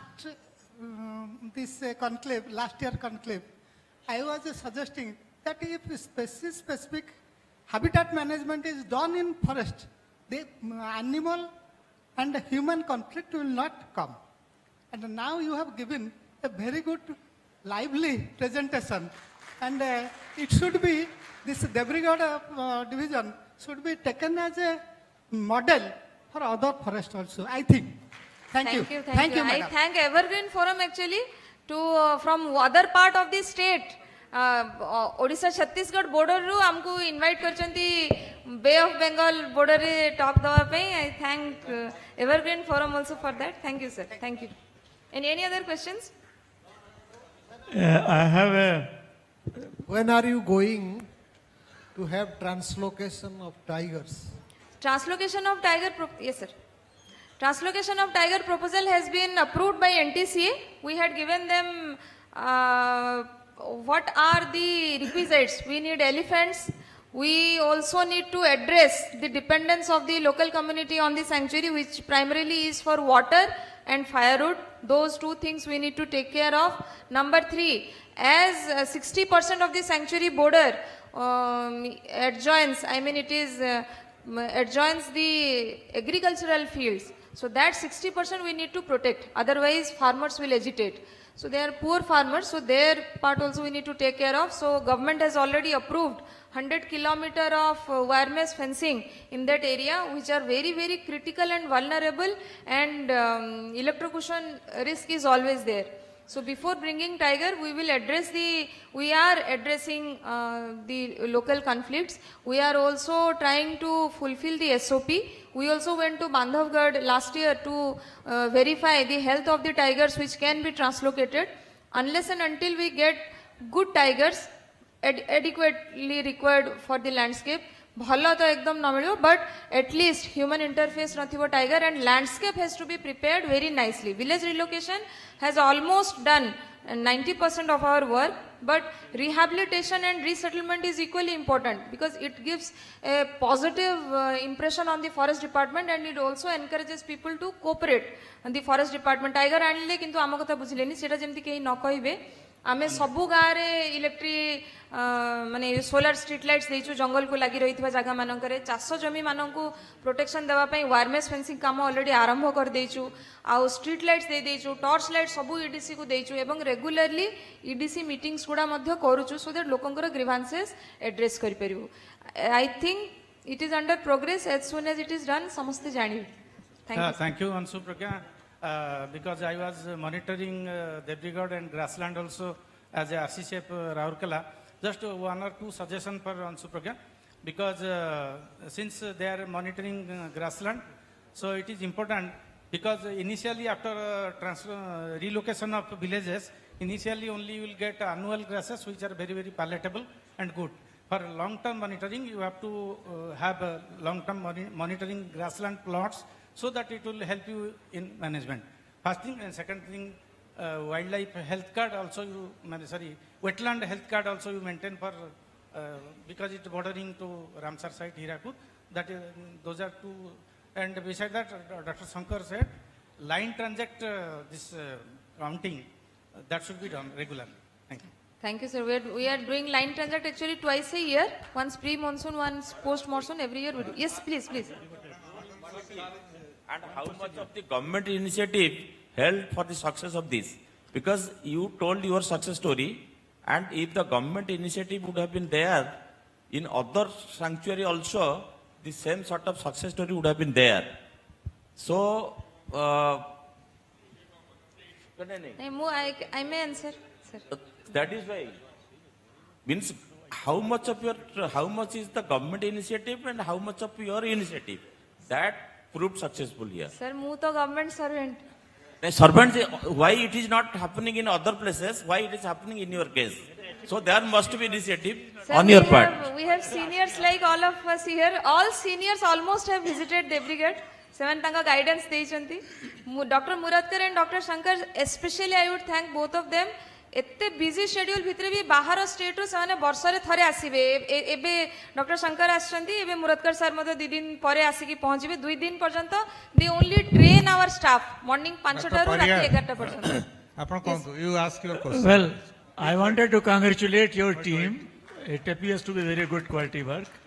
Suggestion is that all these SOPs which you have followed, I hope documentation is done. Yes, sir. Because documentation is done, then it will be useful to sir what he is saying. About this grassland system monitoring, I think a suggestion has come. He has preempted me. That was my favorite, that grass, when you relocate the village, the developments need not remain positive. So a monitoring system has to be established. And grassland monitoring should also include biomass estimation. Because ultimately, depending on the population, how much it will be a support. Maybe we can discuss a little separately. Now it is lunch. So if I further continue, people will eat me. So thank you very much. Good work. Thank you, sir. Thank you. madam କହିବେ ତ madam ଆଗରୁ ମହାନଦୀ ଡିଭିଜନରେ ବି ଥିଲେ ସେଠି ବି ecotourism ଭଲ ହେଇଥିଲା ଏବେ ଦେବ୍ରିଗଡ଼ ଯାଇଛନ୍ତି ସେଠି ବି ନମ୍ବର 1 ଓଡ଼ିଶାରେ ହେଲାଣି ଆମର ସାତକୋଶିଆରେ madam କହୁଛନ୍ତି 400 ଗାଁ ଯୋଉ ପରିବାରକୁ ଉଠେଇଲେ 400 ପରିବାରକୁ ଜାଗା ଦେଲେ ରିଲୋକେଟେଡ୍ କଲେ କିନ୍ତୁ ସାତକୋଶିଆରେ ତାର ଉଲ୍ଟା ପଇସା ନେଇଯାଅ କିଏ କୁଆଡ଼େ ଯାଉଛ ଯାଅ ତାର ଆଉ ଅଧା ଲୋକ ମରିଗଲାଣି ଆଜ୍ଞା ଇଏ ଗଲା ଗ୍ରାସଲ୍ୟାଣ୍ଡ ବଡ଼ ସୁନ୍ଦର ହେଇଛି ସେଠି ଆଜ୍ଞା ଗଛ କାଟିକି ଗ୍ରାସଲ୍ୟାଣ୍ଡ କରିବେ କି ଭଲ ଟ୍ରି କି କାଟିକି ଗ୍ରାସଲ୍ୟାଣ୍ଡ ଏଇ ପ୍ରକାର ହେଲେ କେମିତି ହେବ ମ୍ୟାଡ଼ାମ ଯୋଉ ଜାଗାକୁ ଯିବେ ସେଠି ଭଲ ହେବ ସେଠୁ ଗଲା ପରେ ଆଜି ମହାନଦୀ ବି ସେୟା ନଥିବ ମୁଁ କହିଦେଉଛି କାଲି ଦେବ୍ରିଗଡ଼ରୁ ଆସିବେ ସେୟା ବି ରହିବନି ତେଣୁ ପୋଲିସ ଲେବୁଲରେ ଇଏ ହେବା ଦରକାର ଯିଏ ଯେଉଁଠି ଗଲେ ବି ଠିକ୍ ହେବା दरकार थैंक यू समस्ते अंशु प्रज्ञा भलिया हवा दरकार थैंक यू सर इतकी blessings everyone should be like her this much of blessings are very very essential आज्ञा मैडम प्लीज रोहतु आउ सेति थाउ मैडम क्वेश्चन बहुत चलिबो परे पचारिबे नेक्स्ट ईयर पचारिबे बहुत दिन एपट साइड सेपट को पळेलुनी 5 वर्ष हेगलानी faces are I can recognise but ना काहरी मन यस प्रथम तो मैडम को बहुत बहुत धन्यवाद देवी आम पहाड़सुड़ा पंचायत डेब्रीगढ़ पाखापाखि आम पंचायत लगी जो ढर्रकुसुम जो ग्रीन विलेज है सेटा बोधे मैडम प्रयास बल एवं आमर पंचायत जो आमर विलेजर्स जो अच्छा लोक मैंने समस्त सहयोग बल मैडम को बहुत बहुत धन्यवाद मैडम जहाँ भी आम पंचायत विषय आम डेब्रीगढ़ को लगी गाँ विषय कहले ए माने कौन ये ना पूरा सब सत्यासत्य अटे प्रति गाँव में एडीसी मीटिंग होची माने जो सोलार लाइट सिस्टम सबू गाँव में सबू माने प्रकार डस्टबिन दिखाई लोक केमती जो खाऊँ सब पान पुड़िया सब पॉलिथिन गुड़ाक जमी इे सियाड़े न पकाइबे डस्टबिन में पकाइबे बहुत किसी माने आम लोक सचेतन करूँ मैडम माध्यम आम समस्त सहयोग बहुत बहुत धन्यवाद मैडम थैंक यू को गाँव मु पहाड़सुड़ा पंचायत सरपंच अच्छी आज्ञा आज्ञा गोटे लास्ट पहाड़सुड़ा पंचायत गोटे sentence don't rush for tiger translocation that is my advice sir we are working on the corridors if corridor develops tiger will automatically come yes sir that is otherwise definitely that translocation is going to make a black spot on your all the achievements sir okay thanks Asu thank you namaskar for your brilliant talk actually जहाँ पृथ्वी कहले madam thanks तो आगु institute conservation जदि आम protect habitat को protect करवा institute conservation दीटा जिन दरकार गोटे गवर्नमेंट माइंडसेट गोटे पर्सन वर्किंग देयर दी जन जाकर जदि कोऑर्डिनेशन ठीक है ताहले हाबिटाट मैनेजमेंट ठीक हम और दिस वाइल्ड लाइफ कंजर्वेशन भी ठीक हो पार और संरक्षण हो पार हो पार ये खाली टे जस्ट थैंक मैडम थैंक्स मोर को पैनलिस्ट एवं 3 जन जो मैंने अच्छा आजिकार जो मैंने अच्छा टॉक देती doctor Singh doctor Pariyar and doctor Shankar Dayal madam Supragya मु खाली गोटे पद कह चाहूँगी जोटा प्रोफेसर पालित जाऊँगी मु एक्सपर्ट तो नुहे मु खाली कहूँ से जो इनागुराल सेक्शन ने जो कहले जे केत गुड़ा जिनस गवर्नमेंट को सजेसन दौरान ये तो गवर्नमेंट आई थिंक असुप्रज्ञा छड़ा आउ कई गवर्नमेंट ये अवेलेबल नहांती बट एनीवे आज a personal capacity I can take this matters to both PCF and hub or the PCF wildlife because they are my good friends प्रथम कथा हूँ आप suggestion कर गोटे वाइल्ड लाइफ एगुड़ाक Sunabeda tiger reserve हो देवीगढ़ रिजर्व हो कम्युनिटी रिजर्व हो वेतनटी सुनावाड़ा कथा एक्चुअली 2008 रु से डिक्लेयर गवर्नमेंट ऑफ इंडिया भी कही सारा डिक्लेयर कर इन प्रिंसिपल जे यहाँ गोटे टाइगर रिजर्व 2008 रु 18 वर्ष गला किंतु थे भीतर एत विलेज रही रिलोकेशन न कला जाए से हो पार ना आम बहुत थर भी कहीचु जे Debrigarh is the best place for declaring it is tiger reserve कारण गोटे पटे हीराकुद रहा आउ जो 4टा गाँ थी already I think they have been shifted by now so best area से भी गोटे हार्बिवोरस अच्छा रही पार आउ कनेक्टिविटी भी मतलब अच्छी से गोटे बेटनई ब्लैक बक रिजर्व जो गोटा से आम चेष्टा करूँ गोटे कम्युनिटी रिजर्व करा कारण लोकों पार्टिसिपेशन में से रही सब ठीक ठाक है जो लोक मैंने ये कले राजी गले कम्युनिटी रिजर्व बुझे दिगला it's not a conservation reserve तेणु ये रेस्ट्रिक्शन किसी ना तुम जमी तुम बिकिपार सब कर just you have to say that it is a community reserve ताले गवर्नमेंट सैंक्शन किसी आसो गवर्नमेंट रू किसी मिल किंतु तापर जमी है कहले तुम लेखिक दियो तुम जमी के तुम क्लेम करनी कौ लोक लिखिदेव ता जमी क्लेम करनी तेणु दीटा जिन दरकार गोटे गवर्नमेंट माइंडसेट दरकार गोटे जी फील्ड वर्कर माने जी रही भी पर्सनल इनिशिएटिव दरकार जोटा सी हैज डन 22 पल्ले थिला बेले जो मैडम कहले ना किए कहले थिला बेले से सातकोशिया करते बर्तमान गला बेले देब्रीगढ़ कर कारण मु 16 वर्ष पर गत वर्ष देब्रीगढ़ देखा पाइली देब्रीगढ़ इको टूरिज्म प्रथम आम आरंभ करूँ 2008-9 में फास्ट कम्प्लेक्स तैयारी करूँ 16 वर्ष पर अमेजिंग चेंज होती माने मैनेजमेंट रे विभिन्न कम्प्लेक्स तैयारी करियारे एनिमल नंबर रे सब होती तेणु गोटे पर्सनल कैपेसिटी चेष्टा कर गवर्नमेंट टे सपोर्ट रहा दरकार ताले हो पार क्या वो मिसेस को नहीं, we have already. Yeah. She can also tell what actually people told that that government should look after it. Anyway, obviously that is there. Thank you very much. Eighty एते समय धरी सुनिथिबारु समस्त मोर धन्यवाद. बर्तमान we have already delayed by Thank you, some sir. hours for the lunch, and I Thank you for all the dignitaries for such a nice and Thank you well again. organized plenary session with lots of insights on wildlife conservation and protected landscapes. On behalf of Evergreen Forum, I would like to request Dr. Prakash Chandra Jaina to felicitate our esteemed speakers with a small token of appreciation. First, the session chair, Dr. Bijay Ketan Patnaik, IFS retired and retired PCCF and Chief Wildlife Warden, Government of Odisha.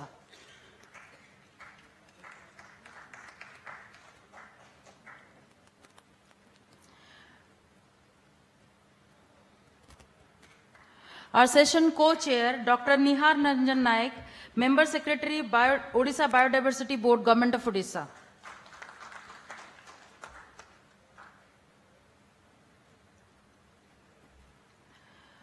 Dr. Lala Aswini Kumar Singh, retired Senior Research Officer, Government of Odisha and member IUCN SSC Conservation Planning Specialist Group.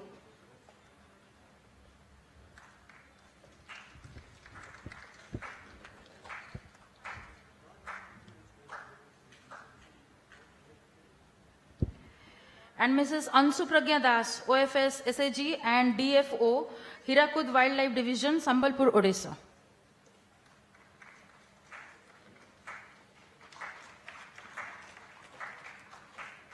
Congratulations to all of you.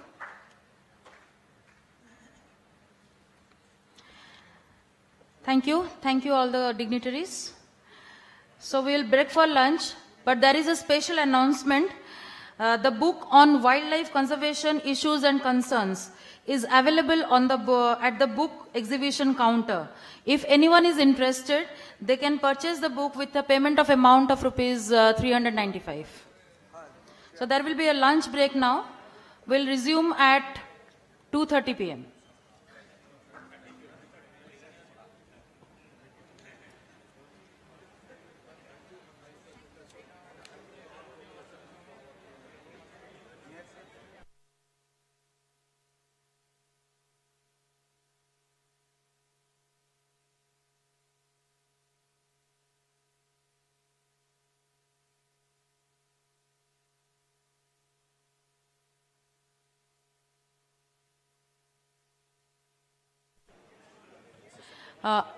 It is already 2:30 p.m. now, so we'll resume at 3:20 p.m.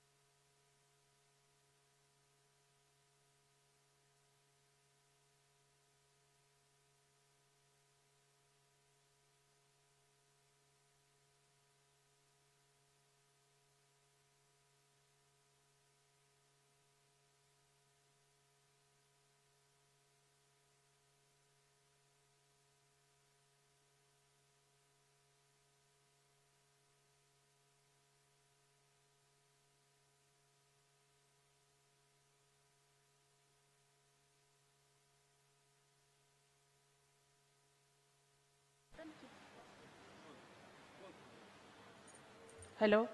All the quiz participants, please report to the mini auditorium.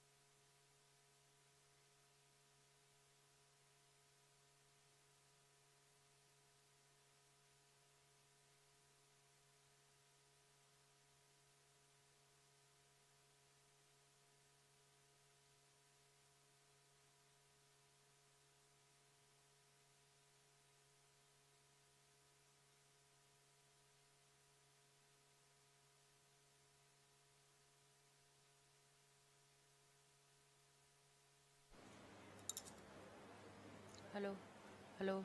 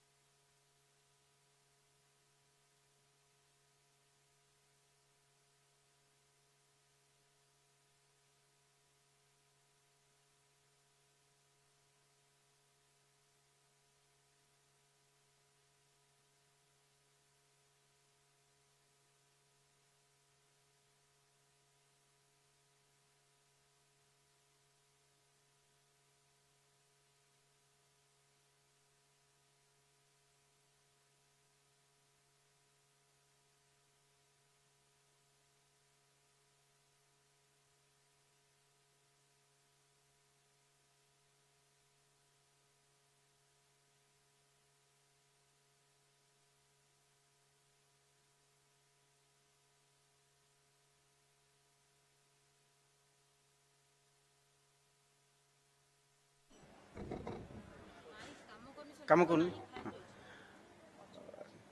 Now our second plenary session will be started, and this session will be chaired by Sri Pandav Behra sir, additional PCCF, retired additional PCCF, Forest Department, and Dr. Arun Kumar Mishra will co-chair this session, retired Chief Conservator of Forest.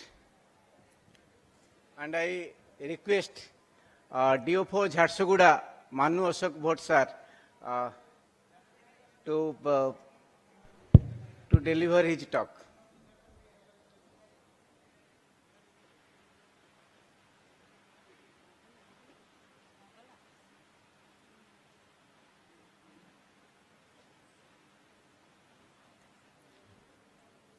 I request all the quiz participants to move to the mini auditorium for the quiz competition.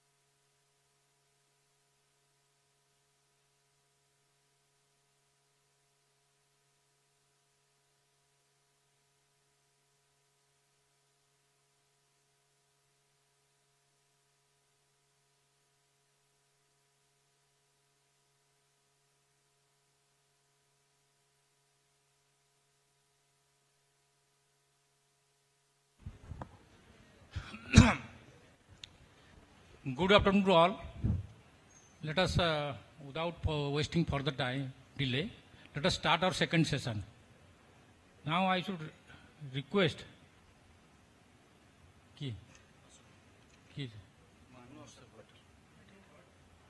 Manu Ashok Bhatt, the DFO Jharsuguda Division, to present his presentation.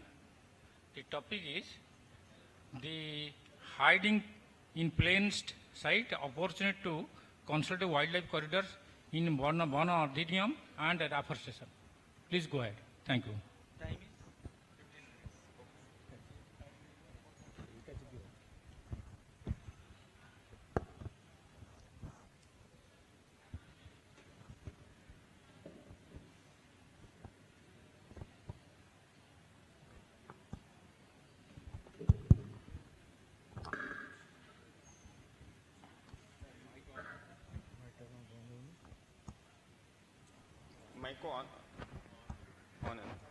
Hello. So, a very good afternoon to everyone. My name is Manu Bhatt. I currently serve as the Divisional Forest Officer in Jharsuguda. So today my topic will be on a very simple idea, which is commonsensical and can be understood very easily as to why it needs to be done. So a few months ago, I got a call from my batchmate who is posted in Uttarakhand. So he saw a statistic which he found very surprising. For comparison, Odisha and Uttarakhand both approximately have 2,000 elephants. But the number of unnatural deaths reported in Uttarakhand is around the number 2 unnatural deaths. Whereas for Odisha, the number of unnatural elephant deaths that is reported is close to 100 due to various causes of electrocution, road and train accidents. So he asked the reason.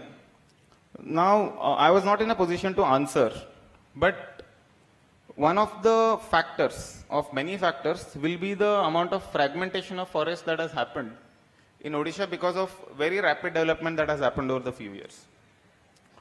So, now the question is, when forests fragment, do we have a policy in place to ensure that it is counterbalanced by defragmentation? Such as when we do compensatory afforestation or regular afforestation programs, are we looking at the landscape and trying to reverse the fragmentation in some way? That will be my topic of discussion as to what is the most basic way to go about it. Up, next slide, jayenge.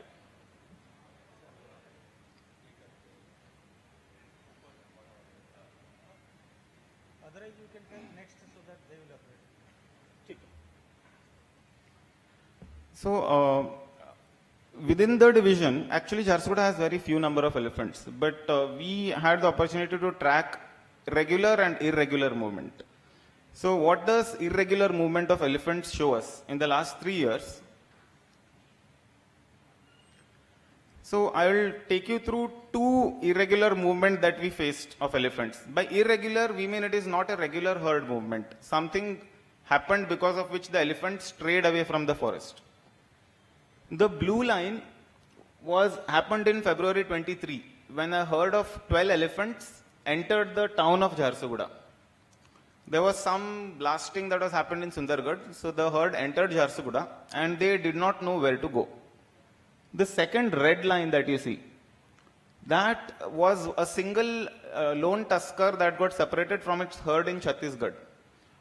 So the entire path you see of that red line, that has happened over 25 days, where it was trying to search for its habitat. We'll go with the first case before. So once the irregular movements enter the division, elephants enter the division, we track them on a 24/7 basis. We have drones, and every time we capture their location, we put it on a map to see what is the route it is trying to take. So as you can see, the blue line, you can see that the elephants entered the town, but they did not know where to go. They retraced their steps back. And by evening, they ended up near the compound of the aluminum refinery. So they stayed there the entire day because it was their first time in that territory and they have no idea where to go. But by evening, they crossed the road and they moved on to the next nearest forest. This is the single tusker. So as you can see, when the patches you see in white boundaries, they are our forest blocks, proper forest areas under our administrative control. The red line that you see, the elephant came into one of our ranges. It went near Hirakud. It did not know where to go. And it retraced its steps back and it has been searching across the fields throughout this time. During this time, it killed 2 people. This happened last December. And if you look at the bottom right image, that is our open cast mines that are operating. So the elephant roamed around the mines for 3 days. And at night when we used to track the elephant, we can see that it is roaming around the mining equipment in the top right picture. It had lost a lot of weight. So we were mentally prepared for an elephant casualty and there was nothing much we could do. Once our drone descended to the ground and the elephant trampled the drone and crushed it. So it became very aggressive. Only after around 25 days was it able to find a forest patch, a continuous forest patch, and go back into the forest. So it shows that when an elephant strays out of its habitat, what makes it the most comfortable is that it is looking for the nearest patch of forest that it can find. This can be easily seen in regular movements. So this is our regular herd movement of elephants. There is a very famous saying, no? Ki elephants never forget. So they never forget their path. So one of the easiest things to do when we track herd elephants is that the elephants will cross the same point on the railway track, the same point on the road. It will cross through the same village every single time in a regular movement. And it remains unchanged for years. So if you can see our herd movement, you can see how the elephants have learnt a path through the green patches. Every green patch they have covered to cross the division and move on to the next division. So my question here is, if you see at the center of the picture, do you think getting our CA land or doing afforestation there will help the elephants further or not? The bare patch.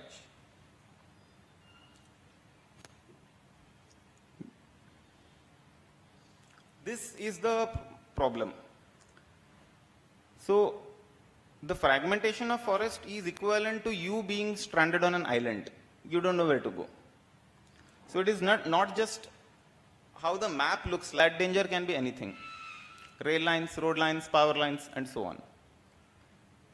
But are we doing anything to counter this? So let us look at the current scenario that we're doing. For those in the audience unfamiliar with certain policies, I will tell you what compensatory afforestation is. So for example, if any industry or any agency takes 1 hectare of forest land, they have to give back 1 hectare of land to the department, which is afforested. This is to ensure that the total forest land stays constant. So that is what we call as CA land. Now, in the slide, you can see that the white boundaries are already existing forest patches. The red and pink that you see, they are the CA land that has been given in the last 20 years. If you look at where CA land has been given, probably for all the divisions, you will find a similar pattern. There is no logic to it. There is no science behind it. It is largely given on the back of the memory kind of application by the Tahsildar. Ki yahan pe zameen khali hai, here land is empty, so let's give this as CA land. There is not a lot of planning that goes behind allotment of CA land. Now, imagine these 2 forest patches and pink patches are the CA land. Is it not possible to give the same CA land in this manner? So right now what we are doing is, if we have a broken bridge, we are throwing the bricks into the water, the same amount of material, without organizing it in a proper way. It is a waste of material to a large extent. So we need to think, and this is not just about CA land, it is also about where we take up afforestation. When forest department takes up afforestation, we try to fulfill a quota, we try to finish a target that we have afforested 100 hectares this year. So there is a need to change that thought process, that on the left side and the right side, in both the scenarios you have planted 100 hectares. But in the right side, there is an additional benefit that a habitat has been unlocked. You have connected two large forest patches. Same effort, completely different results. So we tried we took very few baby steps to try to make this come true.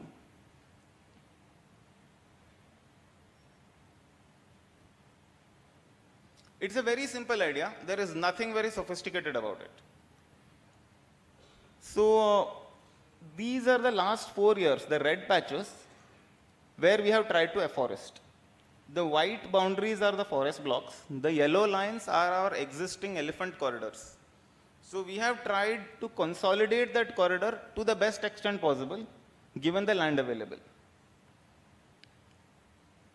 This is simply for afforestation. Now when it comes to CA land, we have tried to create a land bank. How have we done it? It's the same. If you can see the pattern, it's the same. You see the same forest blocks on the bottom right. It's the same again when you go on this slide.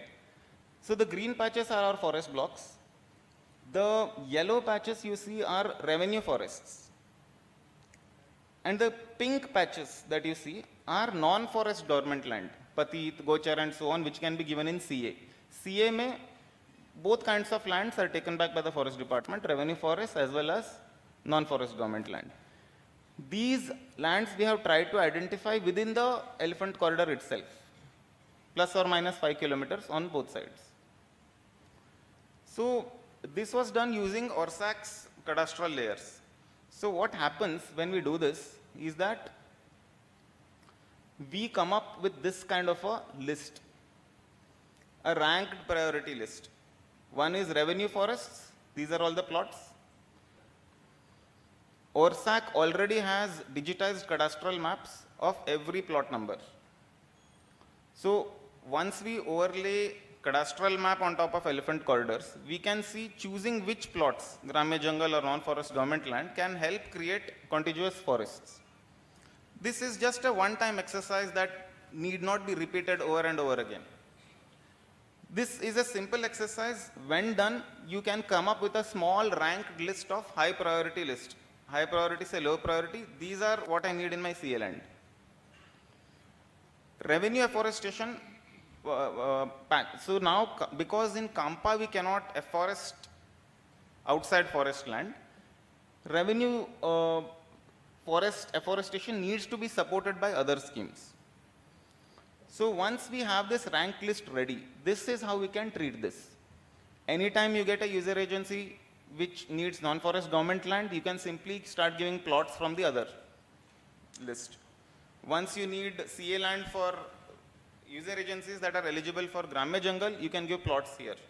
Once you find schemes that will help you afforest outside forest areas, you can choose the next plots and so on. Earlier this was not very easily, it could not have been done easily. But today this can be done very easily, because from the satellite imagery you can see which of these plots will have encroachment or do not have encroachment. So you can also assess the difficulty you will face while afforesting or giving that land for CA land. So this was largely the gist of the idea I was trying to convey, that with very simple efforts you can completely make a different world. So it takes the same amount of effort to afforest 100 hectares in an unplanned manner by taking up targets, or to think where we want to plant our next plants, and probably 50 years down the line, you will have created an entirely different world where wild animals do not have to leave the forest canopy to move from one patch to the other patch. So that is all. Thank you.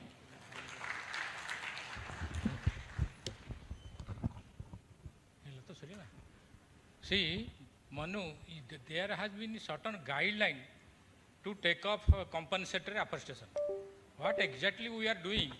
The guideline is to continue the process of taking afforestation in continuous to last year. What you are talking about?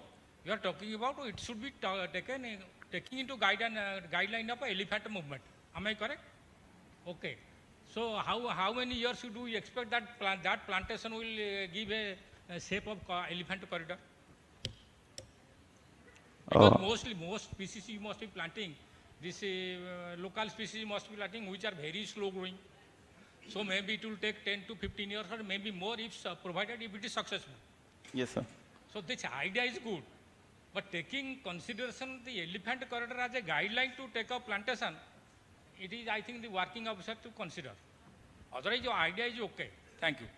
Thank you, sir. So, but my question was the same thing. Right now, we are not doing afforestation with any intent. We are simply fulfilling target. We are simply fulfilling quota. So, this is the less worse option. No. In my opinion. What Manu, you have invented, it is a very, very pertinent point. I think the same case study you can present before PCCF Nodal and PCCF and HOP, and also maybe in the ministry, maybe regional office to start with. So, new officers are coming, you can present. I think this is a very good idea, so that if you will plant for 100 hectare, you can encash for 1000 hectare, and you are connecting two big forest patches. I think Dhanraj DFO from Keonjhar, he will agree. I think he will take a look at your presentation. I think he may suggest something. I think some questions and answer session. Anybody want to ask any questions? Yes. Mic, please.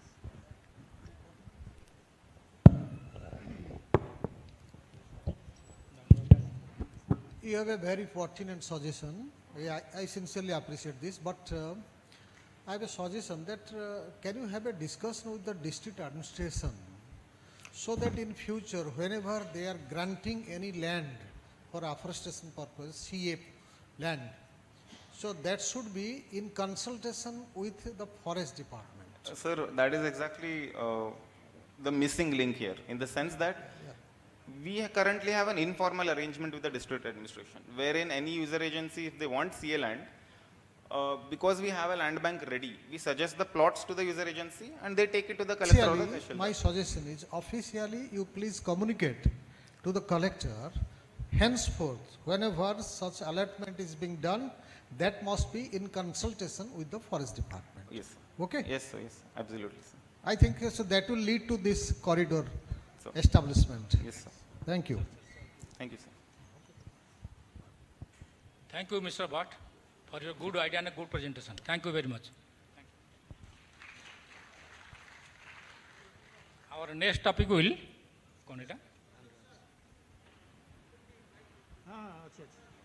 Acha, we will be inviting him. Our next topic is by Sri Dhanraj SD, DFO Keonjhar Forest Division.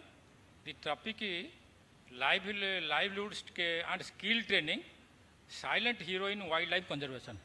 Please comment.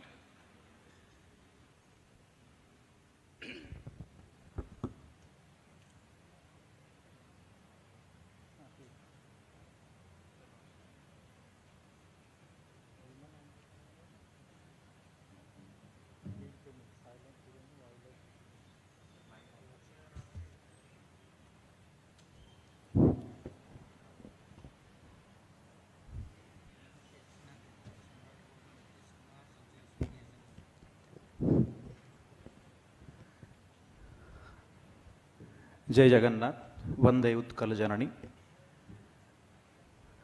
मंच उपरे और मंच सामने बसथिबा समस्त मोर नमस्कार। अबे पानीग्राही सार कहते कि गाँव फेरी रास्ता आसला बेलू जिते भावी पार्ली करी पार्ली प्रेजेंटेशन गाड़ी रे तैयार करी से कहले ना तुम्हें जो एक्सपीरियंस तुम थी से कहले भी बहुत भल हो। तो टॉपिक अच्छी ता पूर्व मु धन्यवाद देवी एवरग्रीन फोरम को ये कॉन्क्लेव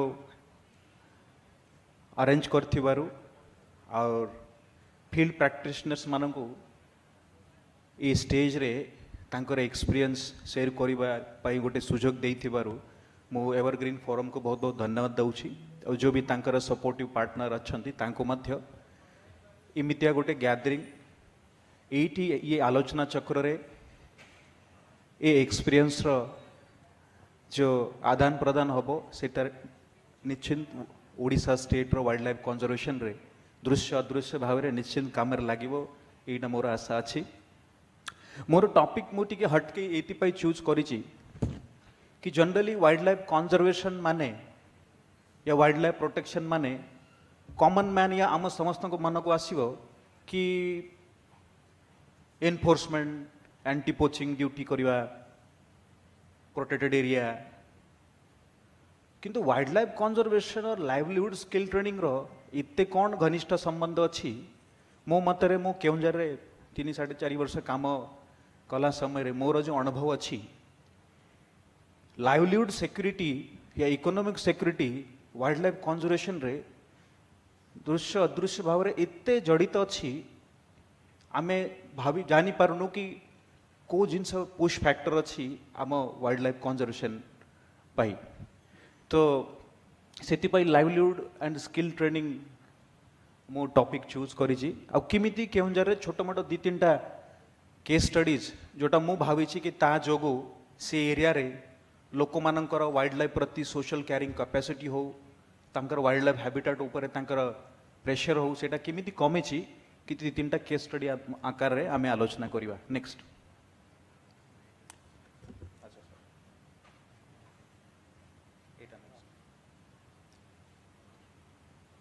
एटी अछि कि मैं सेठी होबो होछ ना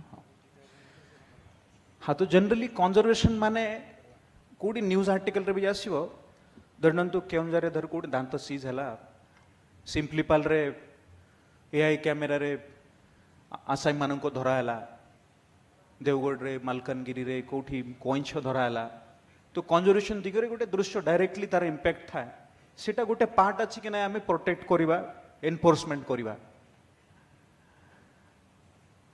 आमे जदि आउ हैबिटेट इंप्रूवमेंट करिवा सेटा डायरेक्टली इंपैक्ट करूची वाइल्ड लाइफ कंजर्वेशन रे केउंजर रे या आमे जोठी भी आपण देखिबे गाँ गली रे सकाळू जेतेबेले मो 6:30-7टा बेले एक्सरसाइज करिया पय साइकिल रु जाउथिबी सकाळू सेटू सिद्धमठ रिजर्व फॉरेस्ट अछि माँ माने 20-25टा माँ माने तांको मुंडरे जाळनी रो काठ भार रखिके आसथिबे किछि वयस्क अछंती जने माता को छुआ को धरथिबो जाळनी काठ आधा सुखिला आधा कंचा फाळी करिकी आनाइथिबो अच्छा जो हैबिटेट रो आसुची सेथिरे जंतु माने रहउछंती आदिवासी लोक भी अछंती जितेबेले से माने आसीबे काठ कहा को देबे फेरला बेलू को किछि सौदा पत्र बास्केट रे भरिकी जाउथिबे से गाँ को हमें जितेबेले जाइकी देखिबा से जगरे काठ काटिकी सुखैबा या हानि की पकइबा किछि दिन पर ताको फाळी करिबा बिकिकी नै जिबा से अंचल रो हाथी राति रे आसिकी घर भांगी थिबो बिलरे परिबा पत्र खाउथिबो ये हैबिटेट डिस्ट्रक्शन ये जो सर्वाइवल नीड पाई जोटा होउची तांकर बंचिया पाई करछंती ताको जदि हम अल्टरनेट लाइवलीहुड जोगैले हैबिटेट इंप्रूवमेंट तो पैरेलल करिबा किंतु बंचिया पाई सर्वाइवल नीड पाई जो जंगल रो क्षय क्षति होउची ताको जदि हमें रोकिबा ताहले बेसी कंजर्वेशन होबो आमे तो सेति पाई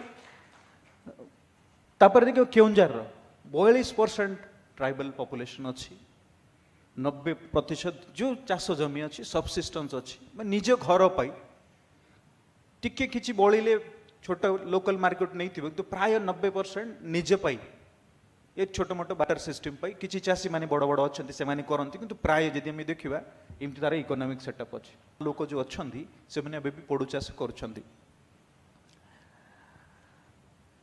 इनकम बढ़ुची किंतु इनकम गैप भी बहुत बढ़िलानी आउ फायरवुड ऊपर डिपेंडेंस अबे भी लोकंकर बहुत अच्छी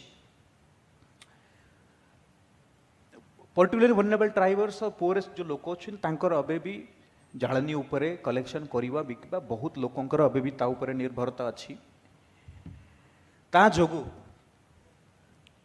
माने एज ए फील्ड फॉरेस्टर मु प्रति वर्ष 5 लाख 6 लाख चारा लगाउथिबी और सबुदिन जो भावी कि जाळनी पई ग्रीन फेलिंग दिन को 500 हजार हजार सरू सरू शाल भल्ला बंचिया पे किछु लोक माने कोउटी काटुथिबे तो जदि मु भावी यार एठी मु गोटे आड़े हैबिटेट इंप्रूवमेंट पई गछ लगाउछि गोटे आड़े लोक तांकर बंचिया पई सेतिरे अछि नै वन विभाग एनफोर्समेंट काई करू नै ताले सेटा करिता सेटा कला परे मध्य बंचिबार जो संघर्ष अछि आउ जंगल को कंजर्व करिवार ई दी जो द्वंद्व अछि ता भितरे मध्य इते गछ कटा होछि तो गोटे आड़े अछि प्लांटेशन पैरेलली करिवा किंतु गोटे आड़े हमें देखुछु बंचिया पई जाळनी लोक कंचा काटुछंती ई गोटे कॉन्फ्लिक्ट अछि काली राती रे गोना शिका जो अच्छे हमर सेतिर गोटे वार्ड मेंबर मते कॉल कहले आपण गोटे स्कूल रे जो स्कूल रे खाइबा रंधा होची गोटे स्कूल रे अपन तांको आसिकी तांको ताकीद देले और तांकर काठ सीज गले कंचा काठ बाकी 3टा स्कूल रे काई कलेनी इठी तो सबु स्किल रे गैस व्यवहार होउनी तांकर जो कॉस्ट नम अछि से कॉस्ट नम रे होउनी आंटू नै पैसा काठ व्यवहार करूछु तांको काई कलेनी राग पाटी तंड होई की चलला मु सेतेले भावी थिबे कि ई मु ताको सुनुछि भालो कि कोई चल कौन करिवा तार स्कूल रे कले बाकी स्कूल रे कलेनी काली मेला नंबर अच्छी अटई संरक्षित जंगल अटई संरक्षित जंगल रे काली पोर दिन 3-4 दिन हलानी बेसी निया लागिला देखिया भितर पसला पड़े जाना पड़ला मेलान गाँ रे 10-15 दिन तले 12 शिकारी मानन को पे 8-10 लोक को फॉरवर्ड करा हेतिला से रिटेलिएशन रे 8-10 जगह माने माने लोक जने लोक चाली चाली जाउची एटी टिके चारि आडे गोटे माला करिकी निया लगाइछ खंडाधार वाटरफॉल बोझरे अपन गोटे कथा न्यूज रे आसथिला कि खंडाधार सुखी गला तो नेक्स्ट डे मु तो मोजरे मोजरे जाए किंतु पूरा ट्रेल मूलरू शेष पर्यंत के देखी नथिली तो मु बोली चलो नेक्ते सब आड़े मत भी पचरा गला कौन एटा जितल मु गली ए मुंडरू से मुंड जोटी पानी बाहरुची ऊपर कादकला से गाँव ना अच्छी कादकला ऊपर कादकला खंडाधार बोनाई पटे गोटे अच्छी केउंझर पटे गोटे जेटा केउंझर खंडाधार कथा कहूँ गला बेलू मुझे देखिली खराटीए ये जो आमर धान चाष से करते पानी किसी समय पे बिल भरिया पानी अटकई तांकर जो बिल अच्छी से बिलर चारिआडे कंपाउंड करने सबू शाल भला सरू सरू भालो भालो गछ ए 1 किलोमीटर पाचेरी थिबो ताकू ताकू माने 12 फेरा भीतर न पशु जंगल रु हाथी अच्छे हाथी ताकू मानती नहीं किंतु तांकर गोटे सब कि नहीं मोर सुरक्षा देव पे बाड़ देवी भले से बाड़ किते प्रभावशाली अच्छी ना नहीं किंतु तांकर गोटे माइंड रे अच्छी गोटे आड़े आम कहूँ कि यार झरना सुखीजीव सेपटे माइनिंग होउची जो एरिया पानी रो संवर्धन करुची पानी अटकाउची से गच्छ आख पाख एरिया रे से गच्छ एमिते आकार रे लोक माने ताकू आणु थांती और से एरिया रे 2-5% लोक घरे गैस 97 भाग लोकंकर बेबी जाळनी अछि और जो मानकर उज्ज्वला गैस अछि से मानकर रिफिलिंग मध्ये होउ नै मु देखिली एई जो प्रकार काठ जो परिमाण रे से माने तांकर ये काम पई व्यवहार कर अवश्य ताको हमें तापरे वायर फेंसिंग देलो जहाँ भी अच्छी ता द्वारा जो हैबिटेट डिग्रेडेशन होउची जदि यांकर इकोनॉमिक सिक्योरिटी यांकर लाइवलीहुड सिक्योरिटी जदि हेई जिवो ताले ई जो सर्वाइवल प्रेशर अछि आम जंगल या जंतु वाइल्ड लाइफ कंजर्वेशन उपरे सेटा कमी जिवो ताहले आमर एनफोर्समेंट आमर बाकी काम को सेटा कॉम्प्लीमेंट करिवो तो this is the basis of my तापर नेक्स्ट को जीबी ना नेक्स्ट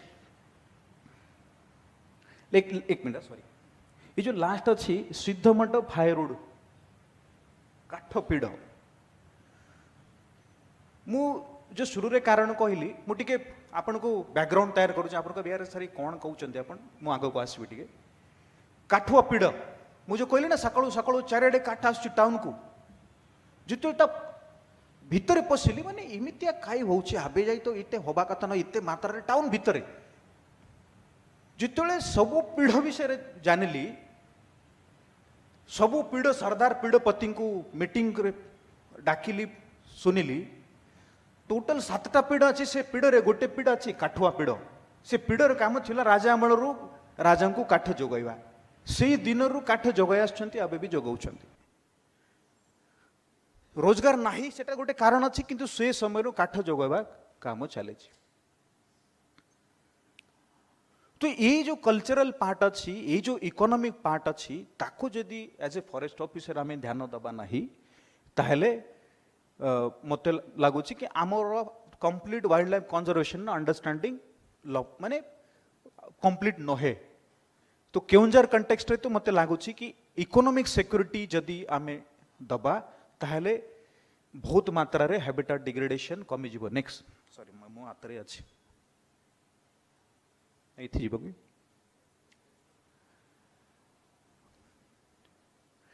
केउंझर रे आज का डेट रे आज सकाळ खबर 152टा हाथी अच्छा 152टा हाथी 10टा दल रे विभिन्न ब्लॉक रे अच्छा 60 भाग हाथी घंच जंगल रे अच्छा 40 भाग हाथी इमितिया जगह रे अच्छा आपण जदि दिन को जीवे देखला बेलू लगे सेठी मैसी चरुचंती बोटे तो जोटी हाथी ए जंगल जमती कहते आम DFO Jharsuguda habitat fragmentation corridor ना जो हाथी गोटे गाँव रु अलगा को जाती से रास्ता रे हाथी देखिया हजार हजार युवा ता पछरे थिबे दिन सारा जो पर्यंत हाथी जीवे नाही इमितिया गुड़ाए सिचुएशन रे मु फील्ड रे जाइछि देखुछि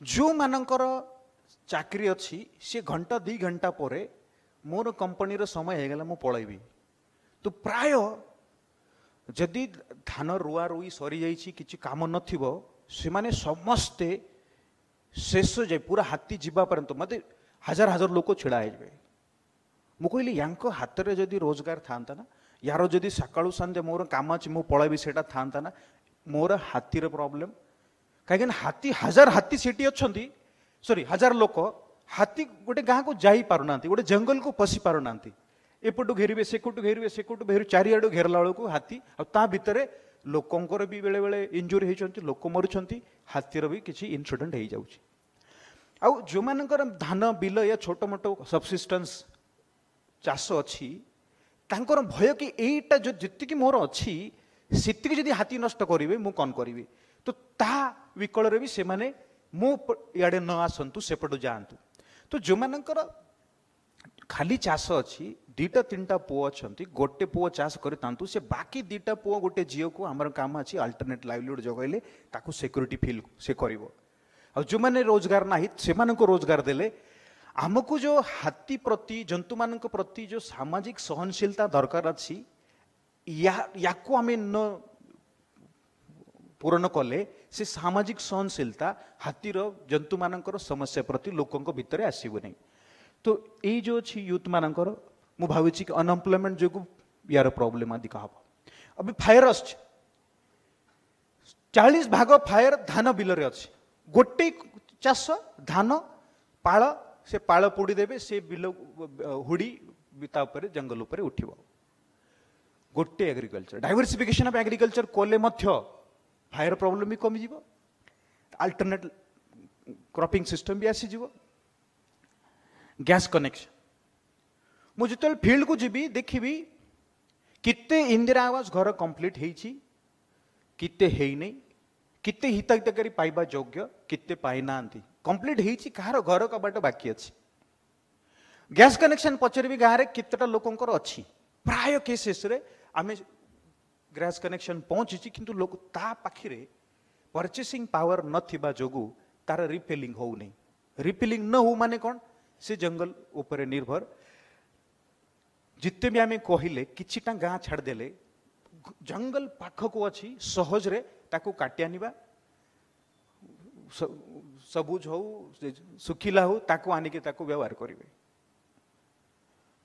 माने आमे धरनतु मोर धर्म अच्छी लक्षर ऊर्ध्व धर्म अच्छी मो घरे भी बेले बेले केते बेले जदि चिकन रांधिबार अच्छी बेले अरे आज टिके काठ ऊपर करो मु निजे घरे भी गोटे कोनारे गोटे रसोई घर अच्छी से काठर करी मोर 1100 टंकार गैस मु रिफिलिंग करी पारिबी 2 मास भितर गैस खाई सरल मत यार आज एथर गैस टिके शीघ्र सरीगला मोर धर्म थाई कि 1.5 मास रिफिलिंग करिया पड़ुची जदि मते एते सेटा बादुची जो मानकर रोजगार नाही से माने तांकर अधिकार अछि कि जंगल ऊपर निर्भर है कि जोटा मु तो व्यवहार कर मु प्रथम बंचबी ना तापर मैं कंजर्वेशन बुझीबी तो ए पार्टा बुझा पड़ो मुझे कहली पक्का घर गाई गुहाल जदि कच्चा घर अच्छी प्रति वर्ष घर सजड़िया श्रेणी काठ से काटी आनिबो गाई गुहाल सजड़ पाचेरी अच्छी घर पाचेरी नहीं तार फेंसिंग नहीं से काठर गोटे गोटे गोटे गोटे काठ करी तार पाचेरी कर याकू जदि आमे आत्मनिर्भर करवा लाइवलीहुड और स्किल ट्रेनिंग उपर युवा मानक जदि फोकस करवा ताहले आमर से जदि गोटे अपन देखिए गाँ को अपन जदि एटी किते ग्रामवासी और किते नगरवासी अच्छा मुझे जान नहीं जिते गाँ को पलैवा अबे गाँ गला को प्रति आंब गछ प्रति फणस गछ ता मूल एमती 100 काठ शाल भल्ला लगाई थी वर्षा सीजन रे पुणी हबनी आबे आनिक रखिबे जो सुखिला से चलिबो किंतु कच्चा फायरवुड नेक्स्ट सीजन पई आनिक रखाई थिबो याकू जदि आमे रखिबा ताले हाइब्रिड डिग्रेडेशन नेचुरली बहुत सारा कमी जिवो ता ऊपर प्रेशर कमी जिवो आते देखंतु गाई गुरो छेली आमे को यार गाई गुरो छेली कोन लोक चराइबेनी आम पाखे वर्तमान स्टॉल फीडिंग नाही ओपन ग्रेजिंग अच्छी ये मानक जदि आम स्टॉल फीडिंग रे कन्वर्ट करवा गाई गुरो छेली छिते प्रमाण जंगल को जीवे नहीं आमर रिजेनरेशन आसुची गाई गुरंक मानकर जदि बेसी ग्रेजिंग हम से एरिया रे तो से एरिया रो से जो स्पेसीसटा फुल स्तर रे आसीबो नहीं तार संक्रमण हम नहीं से स्पेसीसटा धीरे धीरे घास हो कमिजिव से कहले ना अपन ताकू कंट्रोल्ड सीते पैचटा फेंसिंग करंतु सीटी ग्रेजिंग आउ एटा होबाकू दियंतु नहीं तो आमे से स्टॉल फीडिंग जदि गाई गुहाल ई स्कीम जो लाइवलीहुड स्कीम रा जदि कन्वर्जेंस करवा स्टॉल फीडिंग बढ़िबो ताहले हैबिटेट तो एटी एम्प्लॉयमेंट रा रोल अछि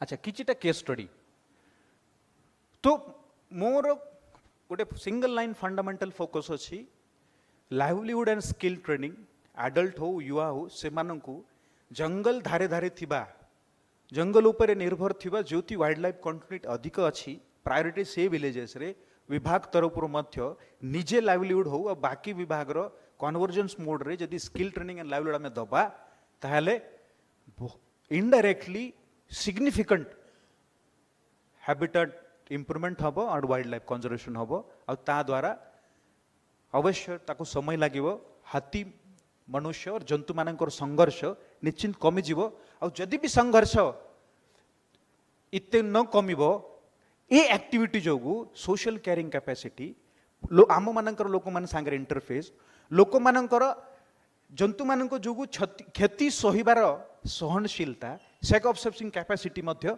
बढ़िबो तो आमर केन्दुलीप रे केंजर रे केन्दुलीप वर्तमान केन्दुलीप मध्य देखुची पीसीसीएफ केन्दुलीप मैडम जो थे उमानंदरी मैडम 8-10-4-5 मास तले कि आमे district skill development and employment officer project implementing agency तांकू नहीं कि गाँ गाँ रे जो केन्दुपत्र तार लाइफ रो ट्रांसफॉर्मेशन केमती हबो से जाळानी केमती व्यवहार करिवो नै से ता घरे गैस केमती आसीबो तार पिला छुआ से तो पत्र तोड़ुची किंतु ता पिला छुआ स्किल ट्रेनिंग एम्प्लॉयमेंट देकी भालो पाठ केमती पड़िबो तो ता पई आमे गाँ गाँव फड़ी कमिटी मीटिंग कलु मीटिंग करिकी गत 7 मास भितर 7 मास भी नहीं 6 मास भितर 400 पिला मानंकु मीटिंग कलु प्रोजेक्ट इम्प्लीमेंट जो स्किल ट्रेनिंग देबे तांकु फील्ड को नहीं गलु तांकर स्किल मैपिंग कलु तांकर जो भी तांक पाखरे 10th 12th और जो करिवार शैली अछि ताको मैपिंग करिकी हां ओके सरी गला तो 400 लोगों को एम्प्लॉयमेंट और स्किल ट्रेनिंग दिया गला देवन रजिस्टर्ड और एटा प्लेसमेंट लिंक्ड अछि फॉरेस्ट डिपार्टमेंट को करिया किछि दरकार नै डीएसटीओ स्किल डिपार्टमेंट रो सबु स्कीम अछि ताको खाली आमे कन्वर्जेंस कराइलु ता द्वारा से 400 फैमिली वन विभाग सांगरे जोड़ी गले इनडायरेक्टली तांकर इकोनॉमिक कैपेसिटी बढ़ी गला और हैबिटेट या वाइल्ड लाइफ कंजर्वेशन दिगरे से माने सहायता करिवे इमिति जोती हाथी मनुष्य संघर्ष अछि 147 गाँ आइडेंटिफाई कलु आमे आज पर्यंत 50 कैंप आमे करिछु ऑनरेबल फॉरेस्ट मिनिस्टर जो लेबर मिनिस्टर भी अच्छे से कहते कि लेबर मान को नहीं कि भी काम करंतु तो 900 यूथ रजिस्टर कलु स्किल पाई अबे 100टा ट्रेनिंग नौ 1500 निर्माण श्रमिक कार्ड रजिस्ट्रेशन कराला वन विभाग 15,000 श्रम कार्ड रजिस्ट्रेशन कराला वन विभाग तो या द्वारा से जो यूथ अच्छा जो माने लोक अच्छा आर्थिक क्षमता बढ़ी और इत्ते मात्रा लोक विभाग सांगे जोड़ी गले सोशल कैरिंग कैपेसिटी ता द्वारा निश्चित बढ़ी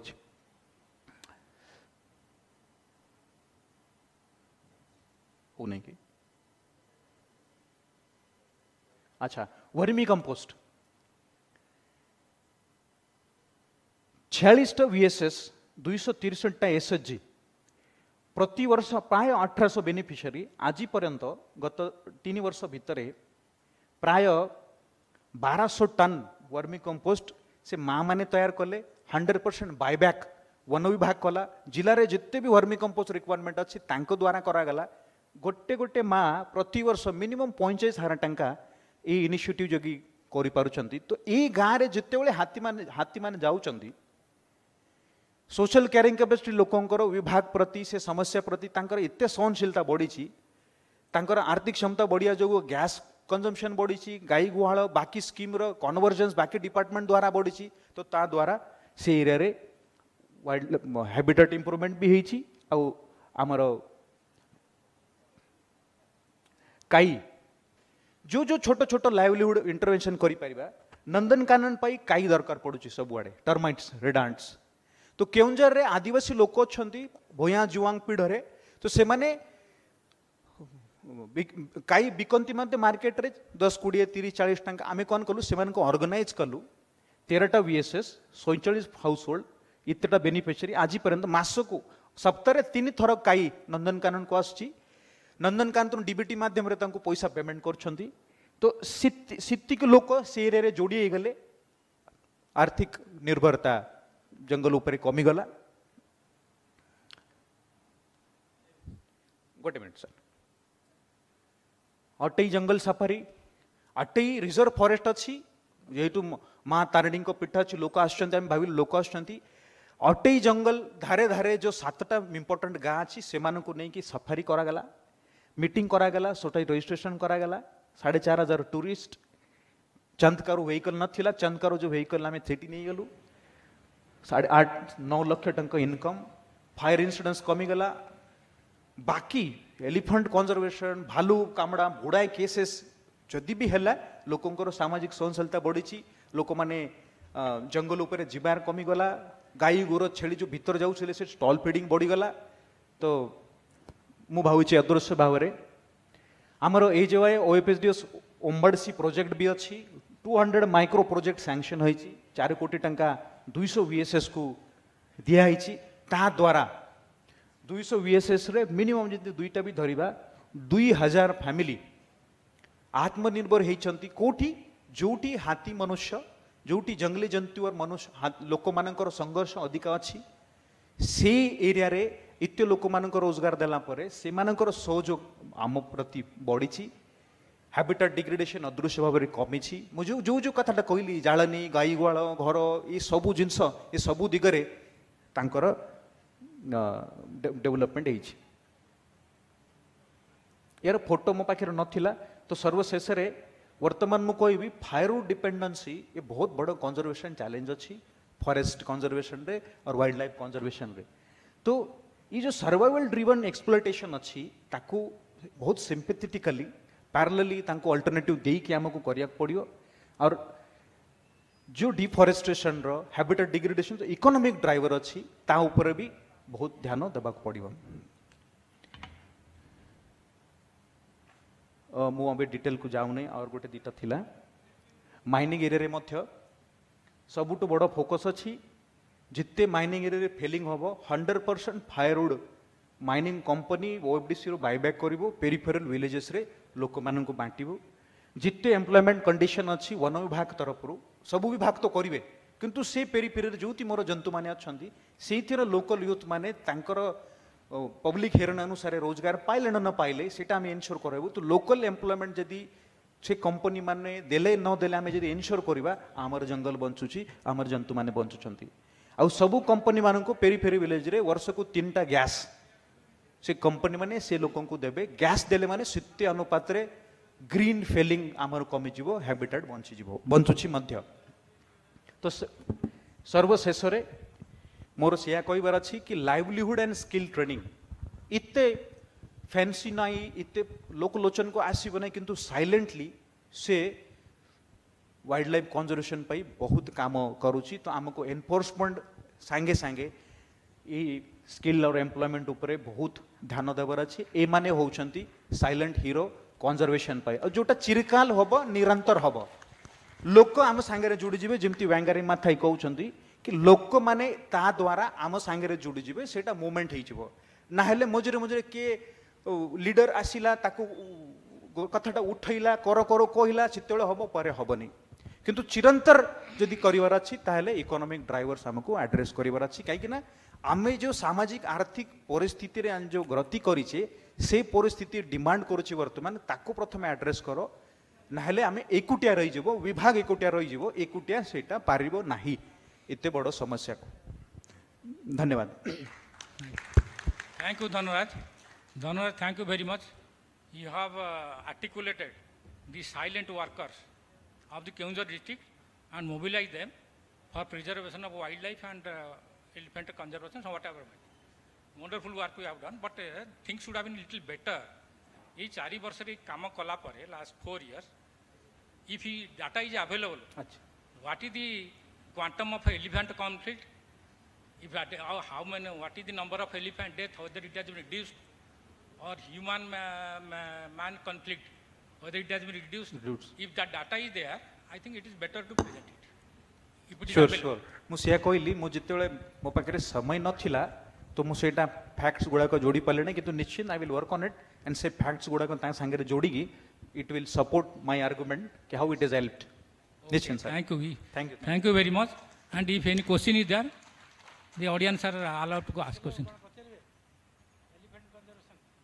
Okay, let us close the topic. Please.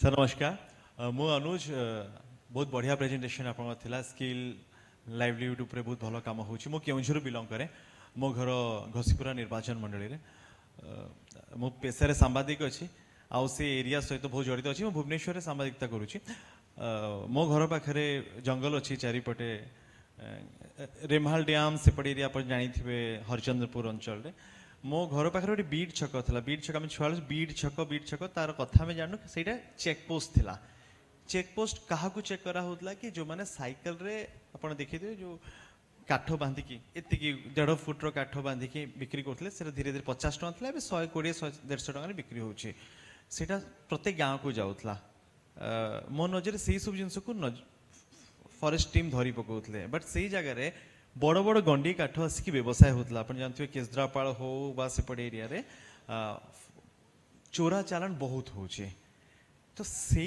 ऊपर सर फोकस रहे कि कारण छोट छोट काठ जाळेनी पे आसे पॉल्यूशन हबो बहुत खराब कथा किंतु जो माने जो जंगल काली थिला मु 15 वर्ष तले जो जंगल देखली से जंगल आउ नाही केवल रास्ता पाखर किछि गछ अछि भितर नाही ता ऊपर फोकस रही छि कि एटा हुए तो खराब भी लागी पारे अनेक कहते आज्ञा पैसा कारबार हो जाए फॉरेस्ट बाबू ने पैसा नहीं जाती आउ चली एमती चली ताहा उपरे टिके हो कारण ताहा भी रिलेटेड टू वाइल्ड लाइफ कारण ताहा उपरे मध्य प्रभाव पड़े थैंक यू सर मु आपणकर कथार एकमत अच्छी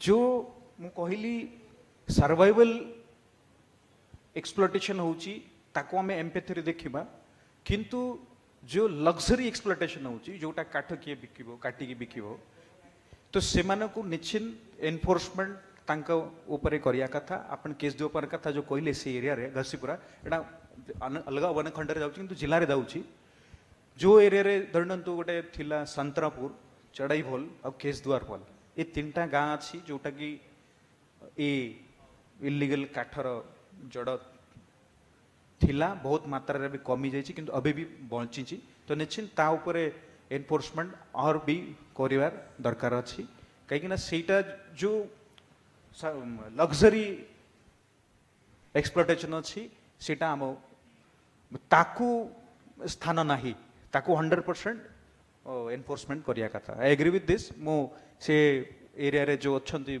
तांका संगे भी कोऑर्डिनेट करे आपण को जरिया रे भी मो पाखरे भी खबर आसे जेहेतु मोर एरिया भी नाही किंतु सेथिरे अबे भी केस द्वार पार्लर किछ कथा आस्थिला विल वर्क ऑन इट आमे करूछु will work on it thank you धन्यवाद for well presentation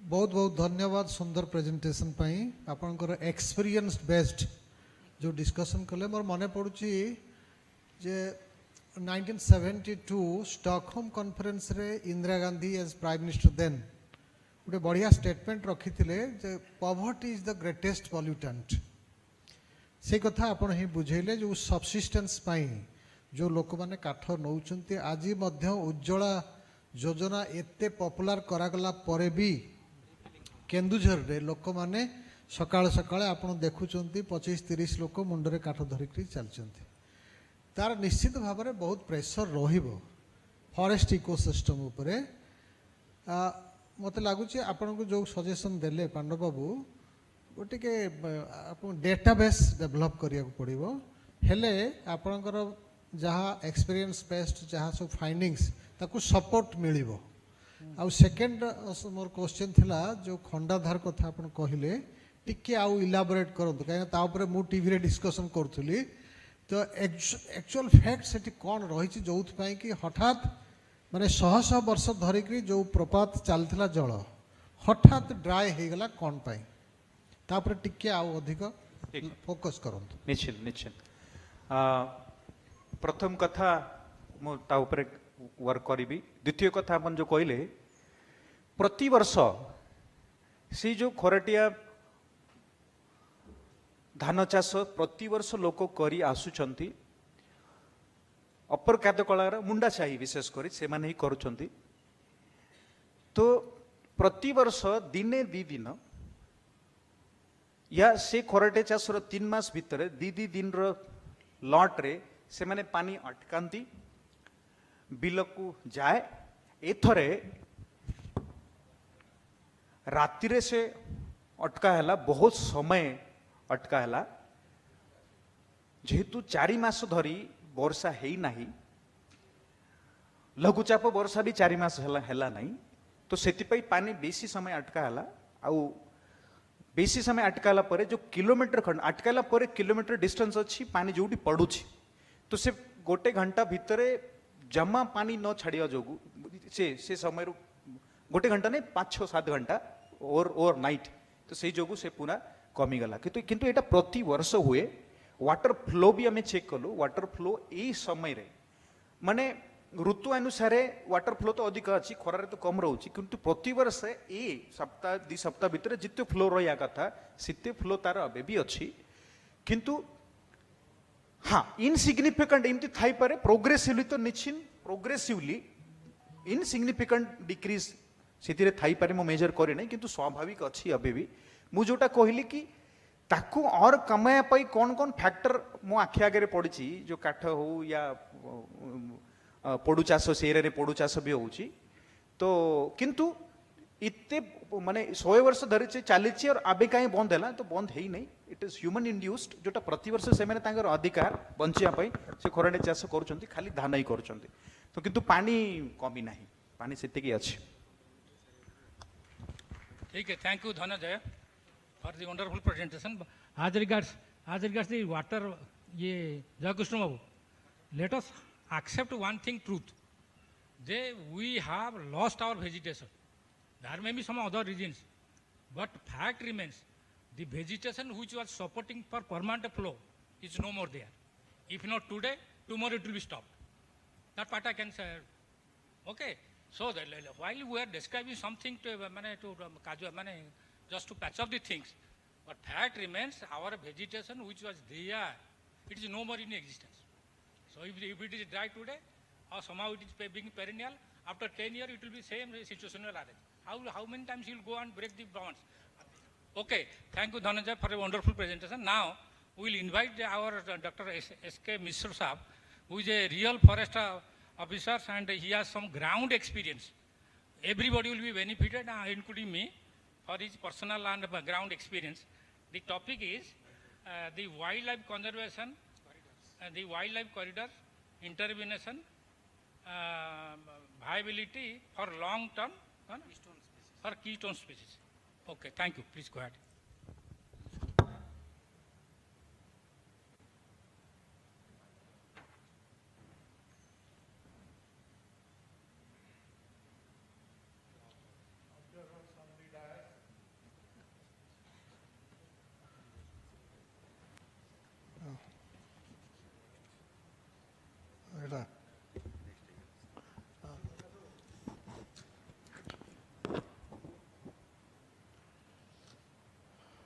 Jai Jagannath, observers on the dais, all wildlife lovers assembled here, researchers, retired forest officers, students. I have taken two keystone species. One is elephant and the other is the tiger. Next.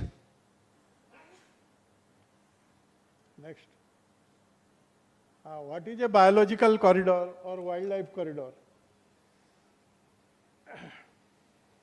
This is based on two theories. Metapopulation theory. Metapopulation is population of populations.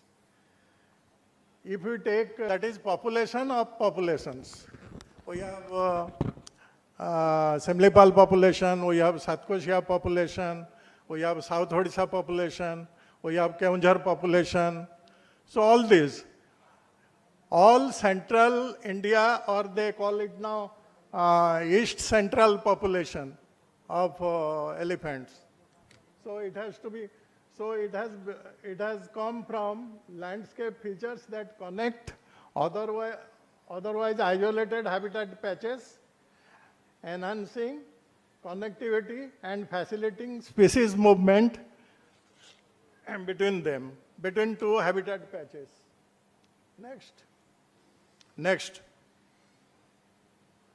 There is another definition, thin strip of habitat patch that link isolated patches of habitats for to and fro movement. This is important, to and fro.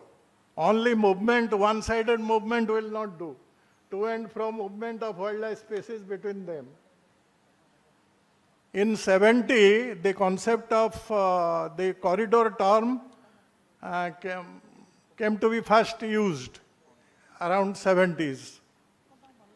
The chief wildlife warden of that time, Mr. Mahanti, he came to Jasipur, where I was there. There was some problem about Dalma elephants. They were entering Medinipur area and coming to Odisha. As Semlipal officers, we are not aware that such a thing is happening. So he told me, I am going to a conference on elephant at Calcutta, where Chief Wildlife Warden of Jharkhand, West Bengal, and I am also going, we will meet. What is the matter? Do you know anything? So we had no data. So basically our wildlife management was limited to management within boundaries of protected area. Now it has, as we see, a lot of animals are moving outside the boundary. Now time has come to think of wildlife management beyond boundaries. So in that context, corridors are important. And between two habitat patches, there are several linear development, roads, canals, and even cultivation.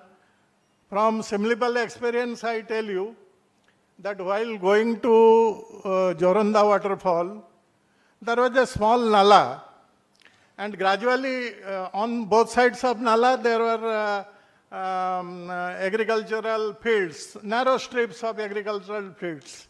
Every year that is getting widened. People cut 8 to 10 feet earthen, because all those earthen hills, no rocks. So people just cut and widen the cultivation. It is all unauthorized. But this is a nail on the integrity of the habitat. Even in corridor area, where, next. Corridor are of different types. Linear strips are there. Stepping stone means the habitat patches are close to each other but not connected. So just like steps, non-contiguous habitat patches, not very far. Far, but not very far. Then linear clusters. To give an example, if Satkosia is the central place, then you have this side Badrama, then Khalasuni, then on the northeast you have Simlipal, then Hadgad. So if Satkosia is taken as a central place, then the corridors can be on very side. But corridor, the effectiveness of the corridor is reduced if the corridor is too long.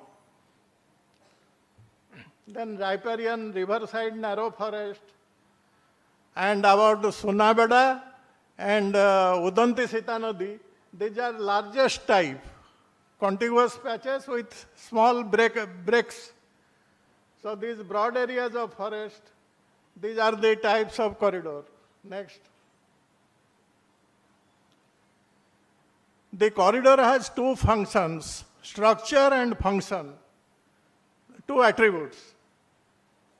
What is the importance? Healthy breeding. Population separated by habitat patches, if we connect it by corridors, that allows healthy breeding. Next is genetic exchange. In absence of genetic viability, because small closed population, when it is there is interbreeding and the genetic variability is lost, narrowed down. And in course of years, population become weak, and over time, if we connect two habitat patches, nearby patches, then corridors help sustain a strong population. This is a functional attribute. Then safe travel routes. The travel route must be structurally strong. It should be having forest. Not necessarily that the animals will stay there for a long time, just migrate. Escape habitat for perturbed basins. If there is some problem or difficulty in one habitat, corridor gives a escape route. And in management angle, it fixes split habitats. And when you fix two habitats, it also mitigates conflicts between human and wildlife. and it also helps biodiversity conservation. Whether you talk of plants or animals, when they are confined to island habitats, the biodiversity declines in course of time. And if the habitat is very wide and very long, then the biodiversity, there is some core area, trees, canopy trees, animals confined to open forest, animals habituated to grasslands, all types of variety is there. But when the habitat is small, the biodiversity conservation goes for a toss. It is a management strategy to reduce risk of extinction. In course of time, if there is a small population due to genetic inbreeding, the population suffers from extinction. Next. What are the threats to corridors? Land use change, because not all the parts of corridors are within our control. There are several agencies who control the corridors. Some irrigation department, if there is a canal, they control. Minor irrigation project, they control. Then revenue department has lease of land. Mining officer comes, he leases out the mines. So there are several land use changes in the corridor. A few months back, we had gone to study Simlipal Hadgod Satkosia Simlipal Hadgod Kuldiha corridor. A place called Betei, we found lot of quarrying is going on for stones. All the ballast stone for national highway, railways, they go from Betei, from the corridor. And this has been declared as a conservation reserve because it is all government area. But this work is going on, there is no enforcement. So how can corridor be there? By simply declaring conservation reserve, it will not yield good results. It has to be followed by real management. At least those quarrying should stop. On the narrow strip of land, they are doing stone quarrying. Linear infrastructure, you know, roads and railway lines and canals, mining area. Just now we were discussing quarrying. Okay, next, I'll just go on. Solution to threat. There is a collective, should be collective action of all government departments. Collector has to be involved, other departments have to be involved. Because when we are planning a corridor between two habitats, several things are regenerative and alternative on the corridor. They should say that this is the wildlife coming, we have to manage it. Overpasses and underpasses, maintenance of forest patches, rewilding. Rewilding is a new term. Planting browse species and water holes in the corridor. Next. Keystone species, a species which influences other species largely in the ecosystem. In absence of which the ecosystem will drastically change in structure, function, and stability. That is keystone species. Next, why tigers migrate? Tigers migrate because of overpopulation in source habitat exceeding habitat carrying capacity. It is happening in our Indian context from central India over thousands of kilometers, several states, covering several states to sink habitats. From Todoba, the tiger subadult male came to Kaval in Telangana, and from there, Ansu Pragya was telling it came to Debrigad. Recently, one tiger moved from Simlipal to Ottai, and Ottai, it is still there. Tiger, Ottai. Only back. So it came via Noto, Satkosia and again went back.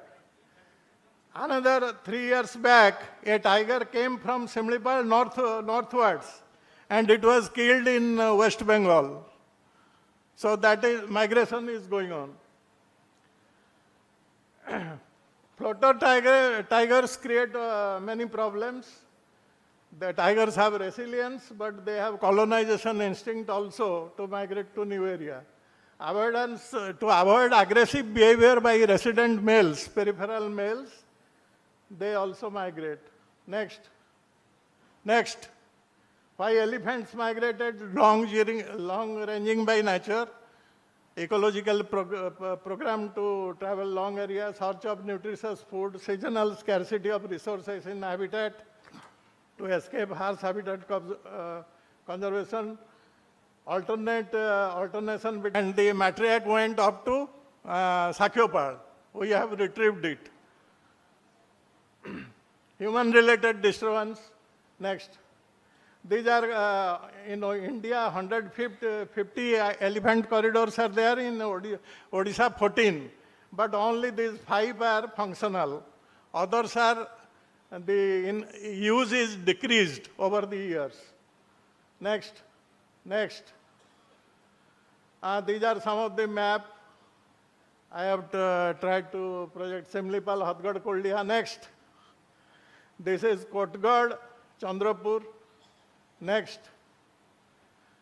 This is Tal Nuaga, Tal corridor. This is Telkoi, Pallada. Next. This is Karlapat, Urladani. Next. Indian tiger corridors, 32 they have identified. In Odisha, we have proposed 4. Indravati, Udanti, Sunavada. This is existing since long. The moment I was at Bhubaneswar in 2003, I heard about this. It is yet to materialize. Simlipal Satkosia corridors are planned. Now there are 2 corridors, one via Harchandanpur, Daitari, another via Mallagiri, Pallada, Gaham, Kamakhanagar. Udanti Sita Nadi, Ampani corridor. It is in Naurampur division. Debrigad, Gomorda, we have just covered now. I had been to this. This is graphical presentation, Udanti Sita Nadi. Next. This is Simlipal Satkosia. Next. This is Udanti Sita Nadi Ampani corridor connecting to Karlapat. This is Debrigad, Gomorda, and connects to Badanaopada. Population viability. When we plan population viability, we plan for 100 years on short term. And for long term, we plan for 100 to 1,000 years. For Indian tigers, minimum 20 breeding females are required in a landscape for short-term viability. Minimum 50 breeding females are required for long-term viability. And for elephants, 100 to 300 for short-term viability, 30 breeding females. And for long-term viability, 1,000 to 3,000 population with 100 to 300 breeding females. Next, causes of inbreeding. These are theoretical, this thing, reduced immunity and all that. Inbreeding depression. What is genetic drift? Next. This is pseudomelanistic tiger. This is a photo from Simlipal. One is normal, the other is pseudomelanistic. Next. Cause of inbreeding. For long-term viability of keystone species, what can be done? Collective action. All the stakeholders involved, they have to do collective action to secure adjoining habitats of PAs and rewilding of corridors in terms of vegetation and also prey species. Human-wildlife coexistence programs have to be run to reduce anthropogenetic pressures, which Mr. Dhanraju was telling a few hours ago. Declaration of conservation reserve, community reserve. control of fire felling, notification of corridor, pending elephant reserves, tiger reserves. Tiger relocation program is for immediate nature, we are doing for immediate, but for long term, corridors have to stay, corridors have to be strengthened. Thank you for your patient hearing. So thank you very much, Mr. Rahu. These are all practical experience of Dr. S.K. Mishra. Hopefully, kahar kichhi question not thibo. Now we will welcome Mr. Sanjay. Dr. Sanjay, he will be present a paper. You want to?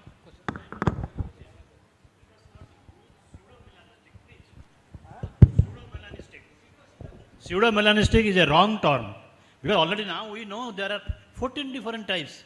Either it is black or melanistic.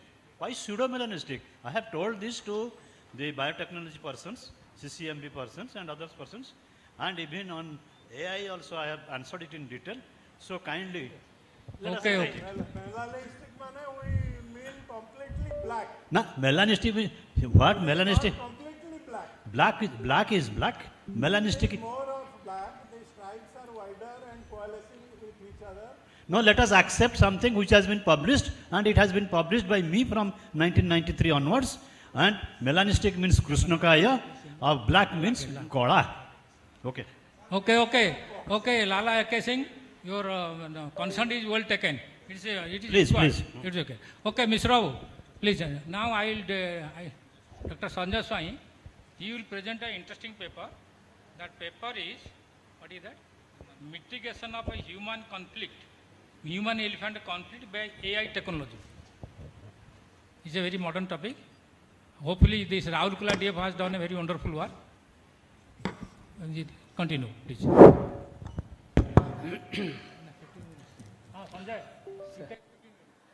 Okay, sir.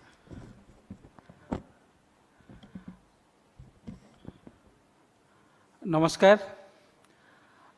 I welcome you all to my presentation, application of AI technology to address human-elephant conflict. Just a brief introduction, about me. I am Dr. Sanjay Kumar Swami, presently working as the Regional Chief Conservator of Forest at Angul Circle. Next, please.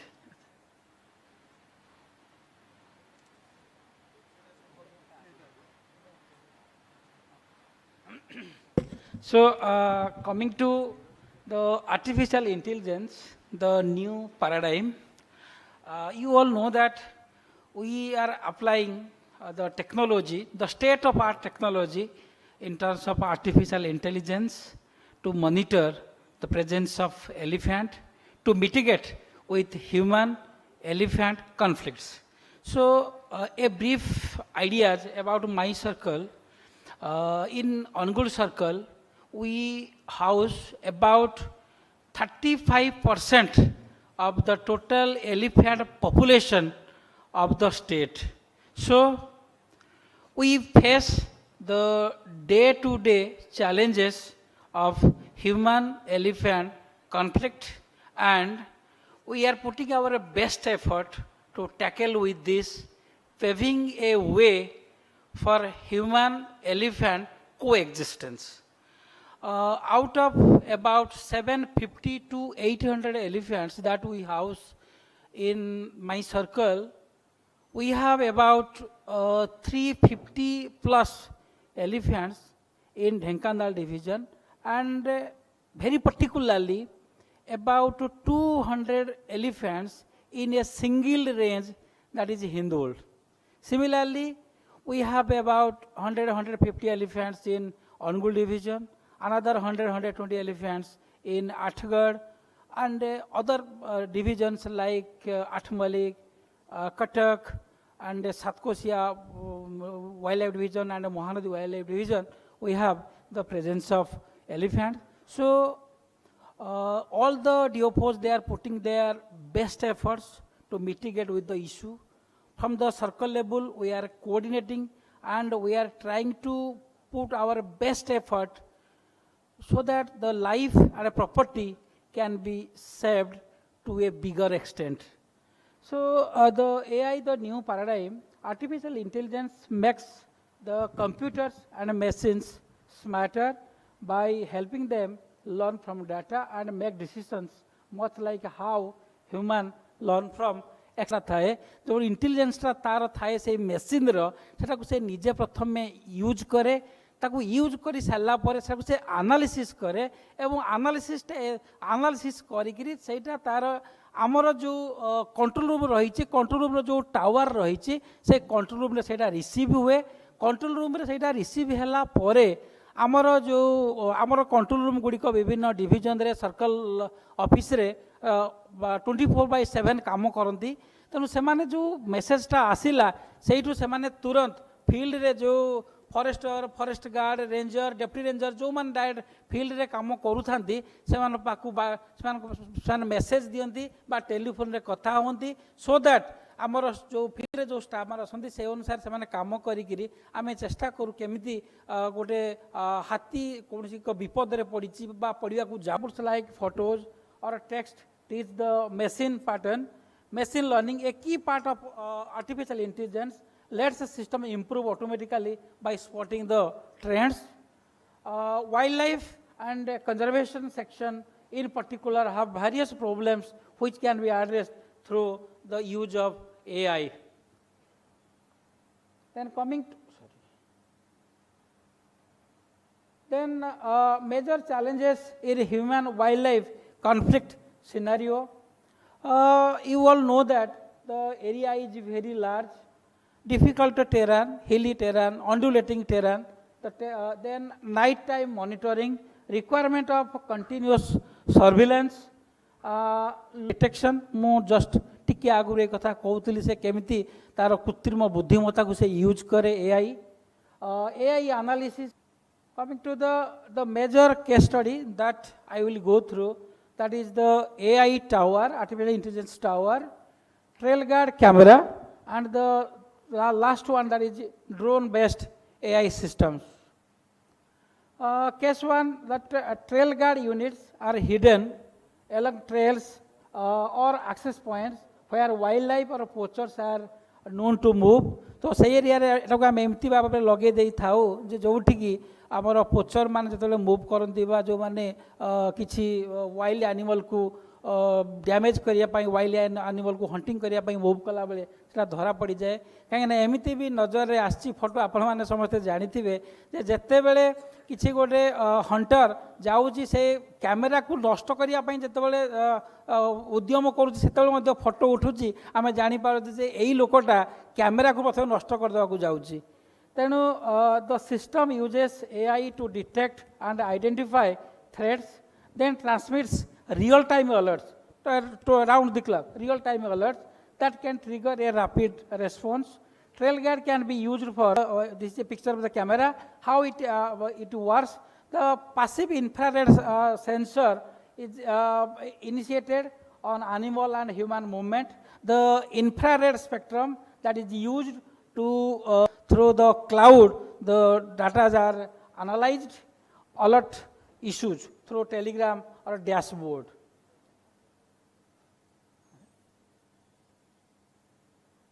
Then what is the advantage of a trail guard system?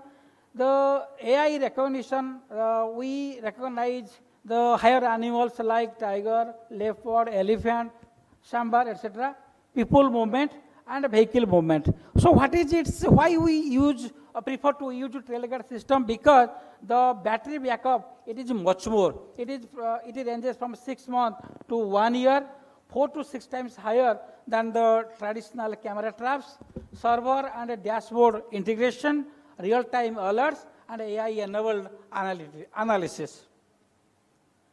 This is the insightful dashboard, the number of detections on the left-hand side, the detection time on the right-hand side. Then monitoring of wildlife 24/7 automatically. These are some of the must be knowing that tiger had come from that had come from Chhattisgarh side.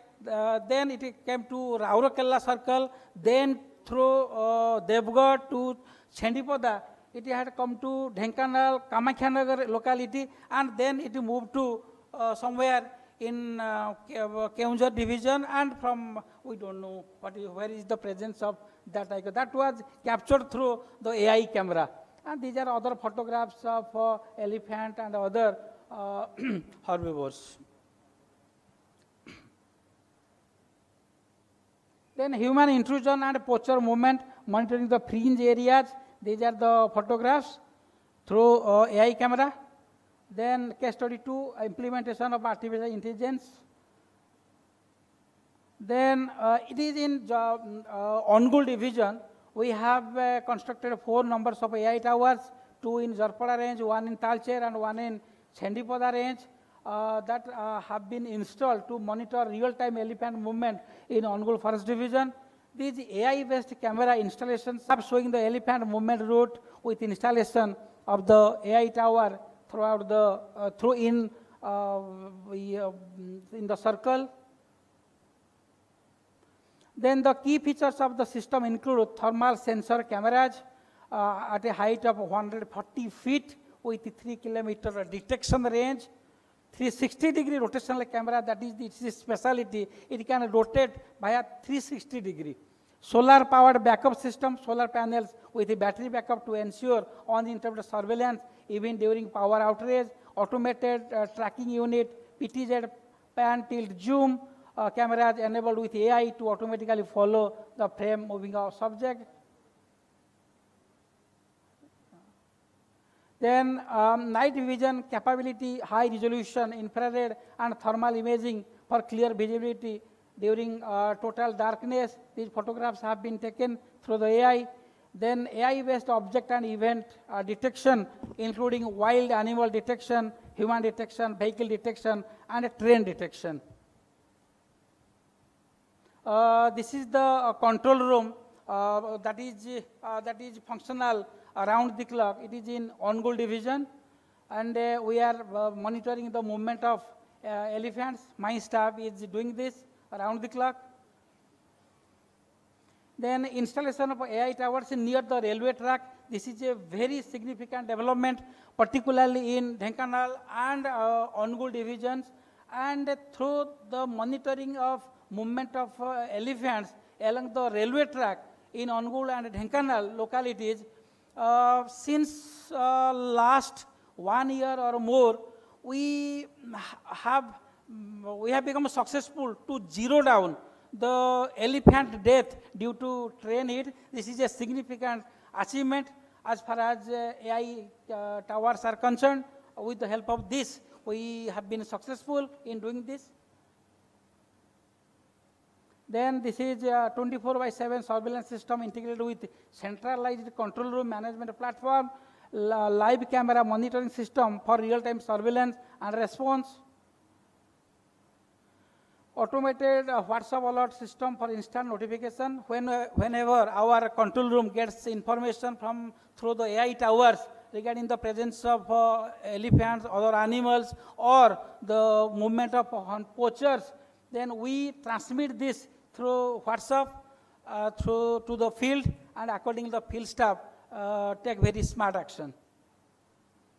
Then in the forest fire also, the AI tower has become very helpful, and last year during the fire season 2025, I think Ongul Circle had witnessed the least number of fire points in the state, and we have become very successful also in monitoring this. And not only in Ongul, through the AI tower monitoring, the number of fire points have been reduced drastically in Similpal also.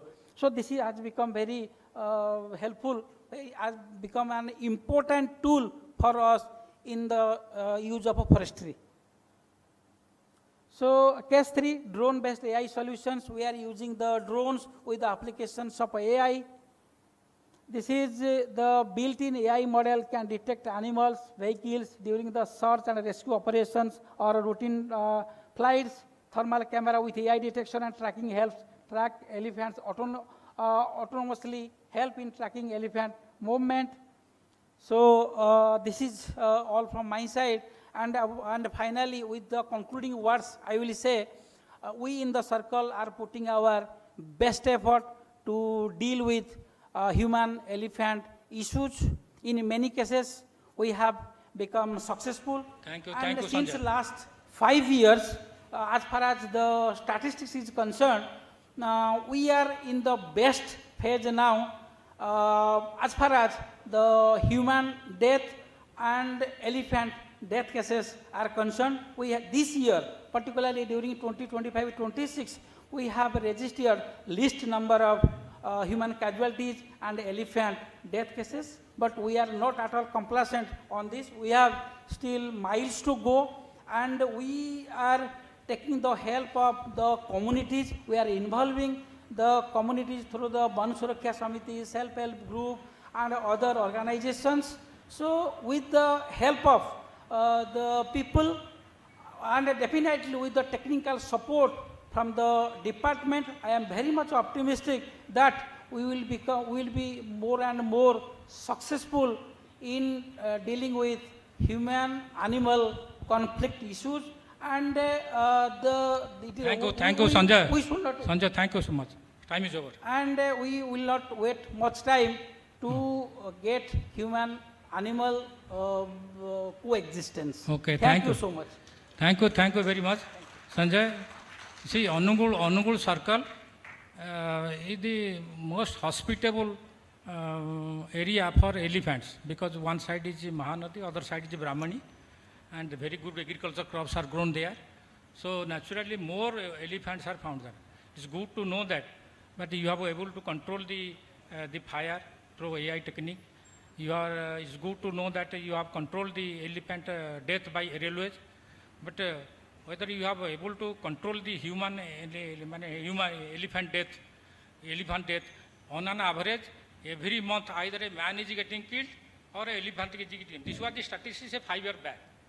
In Anugul Circle, prati 15 dine gote loko maribo, nale gote ati maribo. This was the constant statistics. I don't know what has happened during last 5 years. If things have improved, it should be supported by your data and nothing else. Next time, you prepare for this. Is there any question to ask? Please ask.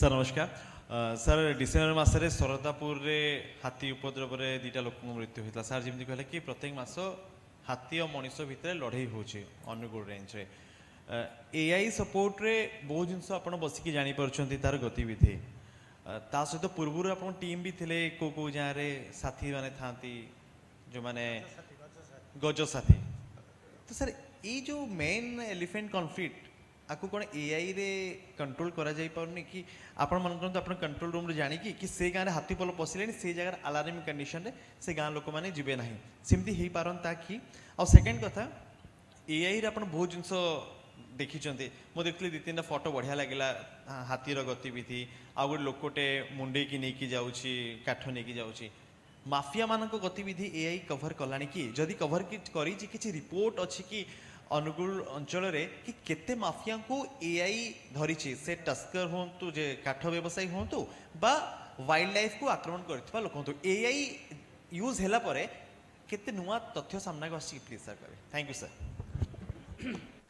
This is actually very nice question आमर AI माध्यम रे आमे elephant रो movement को जानूचु आमे early warning system माध्यम बहुत गुड़िए गाँव में आम अर्ली वार्निंग सिस्टम लगे सारूँ जिते से गाँव पेरीफेरी को हाथी आसूची से गाँव में गोटे साइरन बाजुची एआई रो मूवमेंट माध्यम दूर दूर हाथी थिले ताकू आम कंट्रोल रूम रे आम जानी पारुचु तापर भी सबुठु बड़ कथा है आपण मैंने निश्चित भाव में आप्रिशिएट करेंगे जे हाथीर प्रेजेन्स जो गाँव में रोचे से गाँव में सकाळे एवं संध्यारे लोक मानकु जणी दिया जाउछि जे हाथीर उपस्थिति रही आपण माने कौन करिबा उचित नुहे एवं कौन करिबा उचित तापरे भी आमे देखुचु लोक मानक भितरे सचेतनता बहुत बढ़ी जाइछि तथापि जो लेवल रे सचेतनता आसीबा कथा से लेवल रे सचेतनता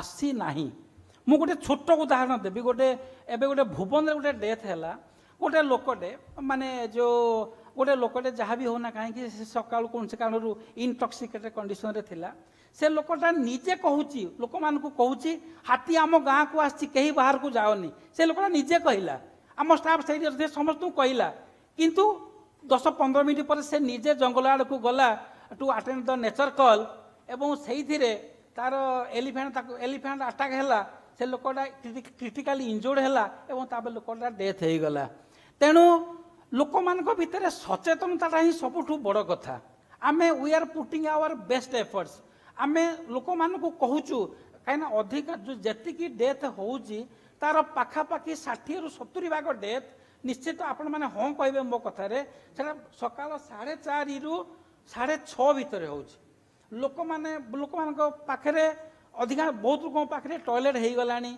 पाखे टॉयलेट व्यवस्था हो गलानी तथापि से निकटस्थ नाल पोखरी पड़िया को सेमाने लाट्रिन पाई जाउछंती जो समय कि एलिफेंट प्रेजेंस रोची लोक मान को जना जाउची सचेतनता भाव करा जाउची माइक धरिक लोक माने आम स्टाफ माने कहउछंती तथापि लोक माने सही समय ही जाउछंती तेणु सबुठ बड़ कथा लोकंकर सचेतनता जदि आम आनीपर ताले यही तर एलिफेंट जोगु बोली हाथीर डेथ को बहु मात्रा कमे पारिबा आ गोटे कथा आपण पचारे जे जो एआई माध्यम होउची कि यस एआई माध्यम भी आमे पोचर मानकर मूवमेंट को डिटेक्ट करी आमे पोचर को धरुचु एवं एबे किछि दिन हैला आमे गोटे प्रोग्राम माध्यम जीवे दया अनुगुल सर्कल आमे करूछु प्रति मंगलवार दिन inter range inter division intra division staff मान को नहीं गोटे patrolling करूछु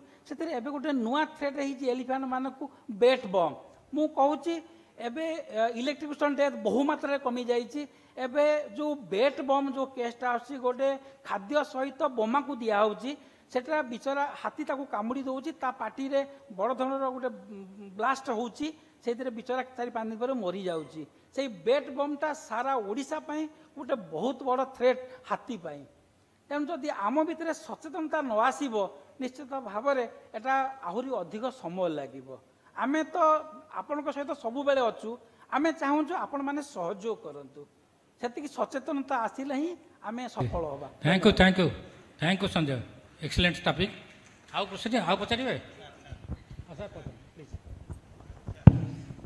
I am Jay Singh Parihar. This is a good proposition that you have put. I understand you have put 4 towers and at 4 locations you have put the cameras which are operating in the thermal infrared zone. Now adequacy of the 4 camera, the kind of orography you have, whether that is adequate or there are gaps. Because you see it is line of sight device. So anything which comes in the line of sight, it will be able to detect it. An elephant being large enough in size, so in thermal camera you are able to capture the image. I could see that elephant movement, even this thing. But that is operable only when, operative only when there is line of sight clear view. So adequacy, do you feel that there is a need to do the terrain analysis using the digital terrain model and then determine perhaps further plugging some gaps, which is a very good example. It can actually become a national level, this thing, as a, what you call, as a SOP. It can use the SOP and a standard this thing. But that adequacy analysis perhaps is the thing, a gap area in my understanding. Cost is also another factor. Well, cost is, look, first in science, we should not ask the cost. We'll go and ask the money. First, we should demand that, look, it is needed. Then government has to find out that. Yes, it is. Yes, more number of AI towers should be installed. No, but then that more question will come unless I do the digital elevation model and I do the analysis. Yes, it is. It Look, is sir, very much essential. I am looking for my business. Yes. You see, my domain, GIS, it can be used. So that was the way. Yes. Thank you, sir. It is a nice deliberation. I am Dr. Ranjan Kumar Kar, Professor, College of Forestry, OUAT, Bhubaneswar. Actually, most of the people, they are young generation, and whatever sir has supplemented towards our achievement in case of AI in Nakanal and Angul, including Raurkela, it is really very good introduction of science and technology, machine learning here. and whatever topics sir is given, I also supplement. In Nature journal and the National Geographic, they have studied already. The AI can able to detect and communicate with the wild animals also. Accordingly, researches has already been made, and the AI making this type of journey to be successful. Where elephant is moving or any other wild animal, whatever the voice they are providing, will be able to decode their language and will understand, and whatever voice we will provide to them in machine learning, it will be able to make coding, decoding successful, will be able to communicate. It will be also an avenue in order to make our conflict to be addressed very much easily, and on that direction, no matter whatever expenditure, we'll be able to have our avenue and researches to be just magnified. Thank you, sir.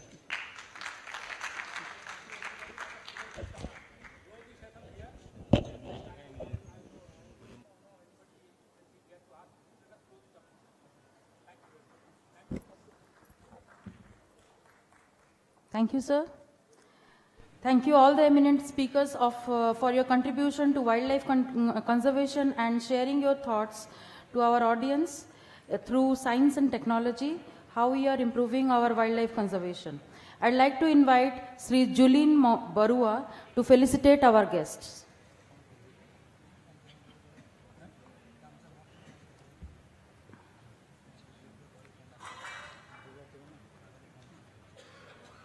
I'd like to invite Sri Pandav Behera, IFS retired additional PCCF Forest Environment and CC Department, Government of Odisha, to come forward to receive the felicitation.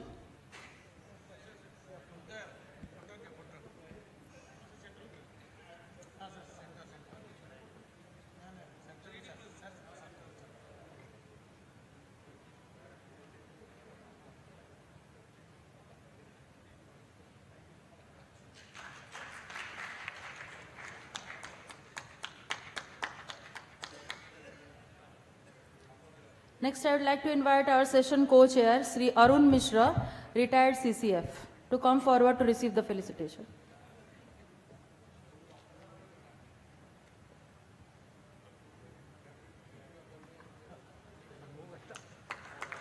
Our next invited speakers, Sri Manu Ashok Bhatt, IFS, DFO, Jharsuguda Forest Division, Jharsuguda, Odisha.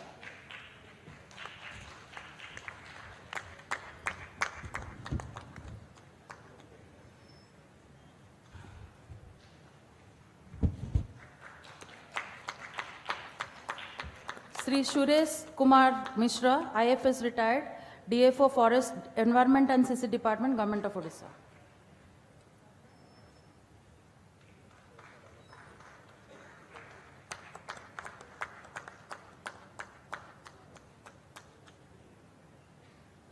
Dr. Sanjay Kumar Swai, IFS, RCCF Anugul Circle, Anugul, Odisha.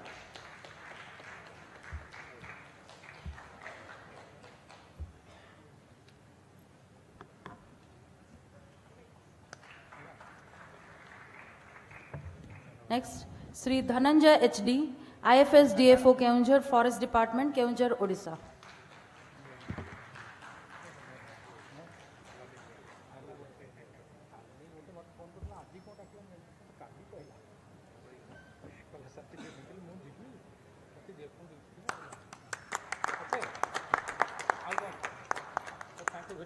Thank you all the invited speakers and session chair and co-chair. I request you all to be off the dais so that we can continue for the technical session 1. Next we'll be moving to technical session 1. The session chair is Professor Dr. Sanjat Kumar Sahu, retired professor, Environmental Science Department, Sambalpur University.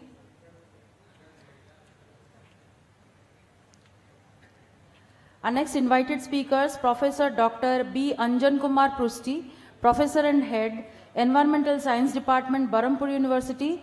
He will be present in a virtual mode. The next is Dr. Jai Krishna Panigrai, the Working President of Odisha Environmental Society.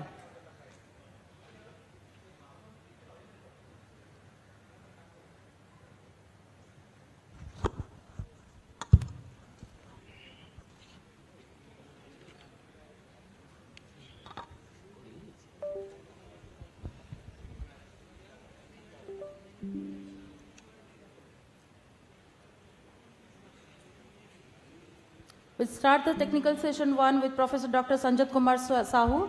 Over to you, sir.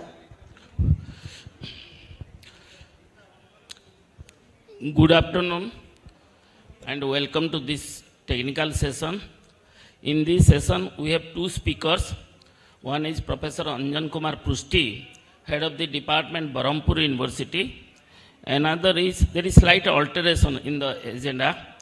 Another is Professor Jayakrishna Panigirai, and Acting President of Odisha Environmental Society, Bhubaneswar. Professor Anjan Kumar Prusti will deliver his talk through online mode, and it is the time. Now I call upon Professor Anjan Kumar Prusti to deliver his talk. His talk is relating to human wildlife conflict in eastern Odisha.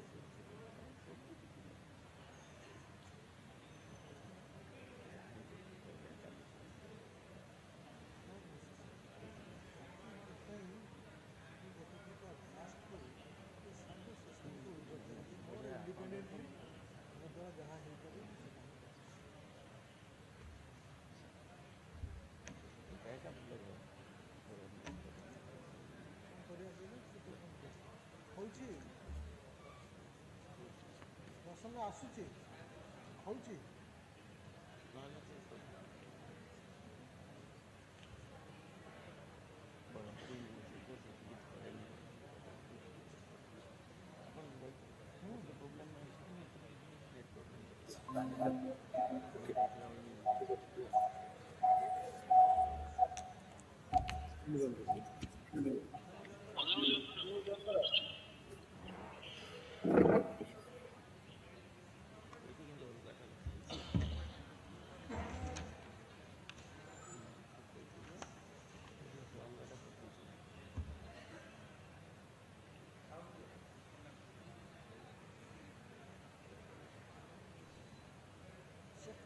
ଗଟିଟା click କର ଗଟିଟା click କର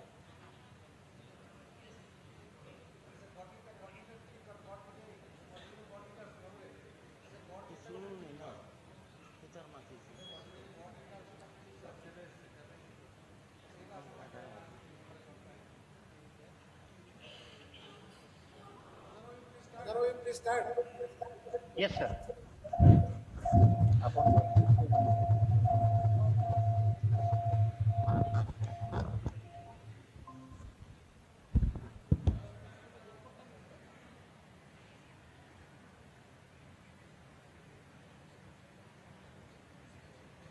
So, good evening. I hope I am audible and the slide is visible. Yes, Can someone yes, confirm? you are audible and also slides are visible.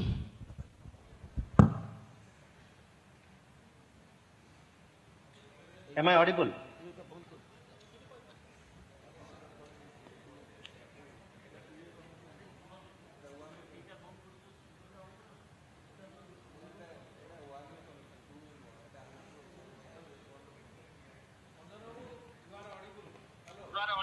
Okay, sir. Okay, sir. Then let me start. Okay, sir. So nice. It's an honor for me. Okay, sir. Thank you. Yes, sir. Namaskar. And it's an honor when my teacher is the chair of the session. And here I am trying to, in fact, urge all of you to, trying to rope you all of you to the human-wildlife interaction issues that is happening in Western Ghats of Odisha. This is something, the conceptualization started with 2024 when actually it became a topic of debate in the entire country as the status of human-wildlife interactions, and then Eastern Ghats was no exception to that.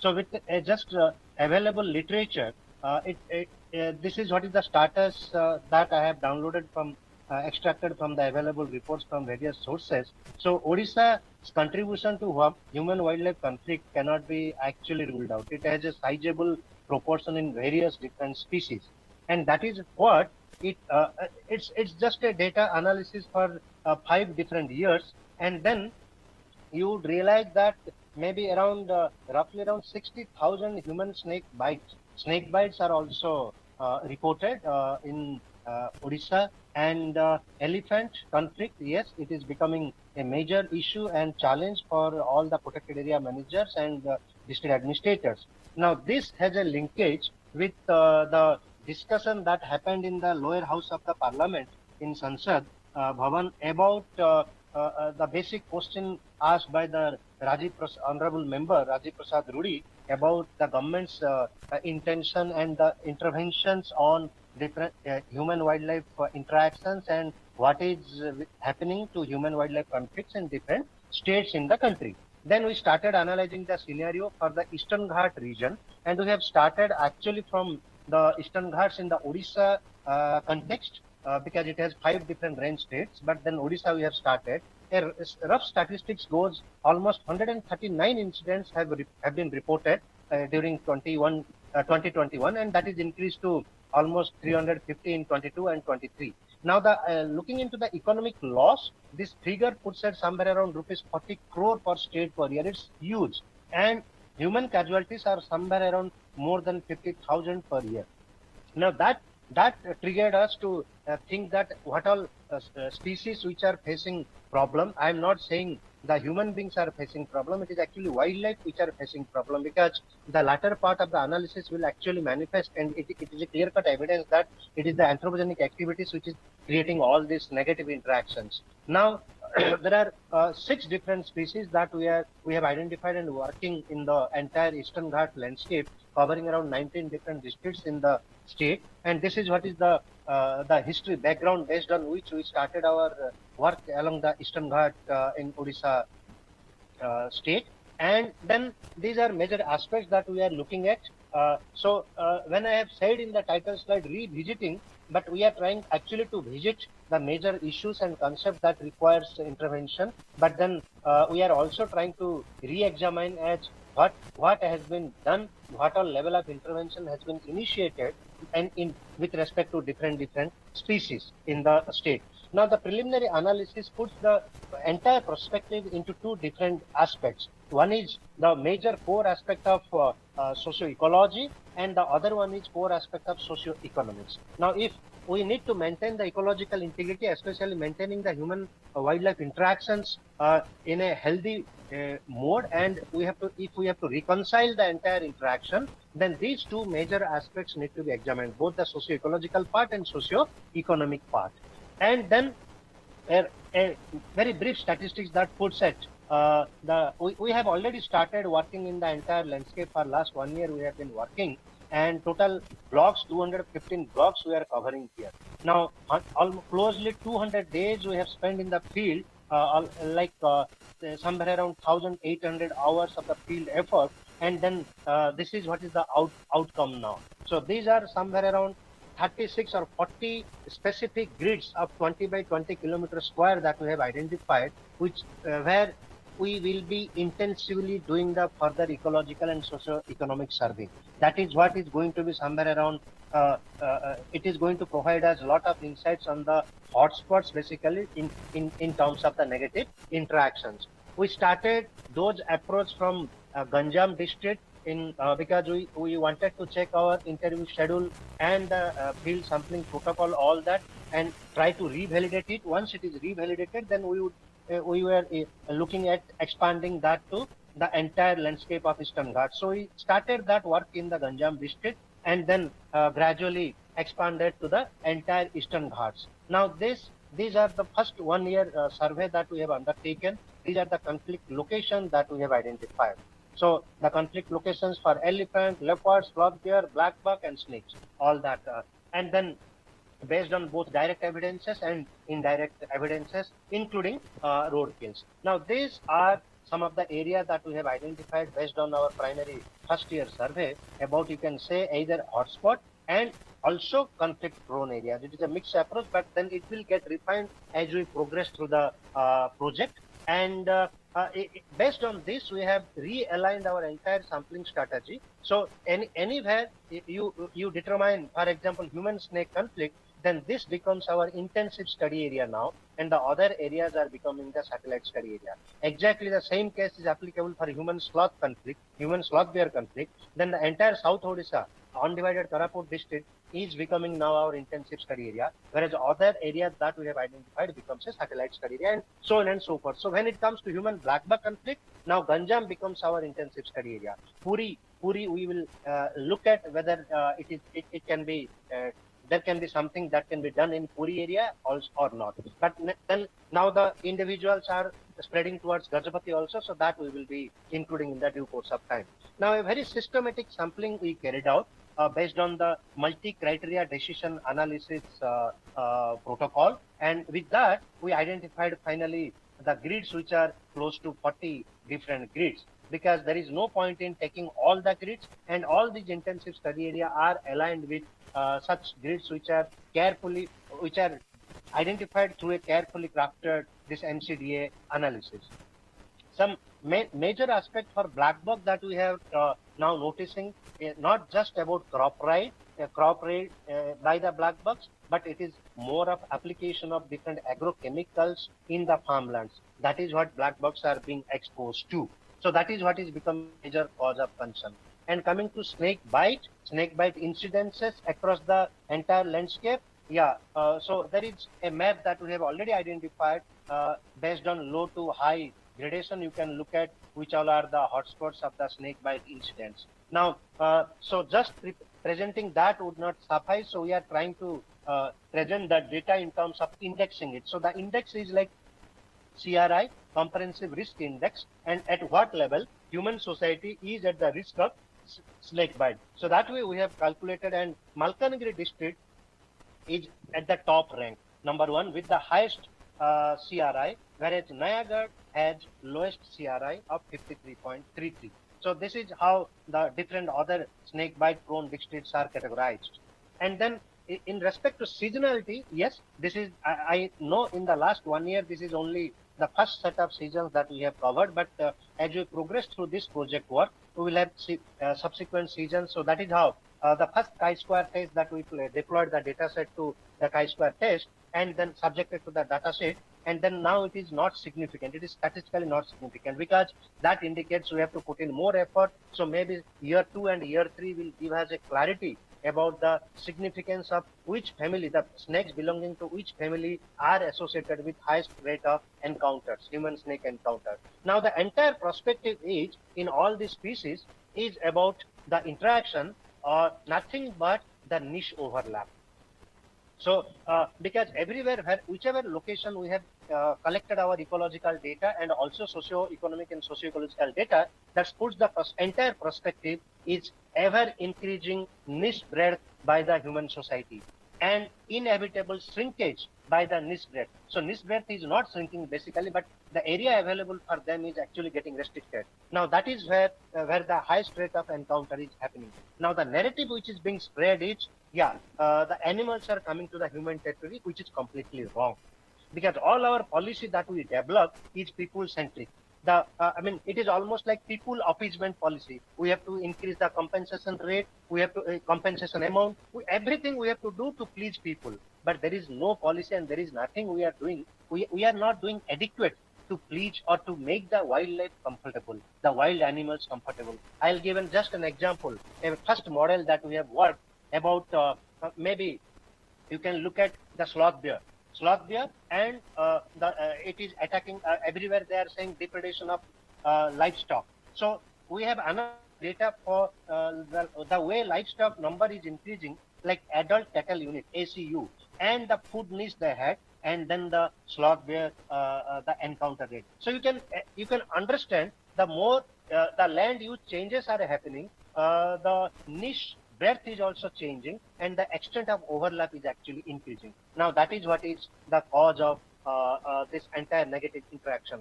We have started circulating all our findings, and we have conducted 2 different workshops. So one national convening on human-wildlife conflict reconciliation at Barampur University.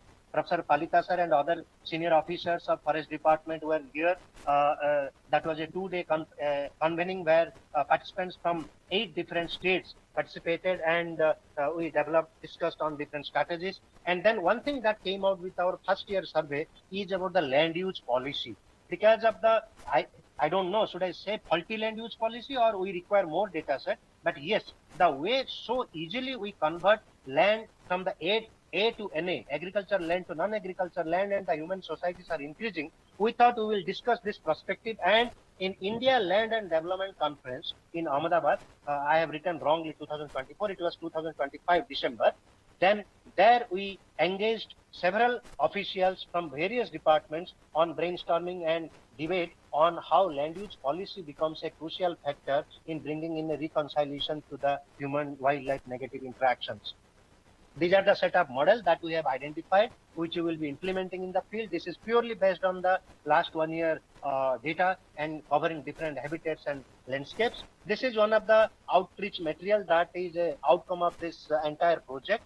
And this is a 24-page document that we have circulated to various stakeholders. It talks about 15 different species which are facing different level of dangers due to anthropogenic activity. As a researcher, I would never describe them as the conflict species. Unfortunately, you read any literature, it describes that which is the conflict species. People say sloth bear is the conflict species. I'm sorry, sloth bear is never a conflict species. It is a human being which is the conflict species, and sloth bear is at the receiving end.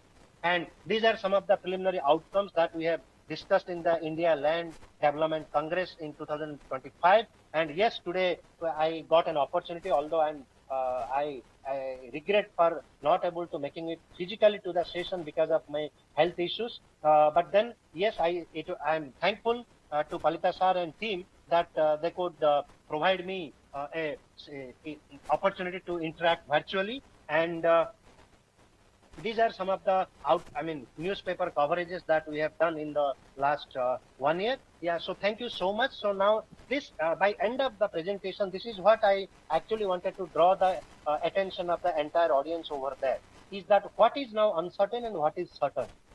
Because we discuss everything in a human time scale, but this thing is happening in a geological time scale. We have not co-evolved with wild animals. They have evolved much earlier than us. So it is our responsibility to coexist with them. They might become aggressive, but we cannot afford to be aggressive. But rather, we are actually becoming aggressive and expanding our niche, and thereby resulting in the niche overlap and ultimately, inevitably, human-wildlife negative interaction. I'm sure this uncertainty will be turned to certainty, provided each one of us take responsibility and join hands and develop efficient strategies for its management. Thank you so much. Thank you so much to Professor Sanjit Kumar Sahu sir, also the session chair, for allowing me to discuss it in a comprehensive manner. Thank you, sir. And now it is open for discussion, but I am sorry to say, sir, this is one-sided. He cannot hear our talk. Please. So now it is open for discussion, and right now sir is interested to ask a question, and he will ask the question through mobile. To discuss, and I can always. Yes. Sir. See mobile de pacharam. Yes. Sir, the screen can be made on. No issue. Good evening, sir. I am Dr. J.S. Parihar. I used to be at Space Application Center, ISRO, Ahmedabad. First, congratulations for taking up this interesting research work, because the universities are the only place where research will survive now.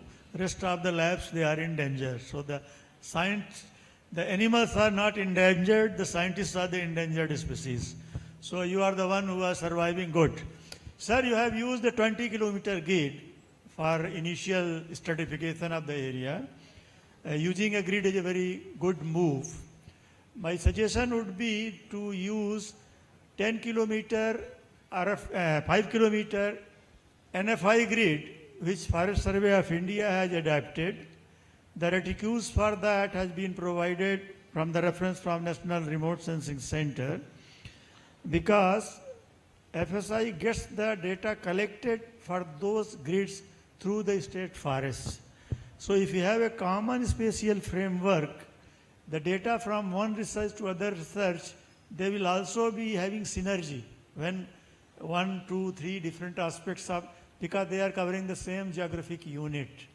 So my request will be, one, to you, sir, Professor Prusty, and also to the organizers here, to maybe as a recommendation of the conclave that we must have a standard spatial framework for creating the data on the GIS platform. So this is just as a suggestion, sir, not a question to you. And once again, I would like to congratulate you, because the loss of life through the snake bite and all those, these are of the serious concern. Thank you very much, sir. Thank you, sir. Thank you, sir. I have taken note of your suggestion and I will definitely incorporate this into sampling strategy. In the absence of any more question, I thank Professor Ranjan Kumar Prusti for giving a talk on a most important aspect of wildlife, that is human-wildlife conflict, and particularly with respect to elephant, sloth bear, snake, and leopard, and black buck. And he has also given two models. One is socio-ecological and another is socio-economic model. Those models are most important in the sense that it can minimize the human-wildlife conflict. And he also told the factors those are responsible for human-wildlife conflict. So overall, he has delivered a very good talk. Thank you to Dr. Anjan Kumar Prusti. Now, I request Professor Paningrai sir, Jayakrishna Paningrai sir, you all know him. He is a very known figure.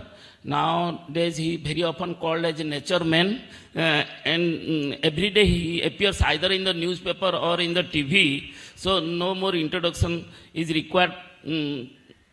And he is going to deliver a talk on forest fire. And forest fire is one of the most important factors so far decrease in wildlife is concerned. So I now call upon Professor Paningrai to deliver his talk.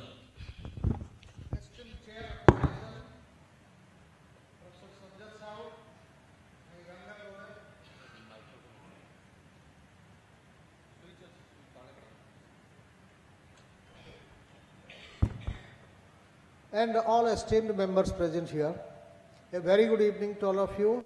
I am an intruder. I was not there in the list of agenda. And whenever some expert was not available here, so the organizers dragged me to here. And fortunately, my pen drive was in the pocket. So I would like to discuss something on forest fire.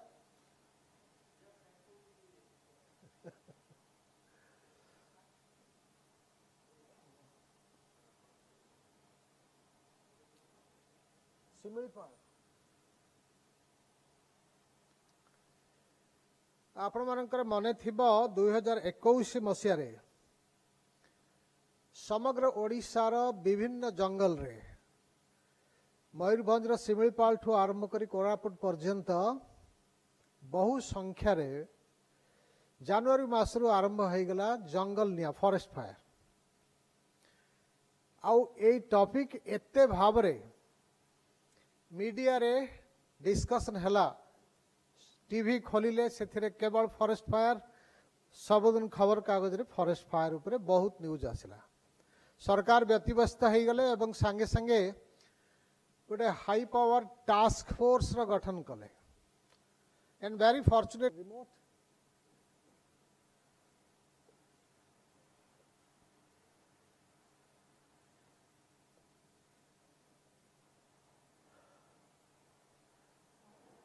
about a cartoon picture to start kochi trees are afraid of the fire but are immobile. Unfortunately, they are not mobile like the animals which can move from one place to another. The trees cannot escape from the attack of the fire.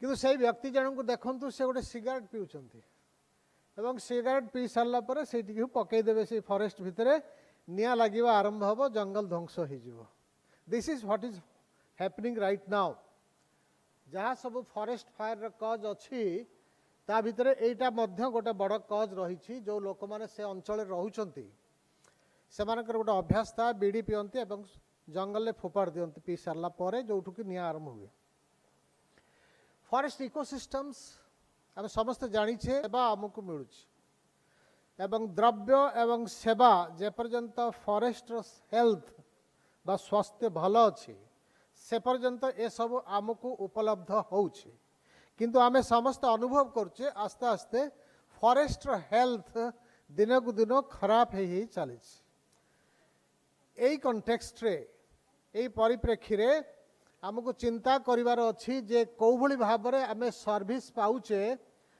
जेमति कि regulating services provisioning services cultural services supporting services ये समस्त प्रकार service जहाँ आमको जंगल मिलुची जेतेबेले जंगल गुणात्मक मान अवक्षयित हब quality of forest deteriorate so आगु जो नेक्स्ट जनरेशन आम परे आसीबे पृथ्वी पृष्ठ रे सेमानंकु फॉरेस्ट जो गुड्स एंड सर्विसेज मिलुची जहाँ उपरे बहुत फॉरेस्ट डोलर आज मध्य डिपेंड करचंती सेमानकर अवस्था कौन हब so silent features of Similipal जेहेतु शिमिलीपाल को लेकर बहुत आलोचना होउथला डिस्कशन हला सेते बेले 2021 मसीहा कथा मु कहूछि तो शिमिलीपाल मु निजे गली ये टीम तरफ टास्क फोर्स तरफ मु शिमिलीपाल गली 2 दिन विभिन्न अंचल रे मीटिंग कली विभिन्न लोकों संगे कम्युनिटी लोकों संगे डिपार्टमेंट लोकों संगे एवं ता परवर्ती समय जहाँ जहाँ सब आमको रिपोर्ट सरकार को दबाक थिला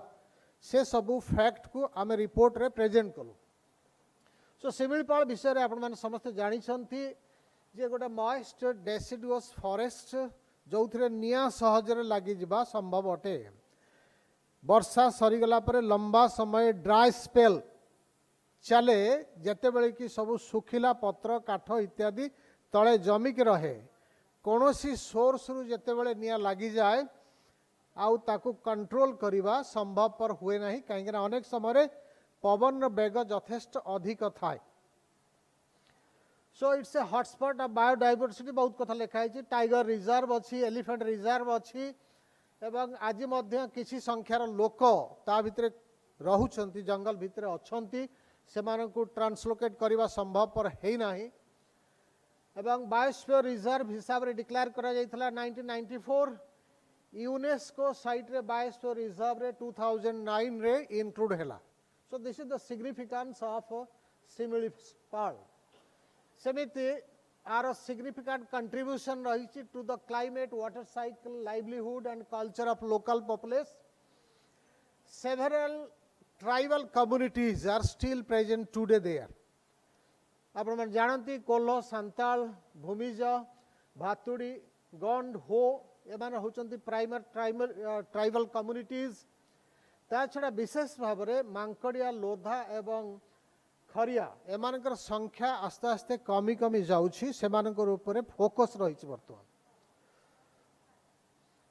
एक्सट्रीम वेदर इवेंट्स इन 2021 जो ए सब घटना घटिला लंबा गोटे ड्राई स्पेल रहिला वर्षा अनेक दिन धरी हैला नहीं जो कि ये जो निया जो जो सोर्स रु लागिला देखागला फेब्रुआरी 24 रु मार्च 2 भितरे 380 फायर पॉइंट्स शिमिलीपाल रिपोर्ट हैला एवं गवर्नमेंट ऑफ ओडिशा जहाँ मु कहली forest and environment climate change department they constituted A high level task force on forest fire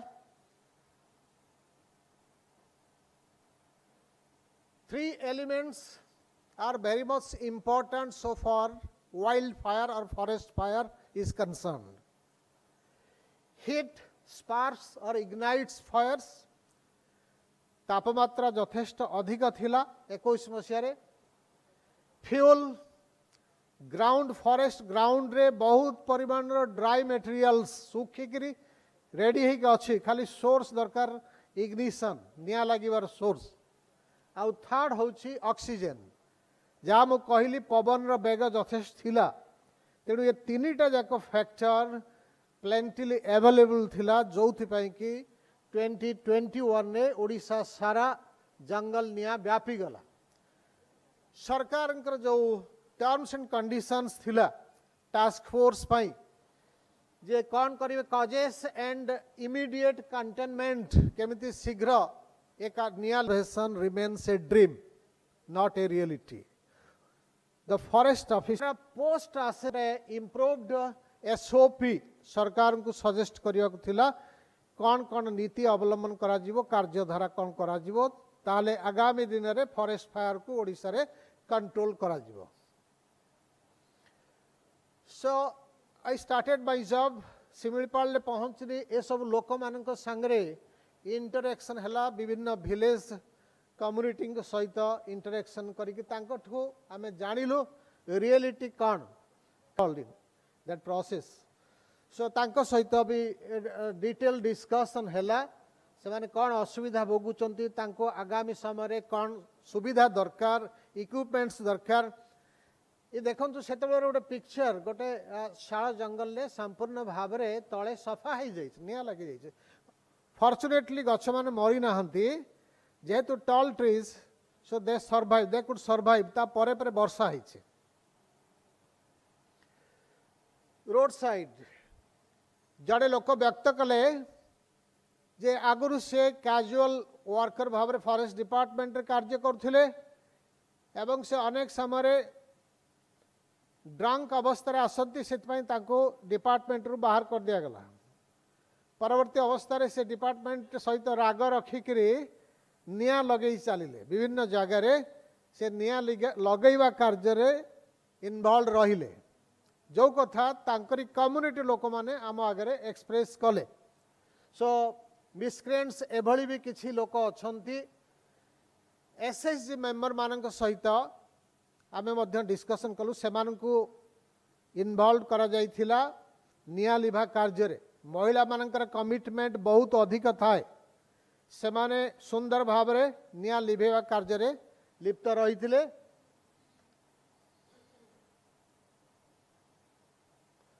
awareness programme forest department से अंचल रे विभिन्न जगार टाइम टू टाइम अवेयरनेस बा सचेतनता कार्यक्रम सब विभिन्न जगार करुला ओड्रफ स्टाफ जो मैंने जाइए सेठी को स्पेसिफिकली निया लिभेवाई से सहित मोर इंटरेक्शन होता डिटेल सबू इनफॉरमेशन कलेक्ट कला परे जहाँ जहाँ कॉज ए सबू आमे से रिपोर्ट रे मेंशन करथिलु नेचुरल फॉरेस्ट फायर बहुत कम थाए हार्डली लेस देन 5% आम जगार 95% human induced forest fire controlled fire for forest management ये controlled fire sometimes becomes uncontrolled जो माने जाउछंती महुआ फूल कलेक्ट करिया पई केंदू लीफ कलेक्ट करिया पई से निया लगे दउछंती तापरे भूली जाउछंती फॉरेस्ट फायर व्यापी जाउछि बीड़ी सिगरेट पीला परे सेठी मध्य तो गोटे फॉरेस्ट फायर सीजन जहाँ कि जनवरी रो अप टू जून वर्षा आरंभ मानसून पर्यंत सही रेंज रे ये रीजन होचे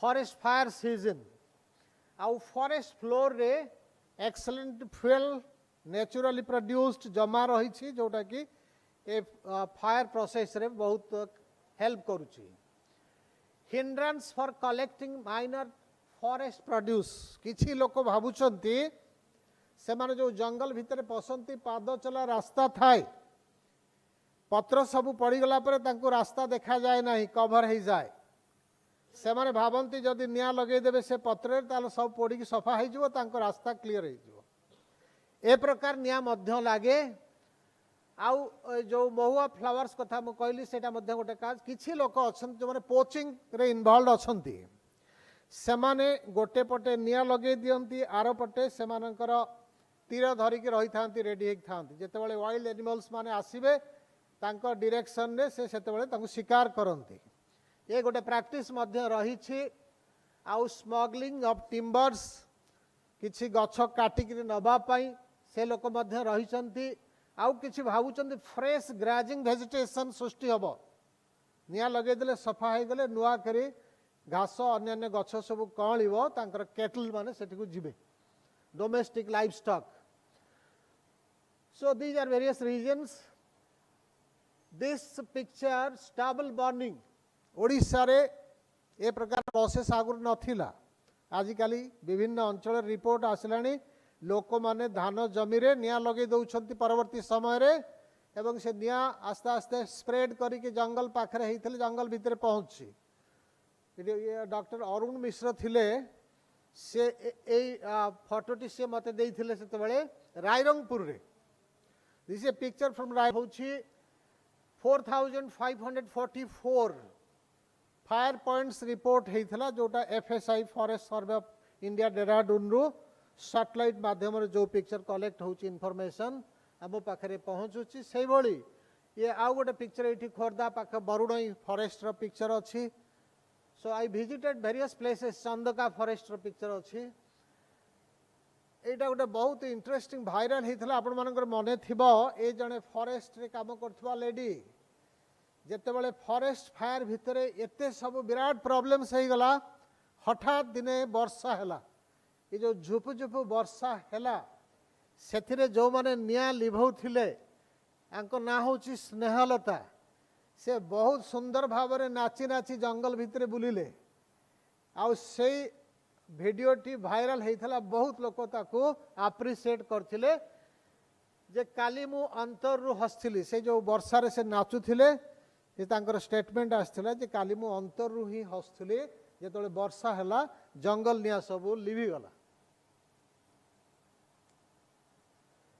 मु तापर गोटे आर्टिकल लिखथिली जंगल रे निया फायर इन फॉरेस्ट लोक मान भितर सचेतनता सृष्टि करिया पई in this context we have to understand the intricacies of forest ecosystem आमे बाहरु खाली जंगल बोली कि भाबी दउछे किंतु जेते बेले आमे ता भितरे पसिबा केते प्रकार प्रोड्यूसर्स अछंती ता भितरे केते प्रकार हर्बिवोर्स अछंती केते कार्निवोर्स अछंती ठीक रहइबो फॉरेस्ट रो हेल्थ ठीक रहइबो values ecological values goods and services ecosystem functioning ए सब विषय रे आमको टिके बुझीबा को अछि ताहले आमे फॉरेस्ट को प्रोटेक्शन दबा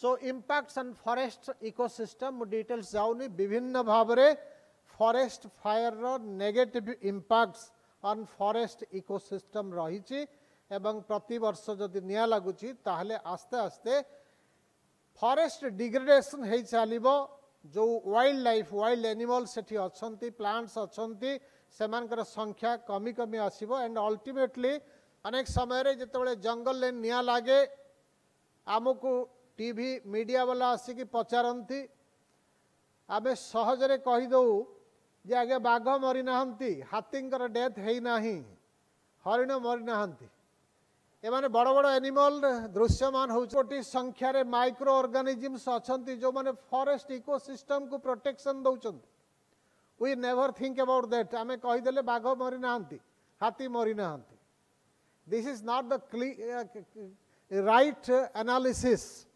of the impacts of forest fire आमको आउ टिके अधिक कथा चिंता करिया को पड़िबो जहाँ जहाँ सब मेंशन हेछि सेठी इंपैक्ट्स ऑन वाइल्ड लाइफ से माने घर शून्य हो जाउछंती they are losing their habitats चिंता करंतु जड़े गाँव में रोथुवा लोक घरे जितेबाला निया लगी जाउछि चाल घरे परवर्ती समस्या तार कौन होउछि आमे समस्ते भल भाव में बुझी पारछे ठीक से भली भाव में जंगल में निया लगिबा परवर्ती अवस्था रे अनेक जीवजंतु सेमानकर घर हरई दउछंती खाद्य हरई दउछंती से माने बंचिबा पई संघर्ष करूछंती ए विषय आमको सचेतन हवा को पड़िबो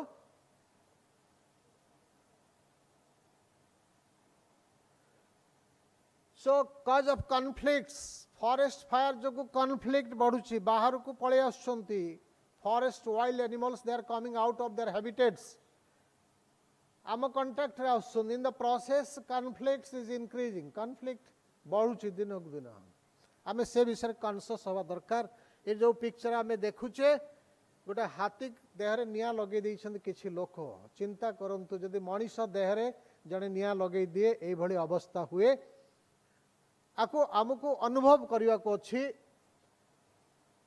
एक्जिस्टिंग लीगल प्रोविजंस बहुत अच्छे हम पाखरे laws are there rules regulation guidelines plentily available but these are not helping us आमको कौन दरकार strict implementation and on the other hand the community the people they are supposed to obey the rules and laws आईन ता बाटे रहिले हबो नाही ताकू कार्य रे पालन करिवार अछि सम्मान प्रदर्शन करिवार अछि then only the forest can be protected ये सब आईन कानून अछि किंतु आईन को सम्मान दबार अछि सो सजेस्टेड मेजर्स हमको नेटवर्किंग करिवा को अछि लोकल कम्युनिटी लीडर्स एनजीओज से इनवॉल्व करिया को अछि कोऑपरेशन गवर्नमेंट रो विभिन्न डिपार्टमेंट भितरे कोऑपरेशन कोऑर्डिनेशन रहिबार आवश्यकता रही मीटिंग्स रेगुलरली हवा दरकार जो कथा आम रिपोर्ट रे देइथिलो जे फायर सीजन रो बिगिनिंग पूर्वरु आमको से लोकल लेवल रे बहुत संख्यार मीटिंग ऑर्गेनाइज कराबो स्कूल कॉलेज रे पिला मानको अवेयर करा जिवो कम्युनिटी लेवल रे मीटिंग करा जिवो ताहले फॉरेस्ट डिपार्टमेंट रो ऑफिशियल्स मानकर स्थानीय लोक मानक संगरे गोटे भलो फ्रेंडशिप डेवलप हबो कनेक्शन डेवलप हबो and these are the people they will help in rousing the forest fires जो वाइल्ड लाइफ कंजर्वेशन कथा आमे आलोचना करछे से प्रोसेस रे सेही लोक मानकर इन्वॉल्वमेंट बहुत भाबर दरकार fire fighting cell Bhubaneswar headquarter forest headquarters रे गोटे स्पेशल सेल करा जाइछि जोठी को इन्फॉर्मेशन सब डिस्ट्रिक्ट रु सब डिवीजन रु आछि एवं एठी जो माने टॉप लेवल ऑफिसर्स हमर अछंती से माने से विषय निष्पत्ति नउछंती so these are various measures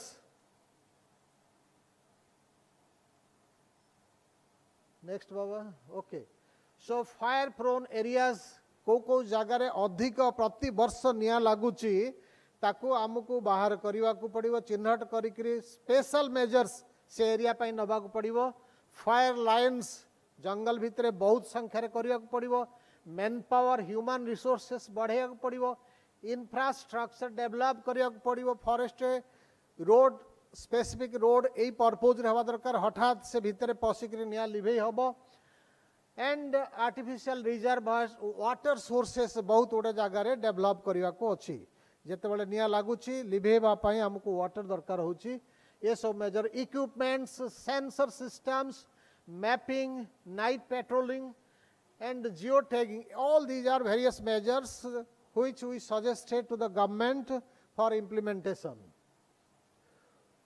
awarding communities जो माने भल भाव प्रोटेक्शन दौरान से केमती सरकार तरफ डिपार्टमेंट तरफ अवार्ड दिज्व वेरियस टेक्नोलोजी ये एआई कथा ऑलरेडी डिस्कशन हो सारी आलोचना हो पोस्ट फायर असेसमेंट पाई फना उपरे कौन डैमेज है फ्लोरा उपरे कौन डैमेज होता डिटेल वर्कआउट साइंटिफिकली हवा दरकार and revising the existing SOP जहाँ करा जाई सारी एवं सबू डिवीजन को सर्कुलेट होती सो 3 phases of fire management गोटे pre crisis phase fire season आरंभ हवा पूर्व लोक मान भितर सचेतनता प्रिपेयर्डनेस आमर बहुत भल भाव हवा दरकार प्रस्तुत भल रहा दरकार क्राइसिस फेज जिते निया लगी सेते केते शीघ्र निया लिभा जाई पारिबो तापाई कौन कौन मेजर्स दरकार आम प्रस्तुत करके रखिथिबा एवं पोस्ट क्राइसिस फेज निया जली सारिबा परे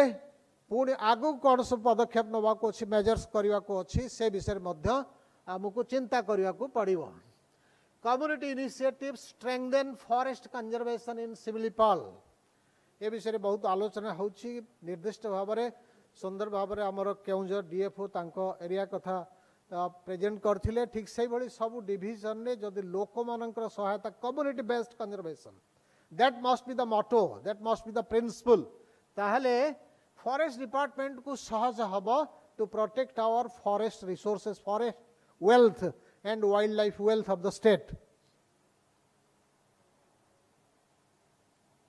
किंतु आमे जहाँ देखुछि एबे विभिन्न एक्ट गुड़ाक टिके डाइल्यूशन होछि जेमति कि बायोडाइवर्सिटी एक्ट र फर्दर अमेंडमेंट हबा पई प्रपोजल रहिछि सेमिति विभिन्न Bhavre forest conservation act wild life protection act wild life with this I think I have to conclude. Thank you very much but at the individual level please plant trees and take care of these trees. Thank you so much. Let's make a difference in our own life. आमे जोठी जहाँ भी काम करुचे सेठी किछि गोटे positive काम करी से फॉरेस्ट कंजर्वेशन हो वाइल्ड लाइफ प्रोटेक्शन हो बा प्लांटेशन हो किछि भी गोटे काम करी निजकु समाज रे जने भल व्यक्ति भाव रे जदि प्रतिष्ठित करि परिबा you will make a difference for the society. Thank you so much.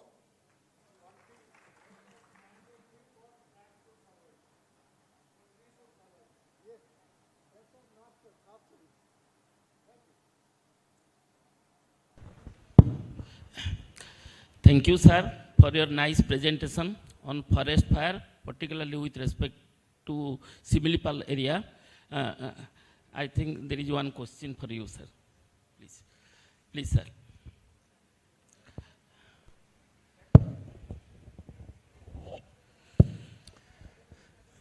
Congratulations, sir, for a good comprehensive presentation. I'm interested to know, like, let's say, Similipal and around, the forest fire analysis which has been done so far.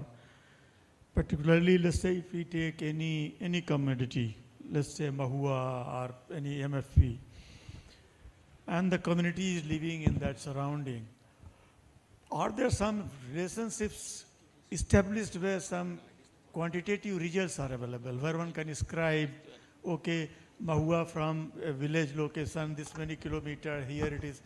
You see, the region for forest fire, it always remains a guesswork.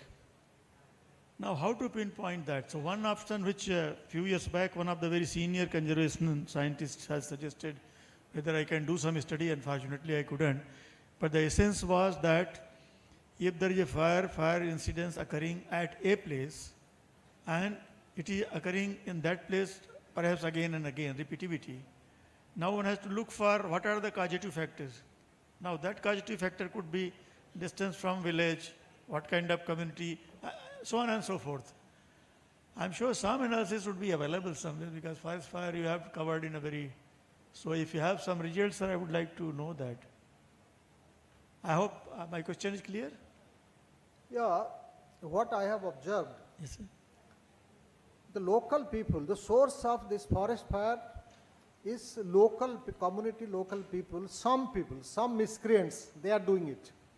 Now, due to development of technology, FSI is providing detailed information. That part, sir, I am aware that forest fire detection and it gets flagged to the state. My question is very simple. We say miscreant. I am looking at a different way. If I am a villager living there, for me it is easy to just take a matchstick and lit the fire under the mahua tree. They let the dried litter get burnt. It is easy for me to locate the mahua and it falls. So it is my livelihood dependence. And I want to search a cheaper way of collecting it. Is it true? No. Must be a different thing, sir. Is it true or not? This was a hypothesis I putting.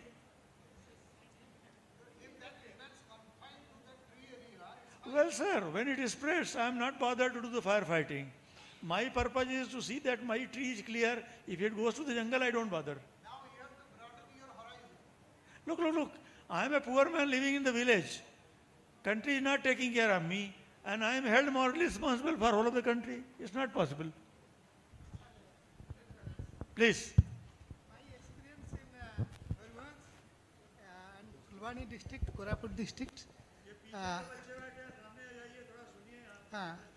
that you are partly correct that for their livelihood, the Mahua flower collection, they clear the base line of Mahua plant and for their easy collection. But after that, they leave it and the fire get to They are supposed to control the fire around that tree. Okay. That they are not doing, they are leaving the fire to its own destiny. It is traditional practice of that. I have presented a paper in the Odisha Environment Society seminar at Barampur in 90s on forest fire. That was the main cause. Sir, you see with another hypothesis, sir. Another hypothesis. Yeah. I may not be correct. There is a belief that if you put the fire near around the tendu bushes, the flushes which come, they are of good quality. So those who are depending on the tendu leaf collection, they are putting the fire. I don't know whether I am right or not. Yes, sir. That in forest management controlled fire system that is there. No, sir. Not forest management. I am a person, I am a villager again. My dependency is during summer month, 2 months or so, I go and pluck the tendu leaf and I sell it. I believe that if you put the fire around the tendu bushes, the flush which comes, the leaf quality is good and big. That's true. That's Okay. true. That's true. If true, Yeah. does it go in the management practice of the forest department? If it has not gone, why not? You see, we scientists, we are discussing. We have to also discuss, if I have said, okay, putting the fire plus is good, then the fire department also have to see that I don't put the fire. Now, who will put that recommendation? Will not this evergreen society? After all, this is a collection of the, what you call, no? People who are talking the science and technology of it. Unless we pressurize on them that, look, my science, we have done this, now you take for implementation. Then he will come, okay, to implement it, this much is needed, I need the man, I need the money, this and that. This is how the input and output from the science and the input and output from the management, and there is synergy and the progress is made. So this I wanted to raise the discussion because, look, this question was raised to me by none other than Mr. Ranjit Singh, M.K. Ranjit Singh, in April 2023. I have not been able to get the answer from any forum. I have been interacting with many of your community and people like us, science. So I have not understood this thing, so I have been just evading this thing facing him. And this old man is very, yes please. Actually, it is already a part of the preparation of district action plan on prevention of forest fire. In that, what we do is all Kenduli field staff, Kenduli body committee, they are taken on the board, and wherever there are more fires last year, that beat mapping, village mapping, reserve for area mapping, that is all done. They are sensitized in that body area. Even the pluckers, the pluckers and binders, we all call them and we take the meeting. Now regarding whether they put fire so that the leaves would be good. Now I am in charge of Kendulip also. The Kendulip plucking area, collection area, it is outside the forest. Peripheral area, it's not deep inside the forest, outside the forest. And I think it's a prejudice that generally Kendulip pluckers, they put the fire so area would be clean and good because of that conversion of sucrose into glucose, the flushes will come out well. I think there is less truth. There are very few occasions there is a direct relation with the Kendulip operation. For that they are putting the fire. I don't think, my limited experience, I'm young and I have little experience, but what I have seen, Kendulip, for Kendulip they don't lead the fire. Very rare cases, very rare.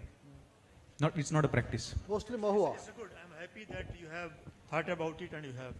Now my request would be, kindly get some data on the Tendulif and Mahua, both the cases, and put that, yes, the fire is put only on Mahua, not Tendulif.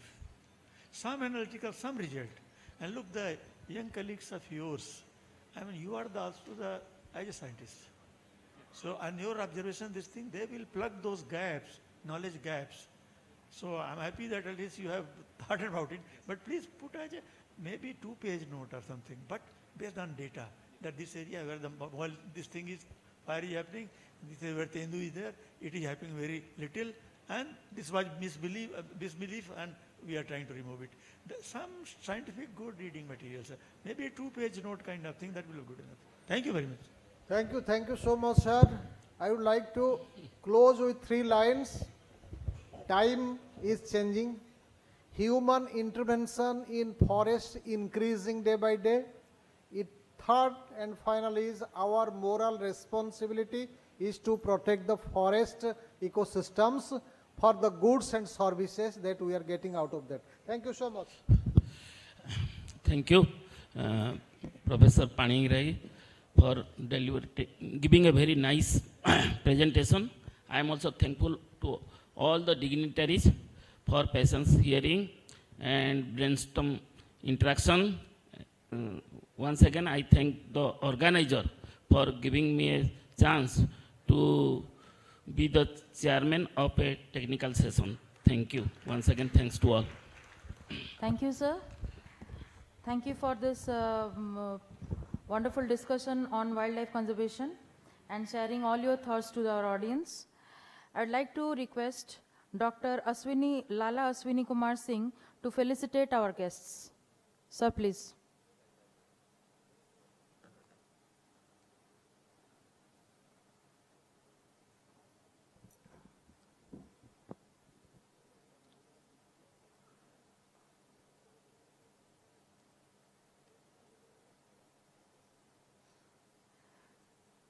So our session chair, Professor Dr. Sanjat Kumar Sahu, retired professor, Environmental Science Department, Sambalpur University.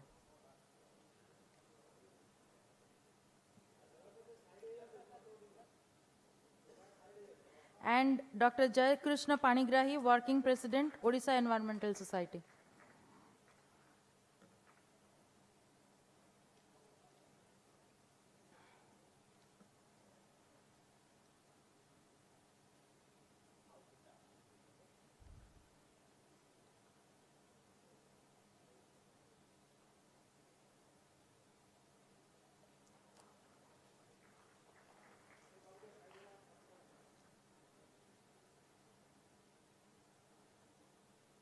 I'd like to request our guests to kindly stay back to give out the prizes, and like to request Dr. Jai Singh Parihar sir and Julin sir to come to the stage to distribute the prizes.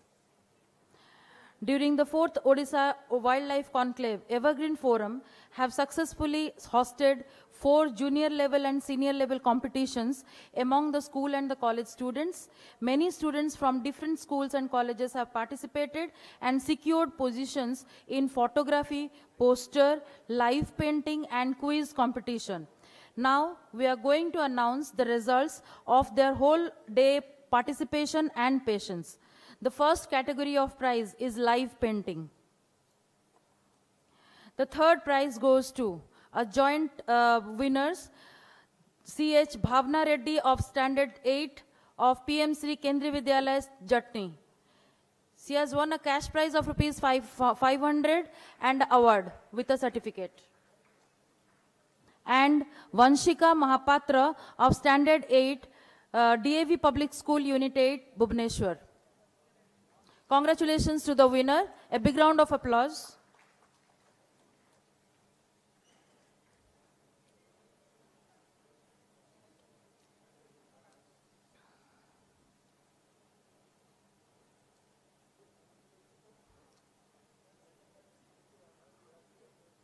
Vanshika Mahapatra of Standard 8.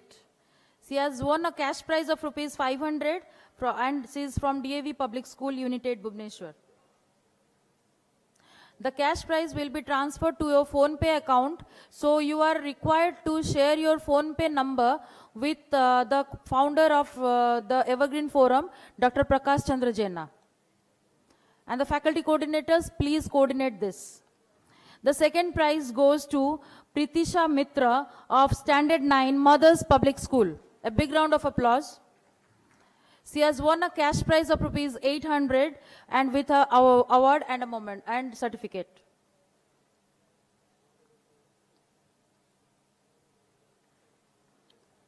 Congratulations, Pritisha Mitra. And the winner of the live painting goes to Adyasa Swai of Standard 9th, DAV Unit 8, Bhubaneswar. She has won a cash prize of rupees 1,000.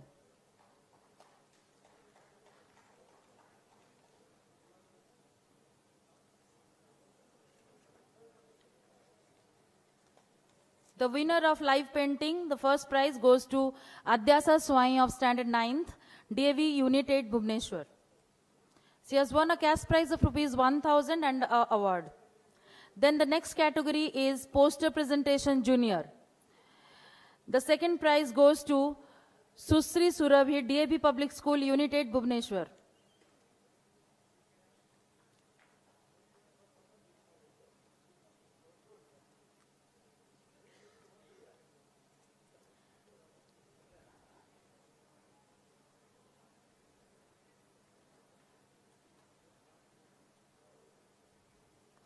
The first prize goes to Abhipsa Priyadarshini, Mothers Public School, Puri. She has won a cash prize of rupees 1,000. She is from class 9th, Mothers Public School. Abhipsa Priyadarshini.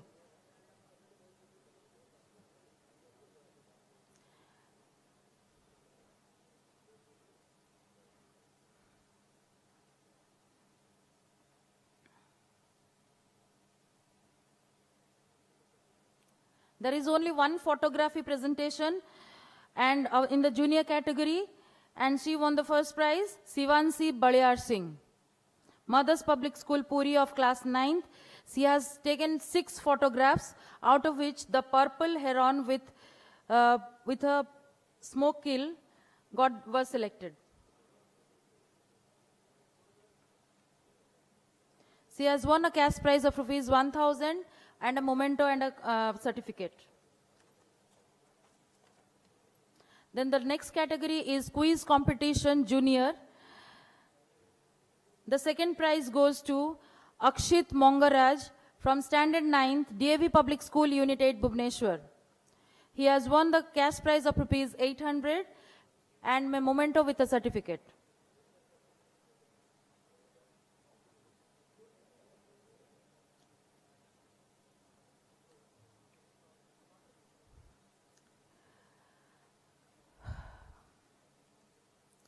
The first prize goes to Abhas Kumar Jena from standard 7th, PM Sri Kendriya Vidyalaya, Khorda Road, Jatni. He has won the cash prize of rupees 1,000. A big round of applause for the winner, Abhas Kumar Jena.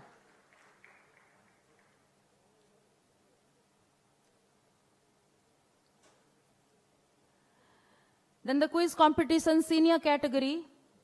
The third prize goes to Bikas Patra, BSc Forestry, OUAT Bhubaneswar. Is he present? Bikas Patra, BSc Forestry, OUAT Bhubaneswar.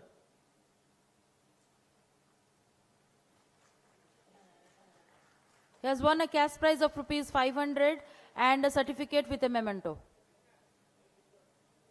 Bikas Patra from BSc Forestry.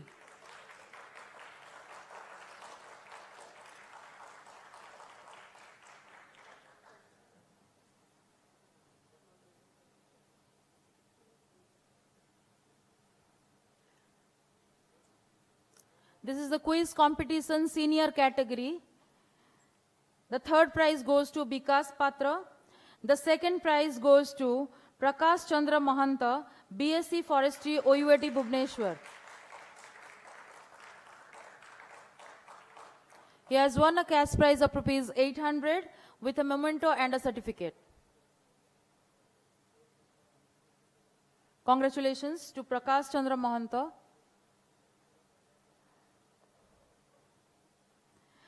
And the winner of the quiz competition senior category goes to Mona Lisa Sahu, BSc Forestry, OUAT Bhubaneswar.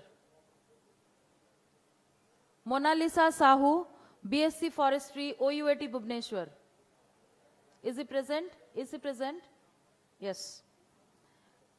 She is from BSc Forestry, OUAT Bhubaneswar. She has won a cash prize of rupees 1,000 and a memento with a certificate.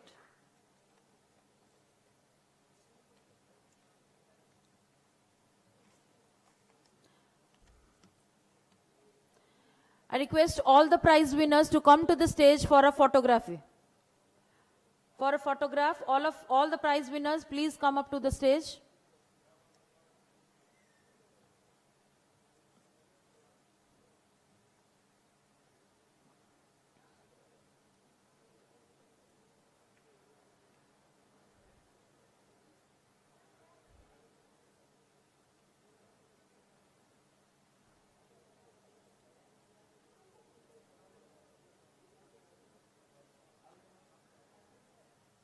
And the jury members can also come to the stage.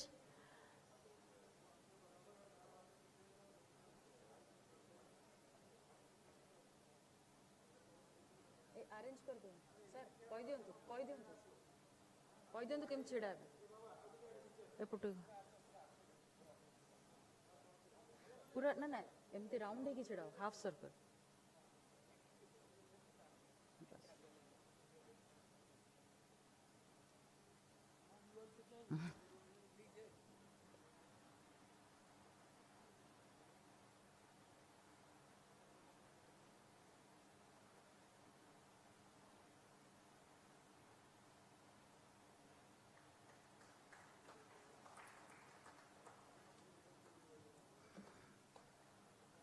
Thank you.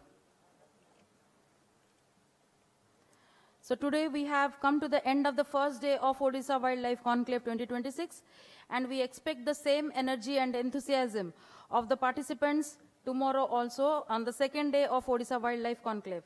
Thank you for your active participation. Thank you all. So 9:30.